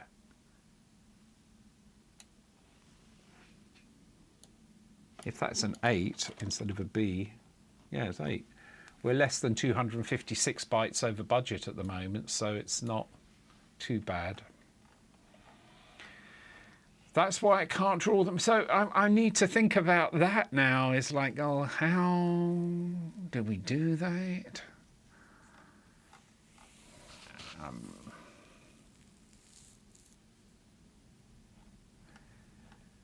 Well, it's because I'm drawing 6. So it's 6 bytes, 6 sprites, each of 8 lines. I'm a bit suspicious. I should check, because I'm a bit suspicious. It feels like it's still too expensive than it should, more expensive than it should be.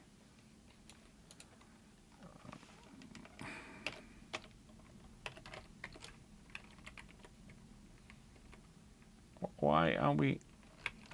Right, let's say do that. There we go. So that's 8 bytes multiplied by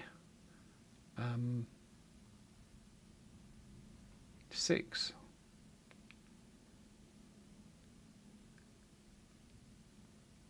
It's 48.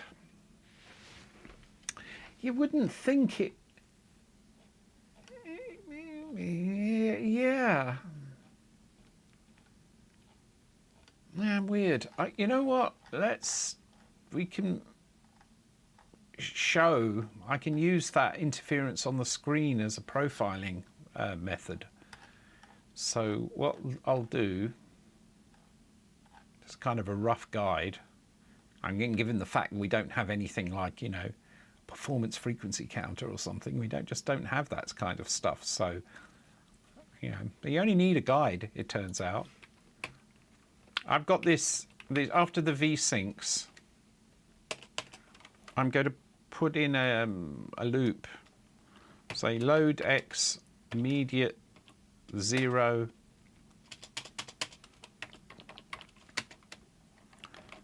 nop nop dex branch if not equal. So I made a little delay loop. Okay, I need a bit more of a delay. Can add some more nops. I need more nops. It's hugely slow. There. So what's going on with that is I artificially added a delay after the V-sync so that it starts executing the code to draw the 6 digits where you see the interference pattern start. And then, of course, as the image is being drawn top to bottom, the raster of the TV raster, it's still, even modern monitors are still based on this kind of principle. You are looking at this width is indicating how much time it takes to draw the 6 sprites. If you wanted an estimate on that, we are talking about well, the screen, the drawable screen area is 192 vertically. We're looking at about a bit less than half of that. Will be 96. It's a ballpark, I'd say about 80 raster lines. So if it was about 80 raster lines, each raster line on a PAL system is, let me just check,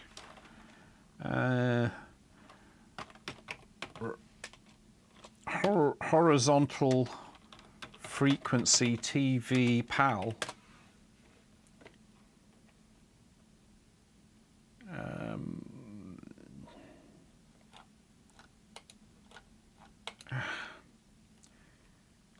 What is the frequency?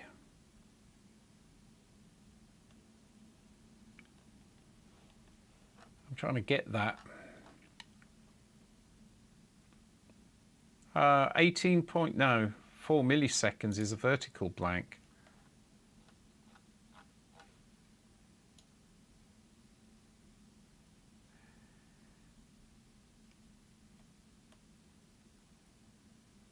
Okay, well, there's on PAL it's 625 lines, so we can calculate it like that.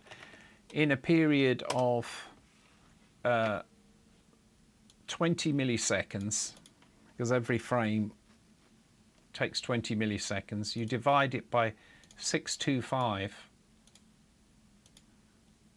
Oh, wrong calculator mode, that's really annoying. Let's try that again. So what we have is 20 milliseconds, and we divide it by 625 lines. So it's 0.032 milliseconds. And so I said 80, if I multiply it by 80 lines, it's about 2.5 milliseconds that it's taking. Now, you know, how many instructions? It's a 1 megahertz clock. There is 1,000 per millisecond.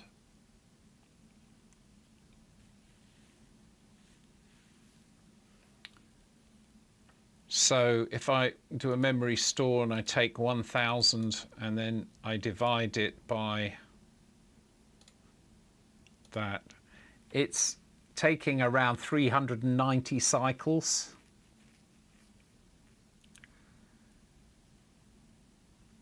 To do all of that.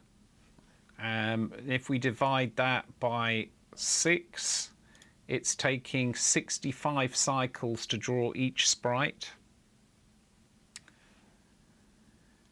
And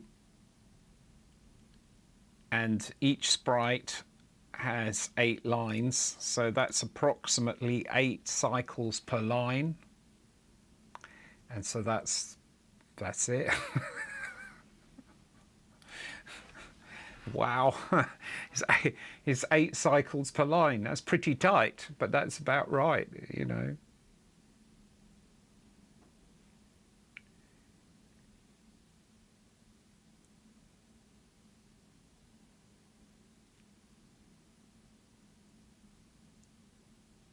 I think, yeah, it's interesting that. It's interesting. I mean, I'm looking at this, we're looking at 8 cycles per... Let's look at that routine.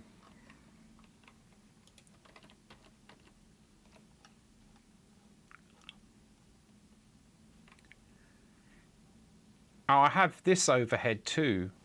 Because it is, you have to bear in mind that it isn't just the drawing of the digit. When I do my sprite engine, it's literally the only thing that it does is the blit after the VSync. All of the other stuff is pre-processed down to an unrolled blit for both clearing and setting. So it's as tight as it could possibly be. And those instructions are, it has to,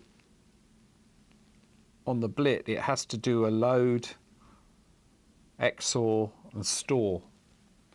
And it's doing those indexed X. I can see where that is for a store, for example, the number of cycles for an absolute X. We're talking about 5 cycles. So there's going to be about approximately 5 cycles to read, 5 cycles to write, plus the exclusive OR, which is probably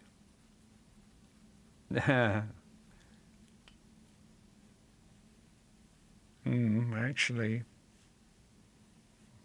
it's the indirect. I used indirect indexed, so it's 6.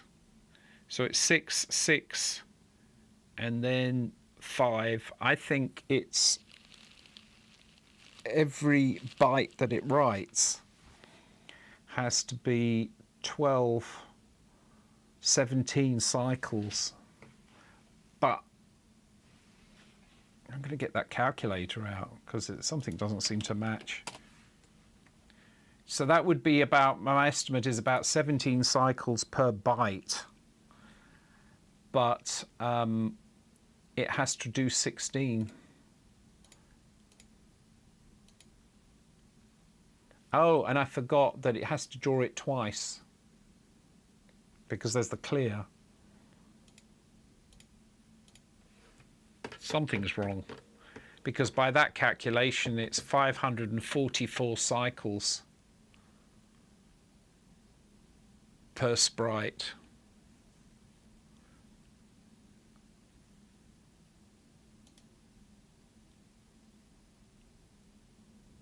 Which is half a millisecond. Oh, 6 sprites would be 3 milliseconds. Yeah, it's ballpark. It's ballpark, isn't it?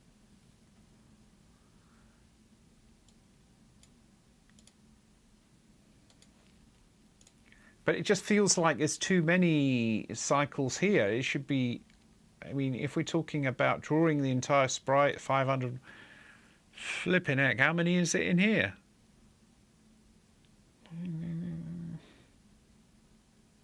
Well, there is a thing I can do to show that. We can profiling. Right, this is blank. I mean, this is no noise. Why? Because I turned off the drawing. But now what I can do is a very cheeky little increment $8,000 at the end of the draw imp BCD thing, and then what we get, that's okay. That noise is showing us, right. I wish when I had been programming on the ACORN Atom, I had realized that I could use, maybe I did, you could use it for profiling. I don't know. I don't know whether I used it in that way or not. I know that it's good. Here, at the end of the delay,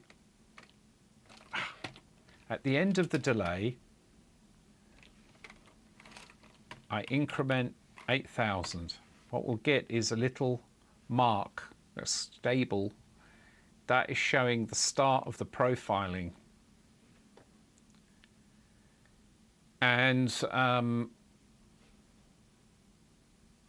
I can change the number of knops to move that up and down. So let's try one less knop. And it's on that line approximately. That's close enough.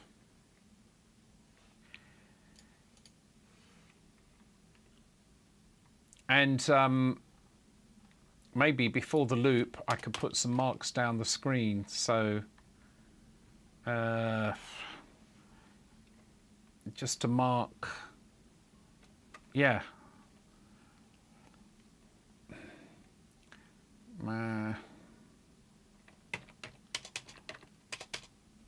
Load A, immediate -1. Store A. I agree with you, Mike. It seems a bit suspicious to me.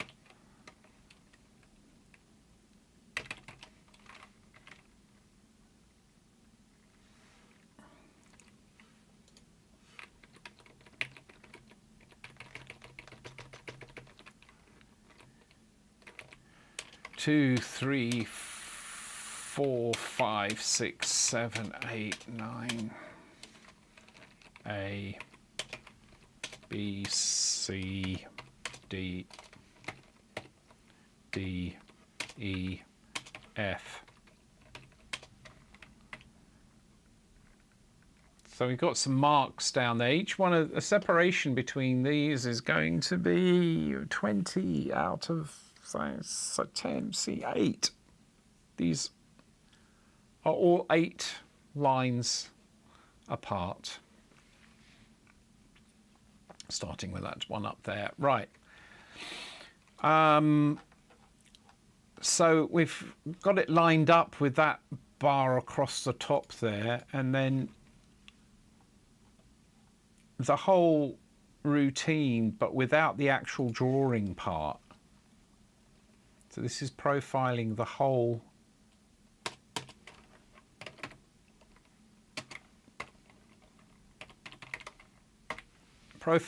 thing without the actual drawing. So this is how long it takes, approximately like 8 lines or so. That's how long it's taking to do all the other stuff, all the other overhead, right? It's not as opposed to the drawing. That includes the overhead in the drawing routine itself without the blit. If I turn the blit on, then we're looking at it being 1, 2, 3, 4, 5, 6, 7, 8, 9, 10 and a bit. It's about 80 lines. That's what I estimated it at. So it's about 80 lines.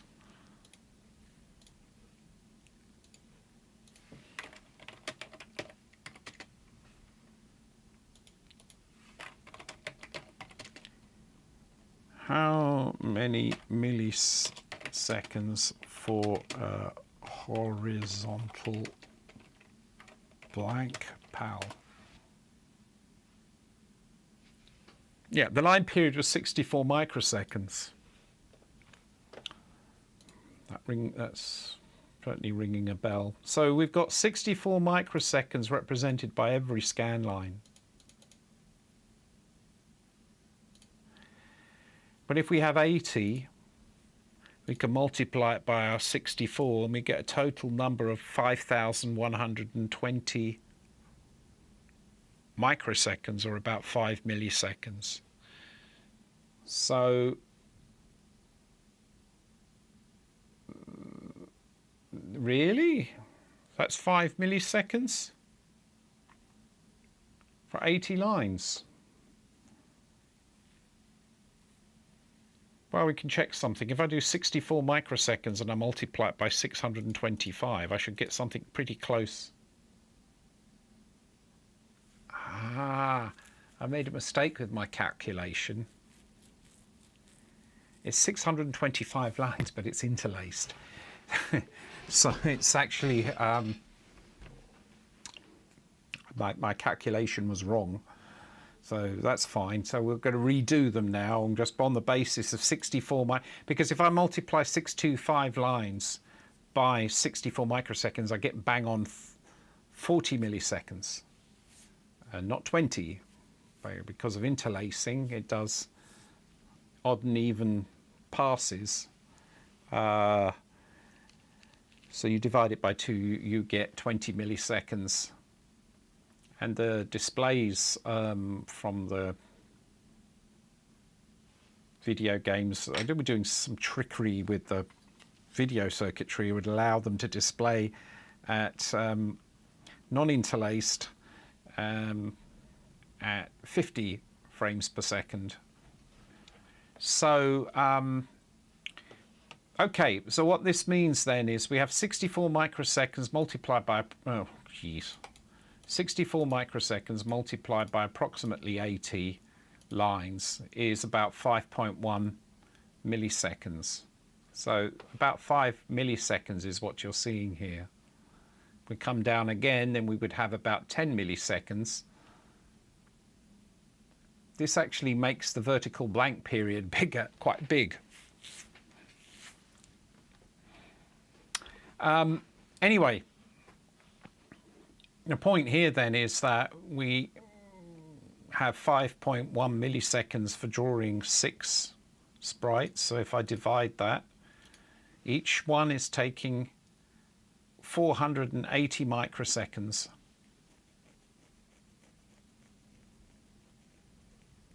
And a microsecond at a microsecond at 1 megahertz, which this is a cycle. So it's 480 cycles for each sprite.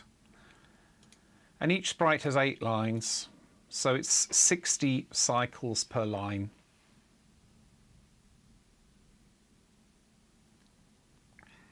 That's huge.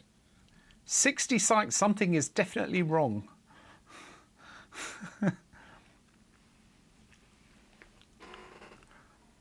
I think well, that's 80. I mean, well, we can work it out like this. If we have 192 lines are drawn from the video circuitry, right? But we know that there are 625 lines divided by 2. So what we do is we take 625 lines, we divide it by 2. What we have is 312 lines. We subtract from that 192, and that gives us 120 lines. So it's a very big V blank. I never realized it was that big. 120 lines. You multiply that by your 64 microseconds, and what you have is it's about 7.7 milliseconds per frame that's available for drawing to the screen without interference. That's quite big.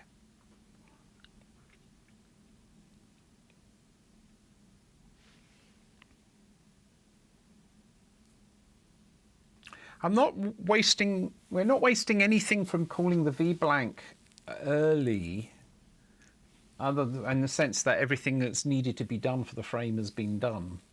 Then once the V blank occurs, it does all the blitting, which it has to do within the 7.7 milliseconds, and then it can do whatever else it likes afterwards. But it's about, you could say it's about a third, isn't it? So you've got 2/3 of the time available is when the screen, 2/3 of the frame, you can't draw to the screen. You can draw to the screen for about 1/3 of the frame. So I'm just going to try this calculation again, because this just doesn't, this is not quite adding up. Why it's so hideously expensive. We try again. I've got about 80 lines. If I multiply the 80 lines by 64, there are 64 CPU cycles per line. And we have 5,120 microseconds. Is how long it is taking to draw those 6 numbers at the top. So if I divide that by 6, then I've got how long it takes to draw each one. I think I forgot to do the divide by 6. So it takes 853 microseconds to draw any individual thing.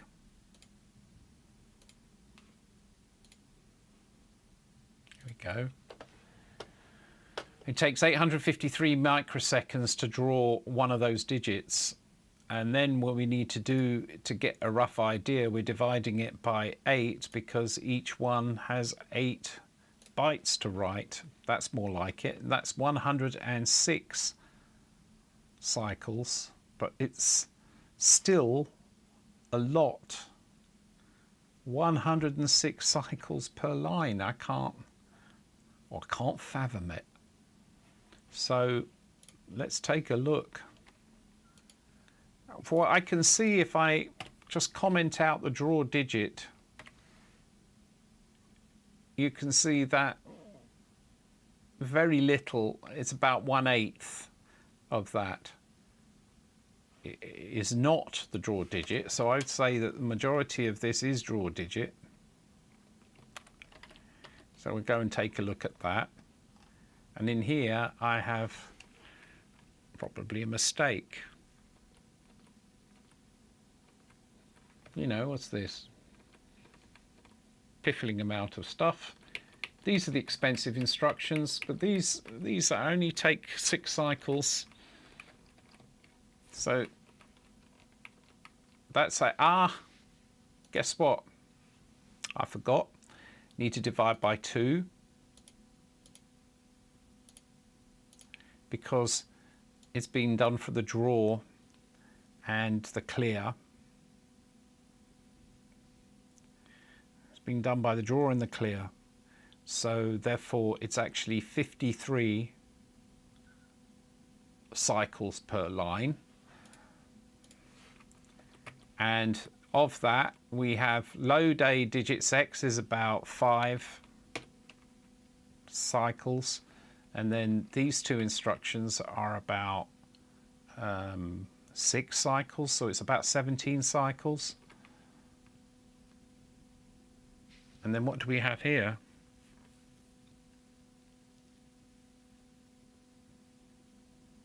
It's because I was using, you remember I used that self-modifying code.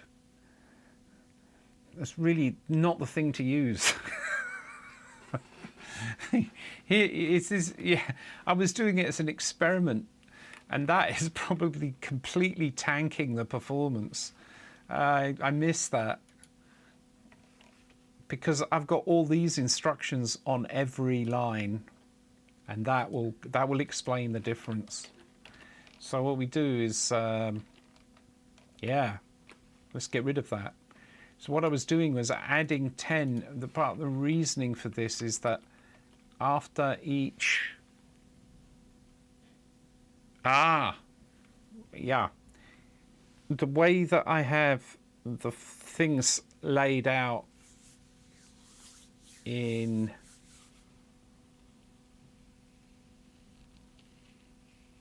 right, yes, I've been very inefficient. I don't need to do any of this. I think what I've done was I kept the digit the same.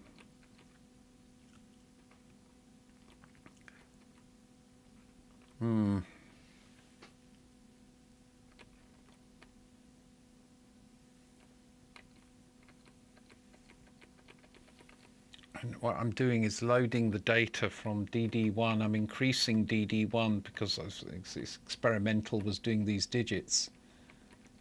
But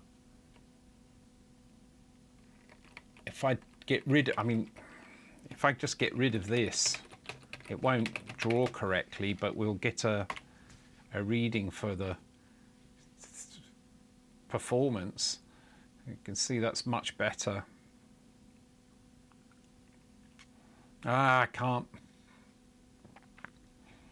I have to XOR. It's all or nothing with XOR. The point is that it's a play area. It's like it effect like as if it was overlaid, but things can go through the score. If I was to make it that things didn't go through the score, that's true, but then I would need to do clipping. So the game was not designed to work that way. Is that you can go through the score. That's why. But that's a lot faster when I get rid of this adding stuff. Let me see if I can. I also can get rid of this. This isn't needed anymore.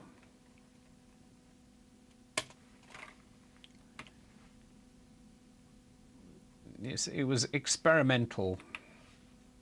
Now, That was to get the data from the, I need to add 10 every time, but I don't need to do that if I unroll this. And I'm going to unroll it. I can always roll it up again later. So to unroll it, I do plus 10, as they are 10 apart in this case. I need to increment y by 32 each time, which is awkward. That's quite expensive, but what can you do? So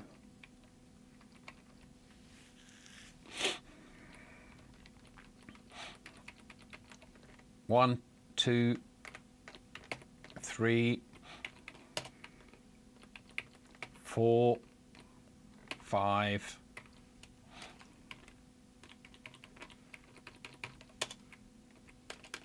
6, 7, 8.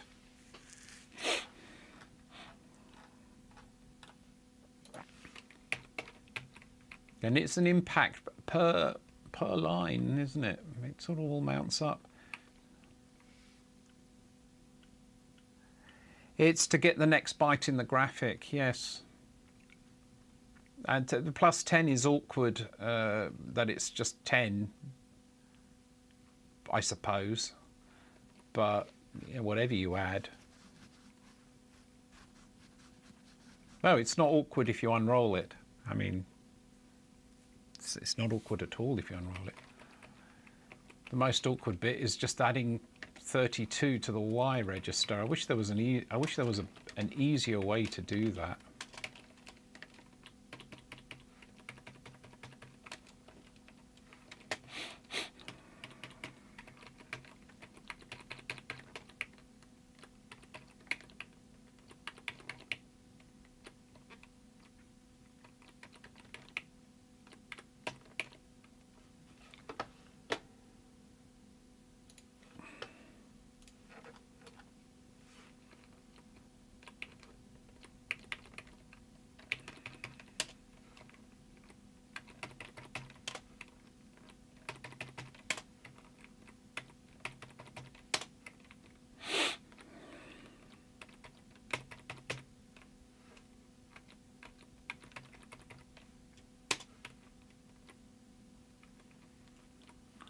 So let's put this plus 0. So this plus 0, plus 10, plus 20, plus 30, plus 40, 40,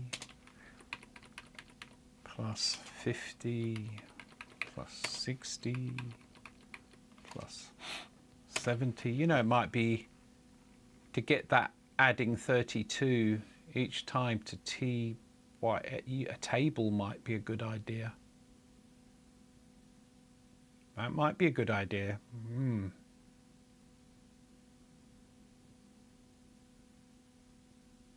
Yeah, I hadn't got to that yet. Thanks. It's always appreciated.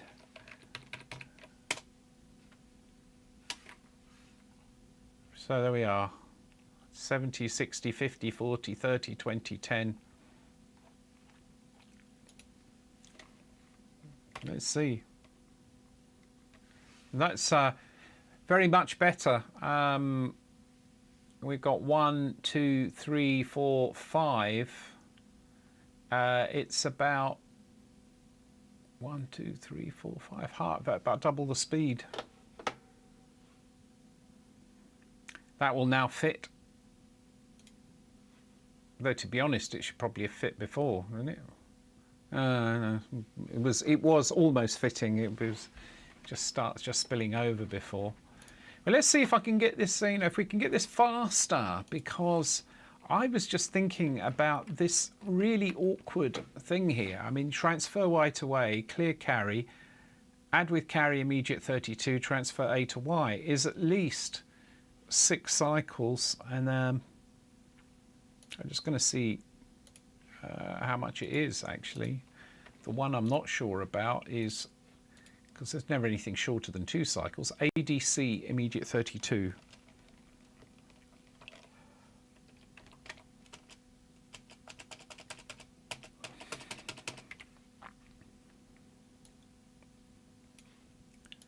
Where you go? ADC, add with carry. It is, and it was the add with carry immediate 32. It's only 2 cycles, which is pretty good actually. There's 1 cycle to read the opcode, one cycle to read the operand, and it does its magic with no more than that. So it's 2, 4, 6, 8. 8 cycles. Can I get that down? And maybe. The problem is, well, I don't know. Maybe not.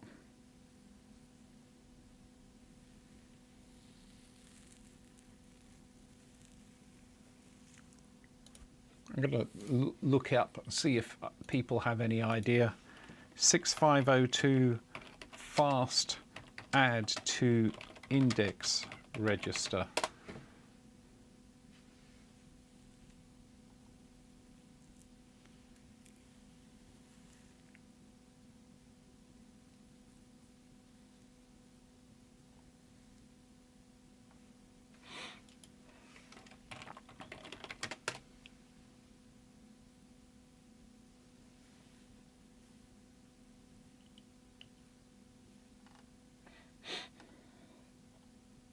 No, I don't know. Well, I could have a table, but then I'm reading from the table. I could have 0-page memory. Why? It starts off as 0. Oh, hang on. If I had 8 bytes in 0-page memory,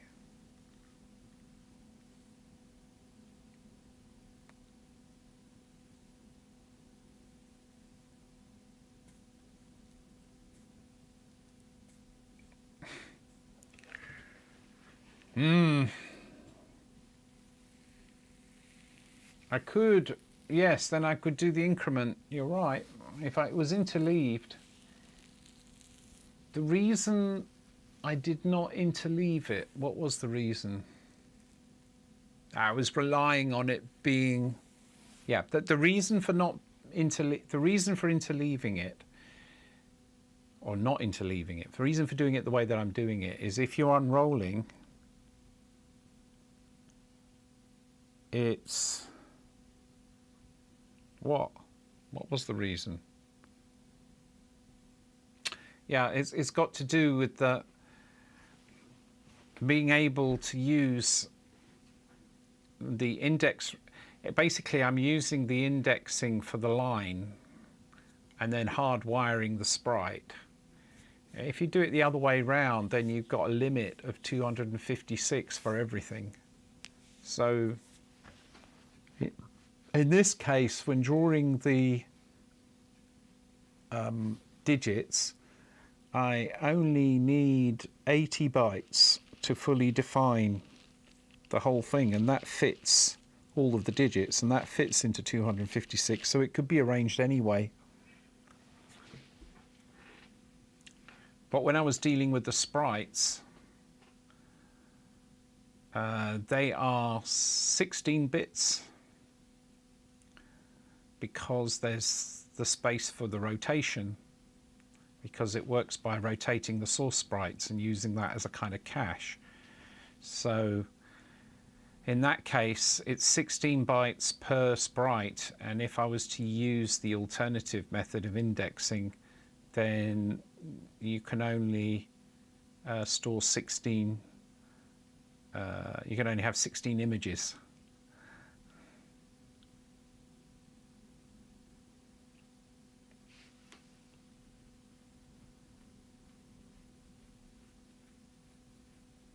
If we started at 10, that's got to be cheaper.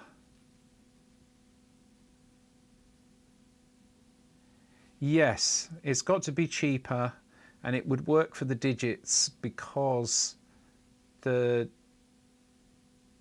digits are treated separately to the sprites. It wouldn't work with the sprites because I'd be limited to 16 sprites only, and I needed more. So that was the reasoning. Otherwise, yes, it would make sense. So the other way that that can work is to have sort of different banks and then unroll.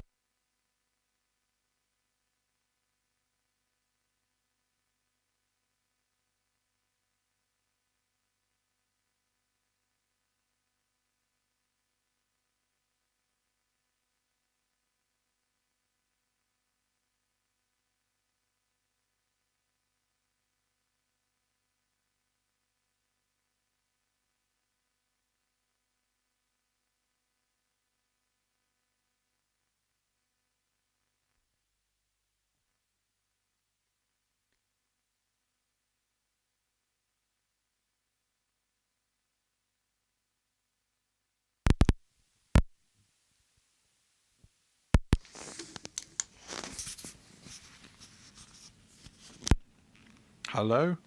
Can you hear me again? Yes. Sorry about that.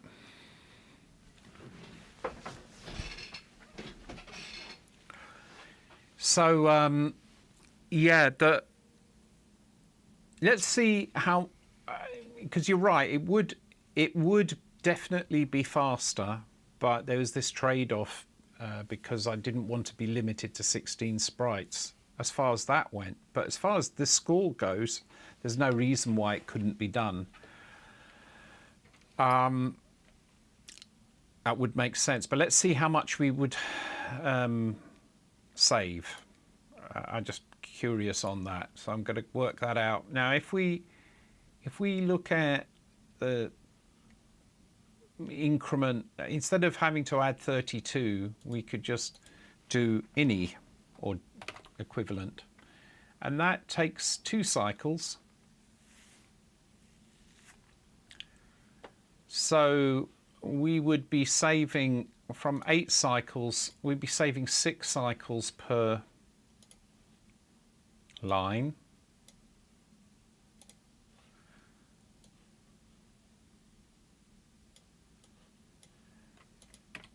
So we need to take that 6 cycles and we multiply it 2 because of clear and draw, and then we need to multiply it by 8 because there are 8 lines in each sprite, and then we would need to multiply it by 6 because we have 6 digits. I make it about half a millisecond, 576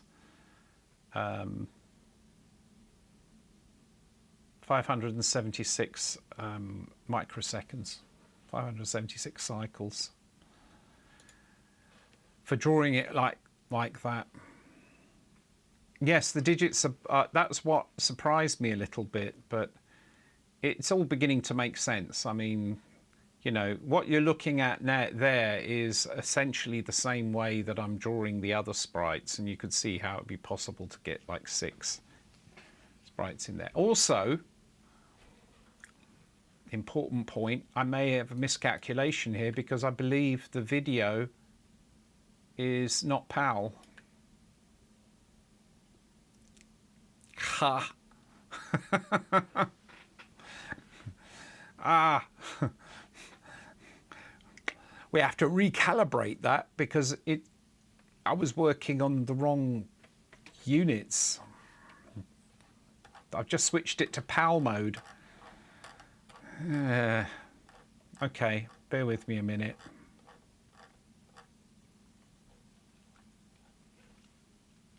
There's so many different things that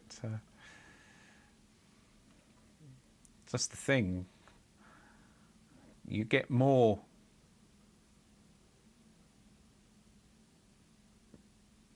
You can draw more on PAL mode. Where is the V? Where did I put that? VSync.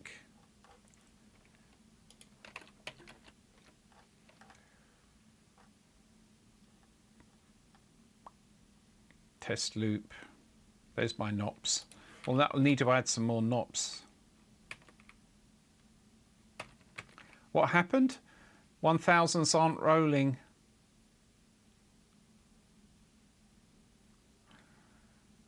No. Oh no. Yeah, that's because I am only doing, I'm not adding them, I only added the first two, actually. That's why. Phew. It's expected behaviour at the moment.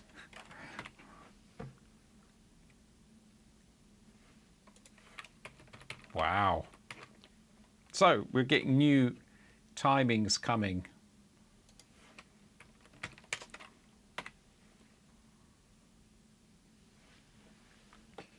So this is 1, 2, 3, 4, 5. It didn't change anything because why? Because PAL and NSTC have the same horizontal time of 64 milliseconds. That isn't changed. So it did change. It does change the amount of time that we have for VBlank, which is less in NTSC mode.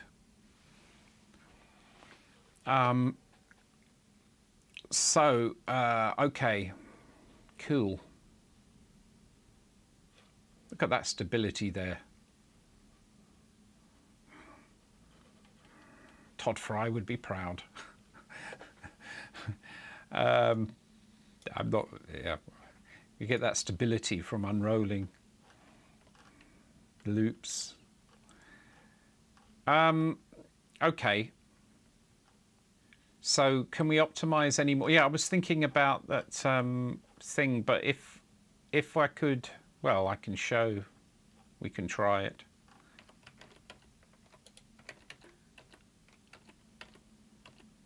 The draw BCD, draw digit. No, I'd have to go through all of this and just replace all of those with a NOP.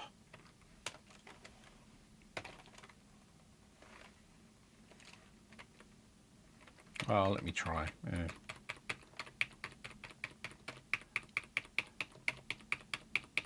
Just for timing sake. So by replacing all these with a NOP, we won't get the digits drawn, but we will get a timing.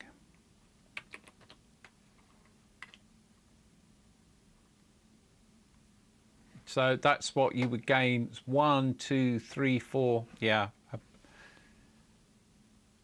about 8 lines. So I'm not going to do that for now, but that's available should that be an issue later. It's just good to know that can be done and can be kept. It's good sometimes to keep things in your back pocket for, you know, later. So, but this is now making sense, whereas it made no sense before. It means that it is going to be possible to update that in the VBlank, even in, and that's the other thing, is I'm running it in NTSC mode.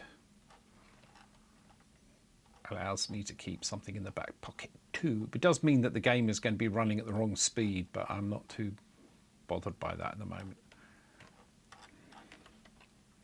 It's going to run faster.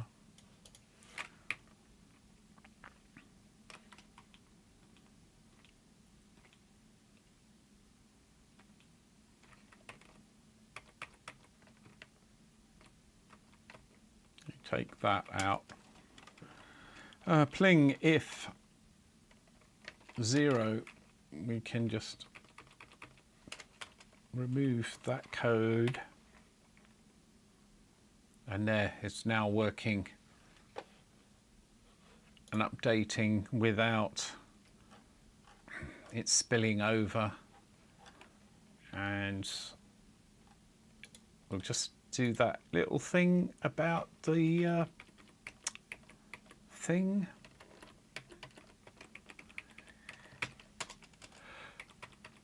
We can make it add on to the other digits too, like so. So I think now it should.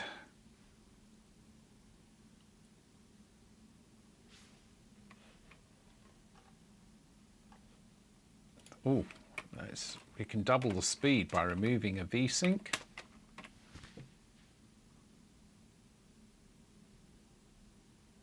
Oh, that so reminds me of Star Raiders.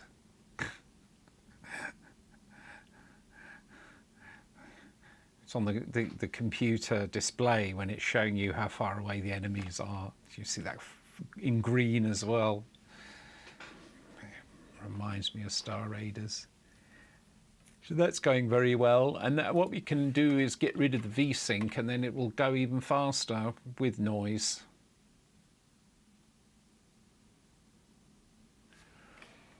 Yeah, it's still going to take a while. The other thing then we can do is just increment how much. Add with carry immediate 10 times faster.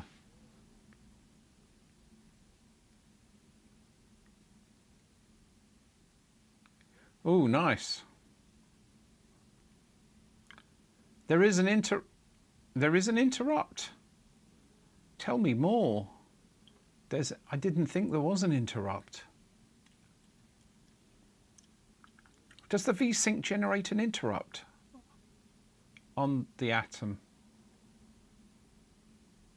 If the V-sync can generate an interrupt, there's a whole world of possibilities.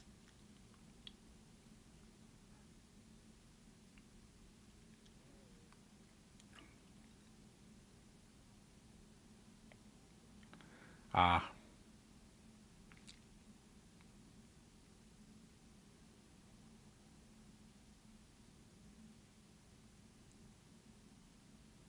All right, nice.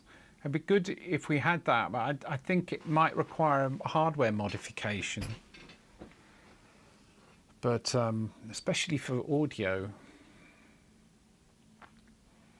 Anyway, that counter is working very nicely. So there we are. What do we have there? After all that effort, we have a nice streamlined scoring thing. He uses binary coded decimal because that was the best way in the end.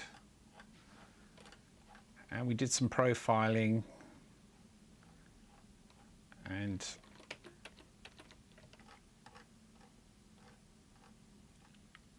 we've got, yeah. And then there's this routine which pulls the nibbles out of a list of bytes. That feels like a good bit of work today. Some new techniques. There you go. I tell you what, why don't I do what I should do always? Make sure that the lift door is shut. No, always.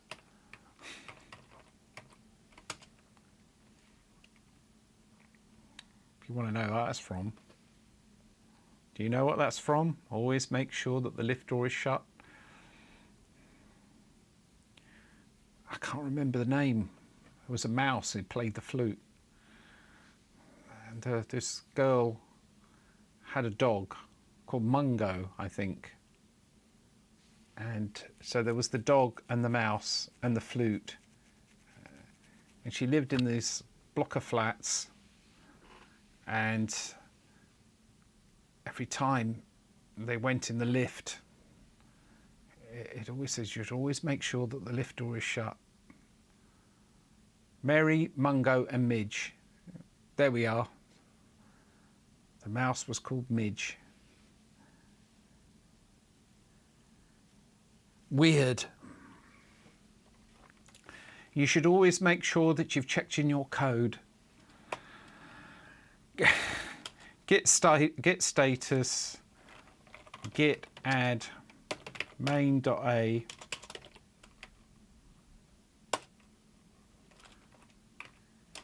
git commit -m score display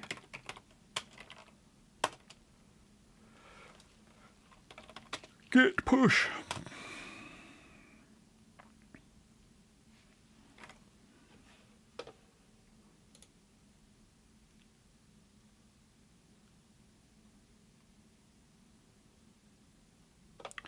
I'll bear that in mind. Yeah, I'll do that next time. Git commit am, add and modify. I get you. Yes, Mary, Mungo and Midge.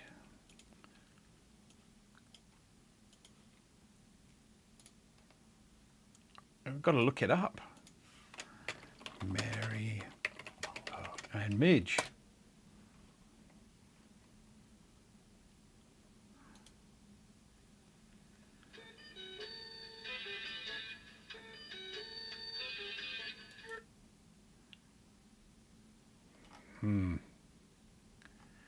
Yes, you can look it up. They have it on YouTube.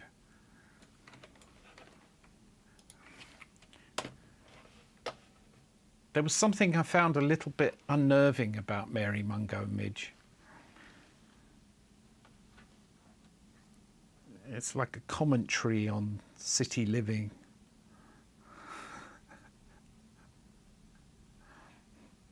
That was, you're right. It doesn't. So it might have picked that up a little bit, but you know, we'll see. I get slapped down with a copyright strike. It's like, ooh.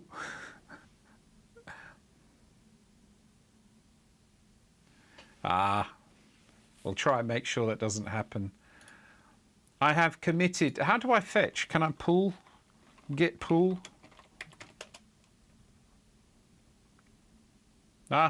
There's nothing for me to pull. Anyway, a pleasure, Mike, and everyone else, as usual. I'm going to leave it there for today. Thanks for watching. Not sure when I'll be on next. Maybe tomorrow. As I say, I'm trying to set up some other streaming activities. Got plenty that I want to do, so I have to do preparations for those as well. But everyone take care, have a good night or day or whatever it is that you're doing. Until next time, bye-bye. Where's that button? Here it is.